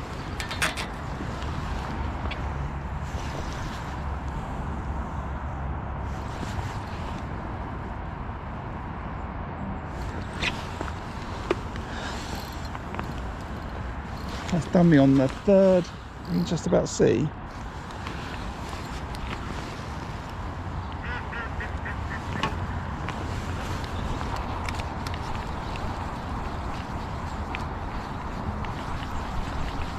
Somehow I got the feeder back.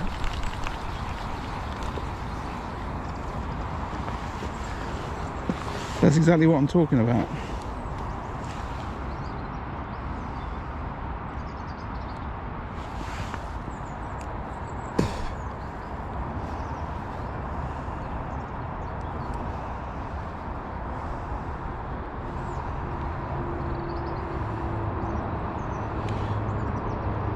Pulled out that hard.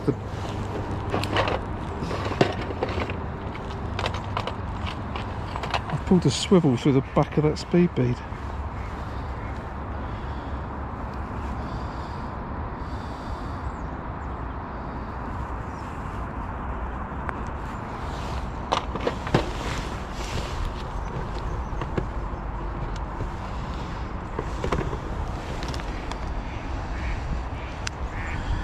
Is chat still updating? Can someone just typed something in chat. I'm not sure that it's still scrolling for me. I don't know if it's timed out. I need to go back out and come back in again.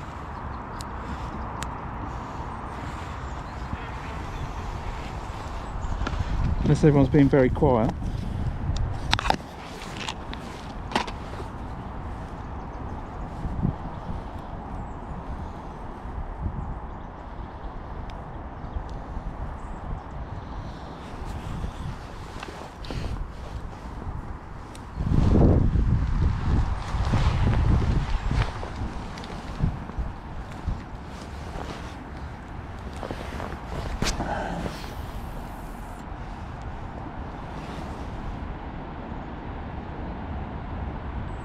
I don't think that's... I'm going to leave that in. I'll leave that one in.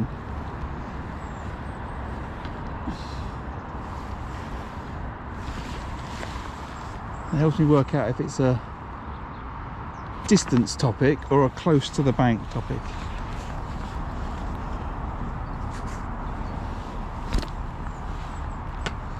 If it goes, I'm just going to have to pull a bit harder.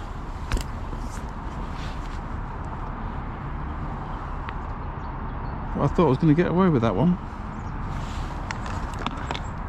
Right, chat might have timed out.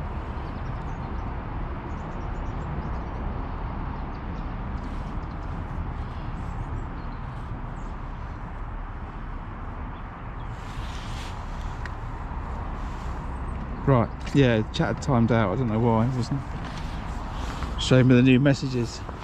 So yeah, so the fish are... Oh, match fishing, right, so they're definitely further than where I've been. The question is whether you can get them out. I've bust up, I've lost a fish, I've got one. You know, I remember before, you know, the first time I fished this peg, I got broken up 5 times and I lost 5 feeders that day. And I'm not worried about the feeders in terms of, oh, I've lost 5 feeders. What I don't like is I don't like the fact I'm leaving gear all over the lake. That's what I don't like. And then I would say that this peg, and that was 10 years ago, I would say this peg then became notoriously snaggy. And at one point I think people didn't like drawing it because the fish were here and there was just snags everywhere. See, look, they're crashing. See, and I think the fish are here because the bank's undercut, but if they go in towards the bank, I can't get them out quick enough. So I'm fishing the right distance, but I'm fishing further out from the bank, and maybe that's the key. You know, 2 people have won from here recently. Paul's won from here and Charlie's won from here.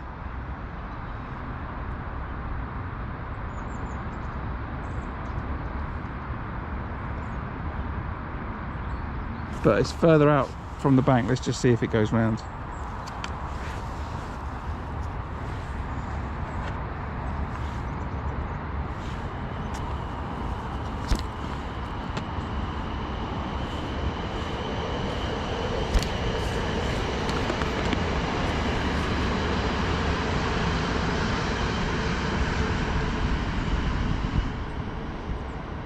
You see, in the summer I've had better success fishing in 117 next door. So when you're firing pellets out on the bomb line, which is not far different to where that first bit is, you know, I always think that you draw the fish out from the bank. If 118's not in, if you're fishing 117, the constant noise of the bait, if you put enough bait in, you draw the fish out and you can have a fantastic day. And it might be that you can still have a fantastic day in this peg and I'm just fishing it wrong. But as I always say, time on the bank is the most important thing you can do. You know, get out and fish.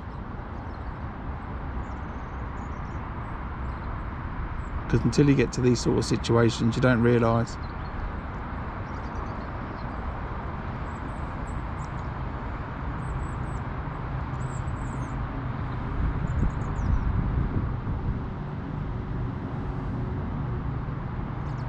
It's not in the right place. I just know that's not in the right place.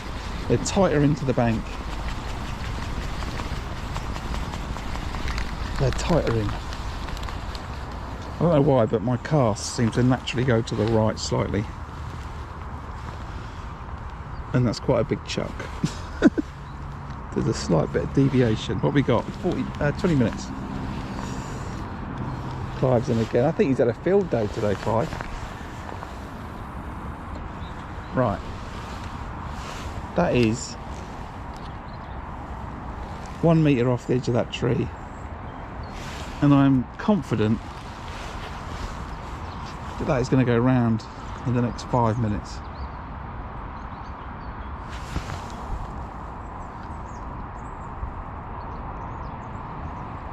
So what's the time? 14:41.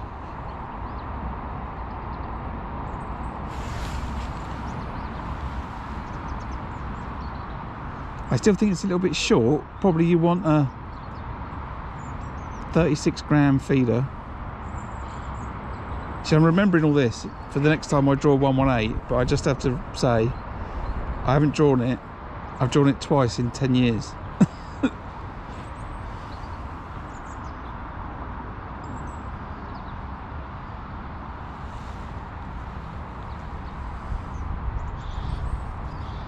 Now, I don't fish as often as I used to, but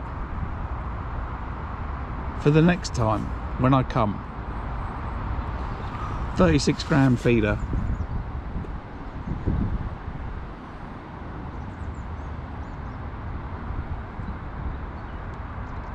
If you try it there and don't see them there. See, really what you should probably have, I'm jabbering on now, is 2 rods set up, one with a 24 gram and one with a 36 gram.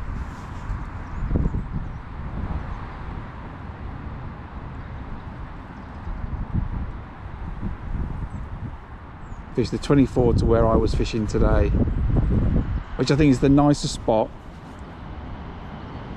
but the fish don't want to seem to be there. They want to be further out today,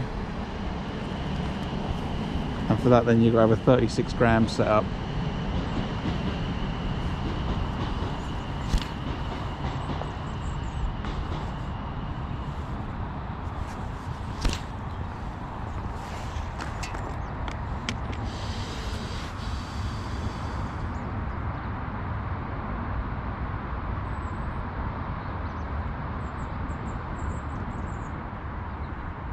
So clear, I can see the bottom of the lake here. Water's dropped right out of it.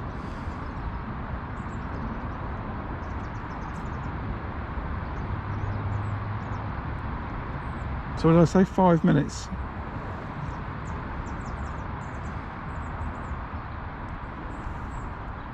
There's 2 of them gone.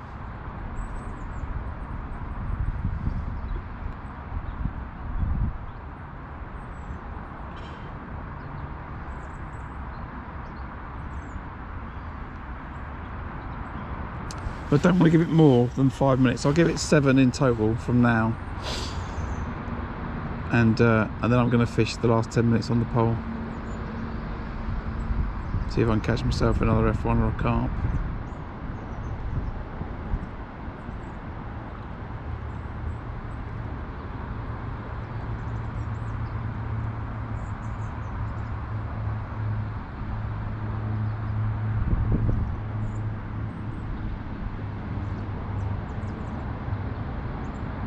But I hope everyone's found it interesting. It's that time of day when I'd say, if you found it interesting and you're watching and you're not subscribed, I'd really appreciate if you hit the subscribe button. It's a free way to support the channel. It helps with visibility. I'd really appreciate that. And if you click the notifications, then you can see when I go fishing. I'm getting out quite a lot over this Christmas holiday, but I intend to keep up a reasonable pace throughout the year.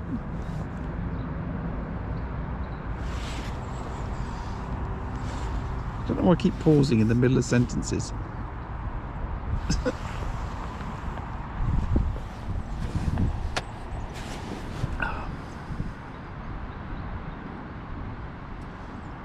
So yeah, if you can do that, and if you're already subscribed, if you can hit the like button, that'd be good too. That helps with visibility, helps promote the channel, and that really helps as well. So I appreciate if you could do that. And after you've done all that, I did my first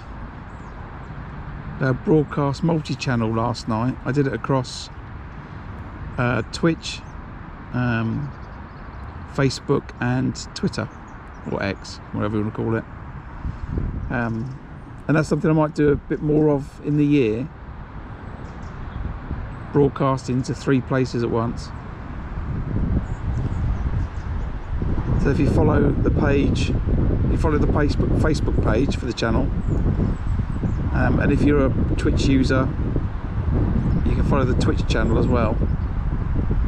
Then you can get some notifications. I plan doing some, you know, fishing chit chat discussion type stuff. Not a Q&A, how I can fish this method, I'm the best angler. You know, I'm not. I can't give you loads of tips necessarily. I can catch a few fish, but there's other people that do a great job at that. No, I'm more of a case of a general chat about venues and people are going fishing and that type of stuff.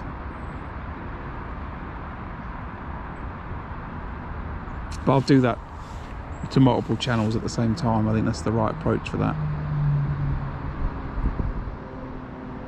That's an indication on the tip. The cormorant come crashing into that peg. I think Clive's still catching.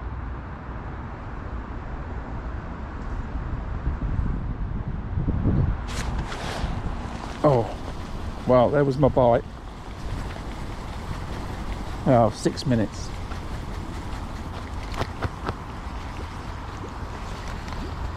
Yeah, he does. He does. But I think, as we've just seen, the fish I've lost, the fish I've had, and that bite, I've just fished in the wrong place to where the fish are.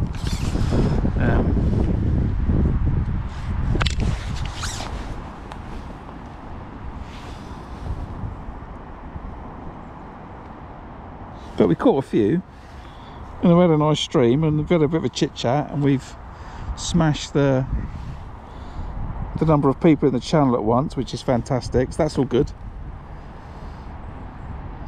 Generally, every time I fish and stream and get a good audience,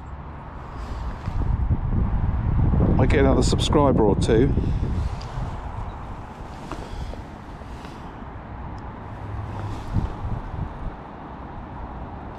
So that's all good.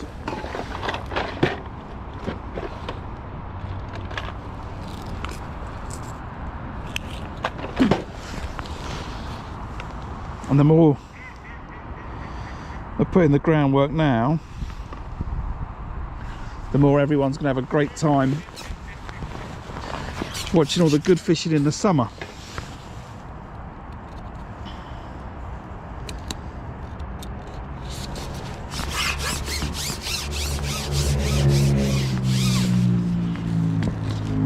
I've had a pretty good fishing year, I would have said.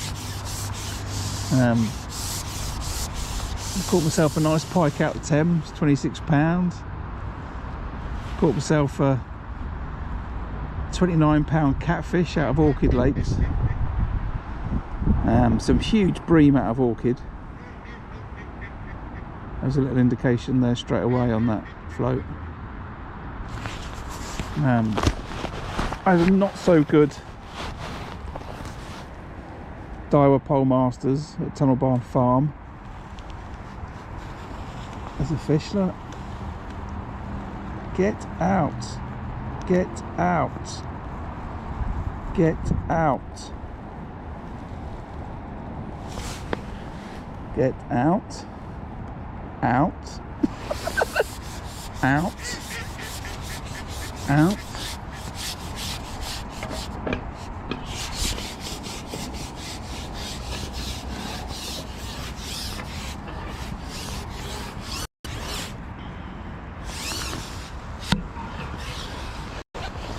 out. I'll take that, you know. I said I wanted a carp out that edge. There we go.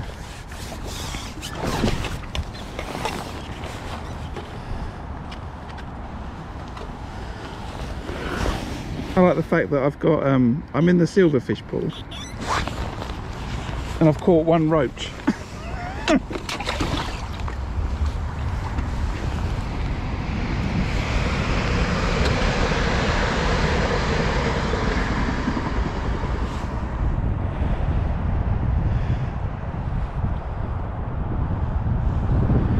Right, that fish was what, 4 or 5 pounds? Took me two minutes. Clive's just lost a fish because I've heard him shout.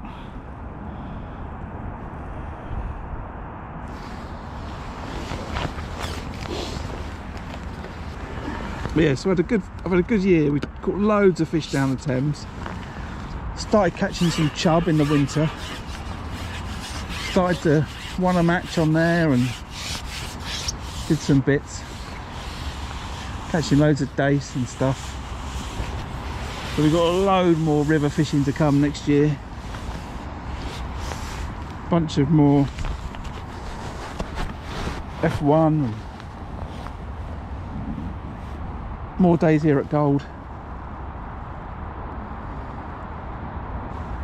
Oh, that was my second carp.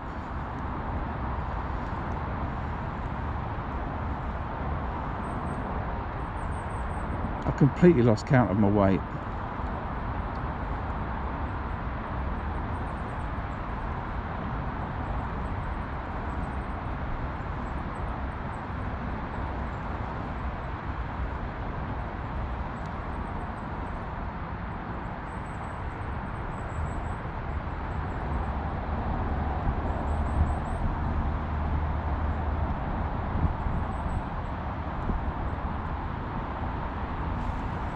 Oh, come on.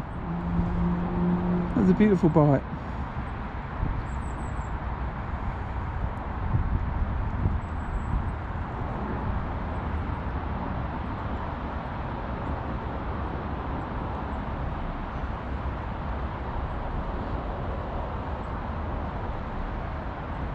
So this is going to go, this float, and I'm going to strike.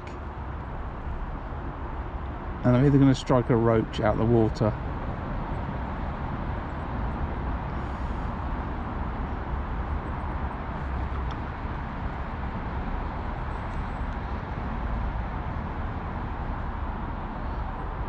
what is that, one carp in amongst some F1s?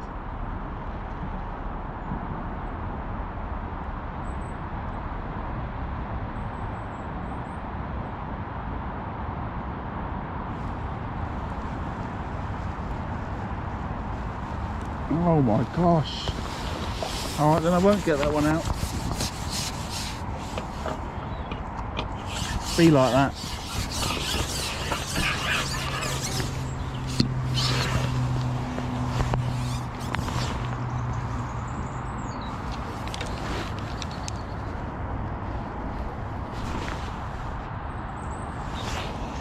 I've got 7 minutes.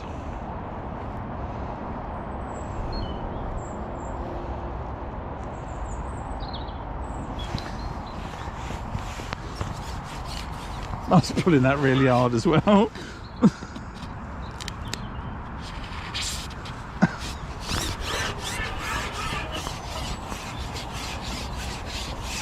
I'm really not messing about.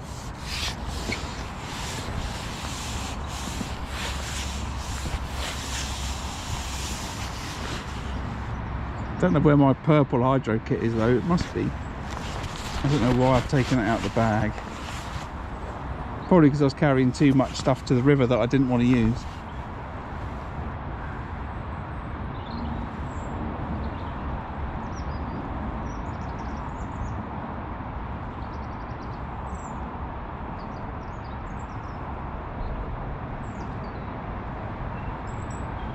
Now, in my experience, carp do not feed alone.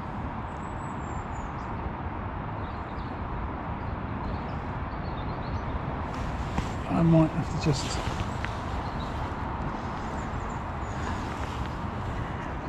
If I don't get a bite, I'll have to catapult a bit of bait out.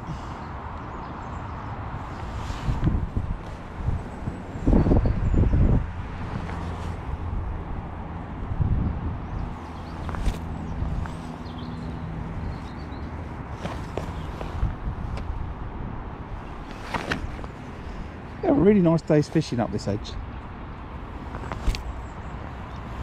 There we go. Right, come on.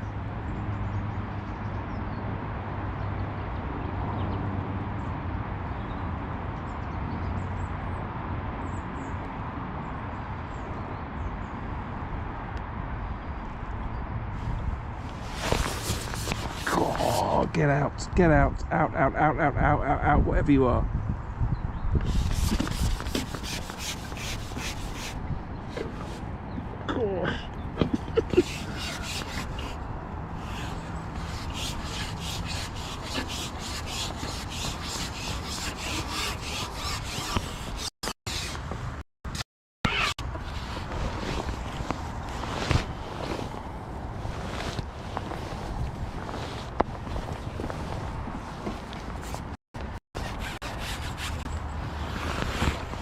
I think that was a shark.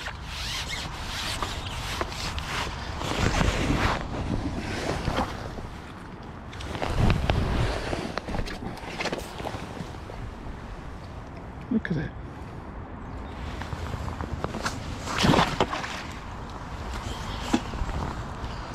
Right, one more.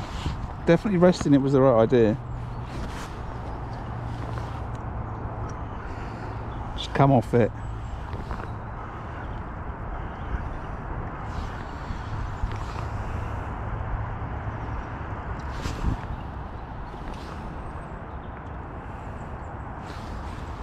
Need to be cool now. Go back out. Just fire some bait out. Go back out. Catch me one more fish.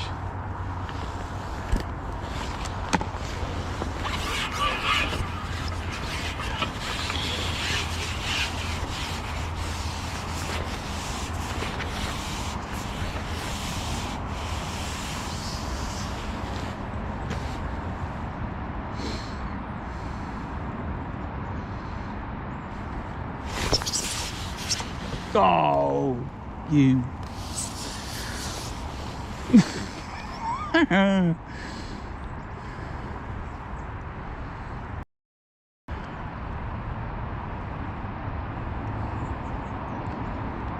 Grrr.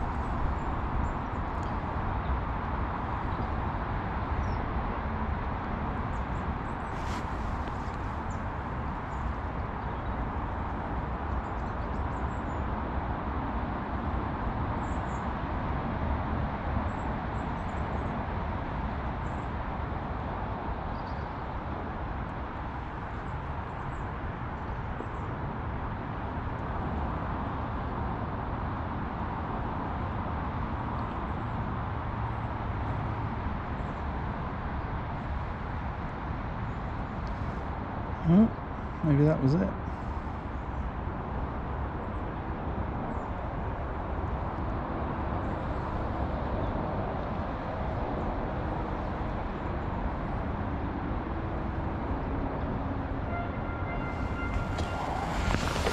And that is it. Right. Oh, tangle my rig. Well, thanks for watching. I had a great time. I just saw 34 people in the channel. Woo woo. That's a new record. So, funny old day. I'll talk to this camera actually, and then it will be good for the edit. So I thought I would catch fish to the third set of reeds. The reality is I think the carp have sat further than that today in this peg. I've been slow to realise it, and I've been unwilling to fish there, I think is probably the best description. Because I don't think the ratio of getting the fish out to losing gear and getting broken up is right. But you know, maybe that's cost me today. Maybe I would have done better. Other people do better, so maybe that's just was in my head. I've caught to this left hand edge 13 meters. I've caught a bunch of F1s. I've caught a carp. I've lost some fish, bumped some fish. I don't know that heavy elastic is the right idea because you'll bump more fish. I've only lost one really in there, the others I've pulled out of, but it's been great fun. I've really enjoyed the chats, and really appreciate the support for the channel, which I think, you know, I was at 370 something subscribers last night, which is fantastic. So if you're watching, if you're not subscribed, hit the button. It's a really great and free way to support the channel. I really appreciate it. Thanks for everyone coming today. We've had more people than ever before.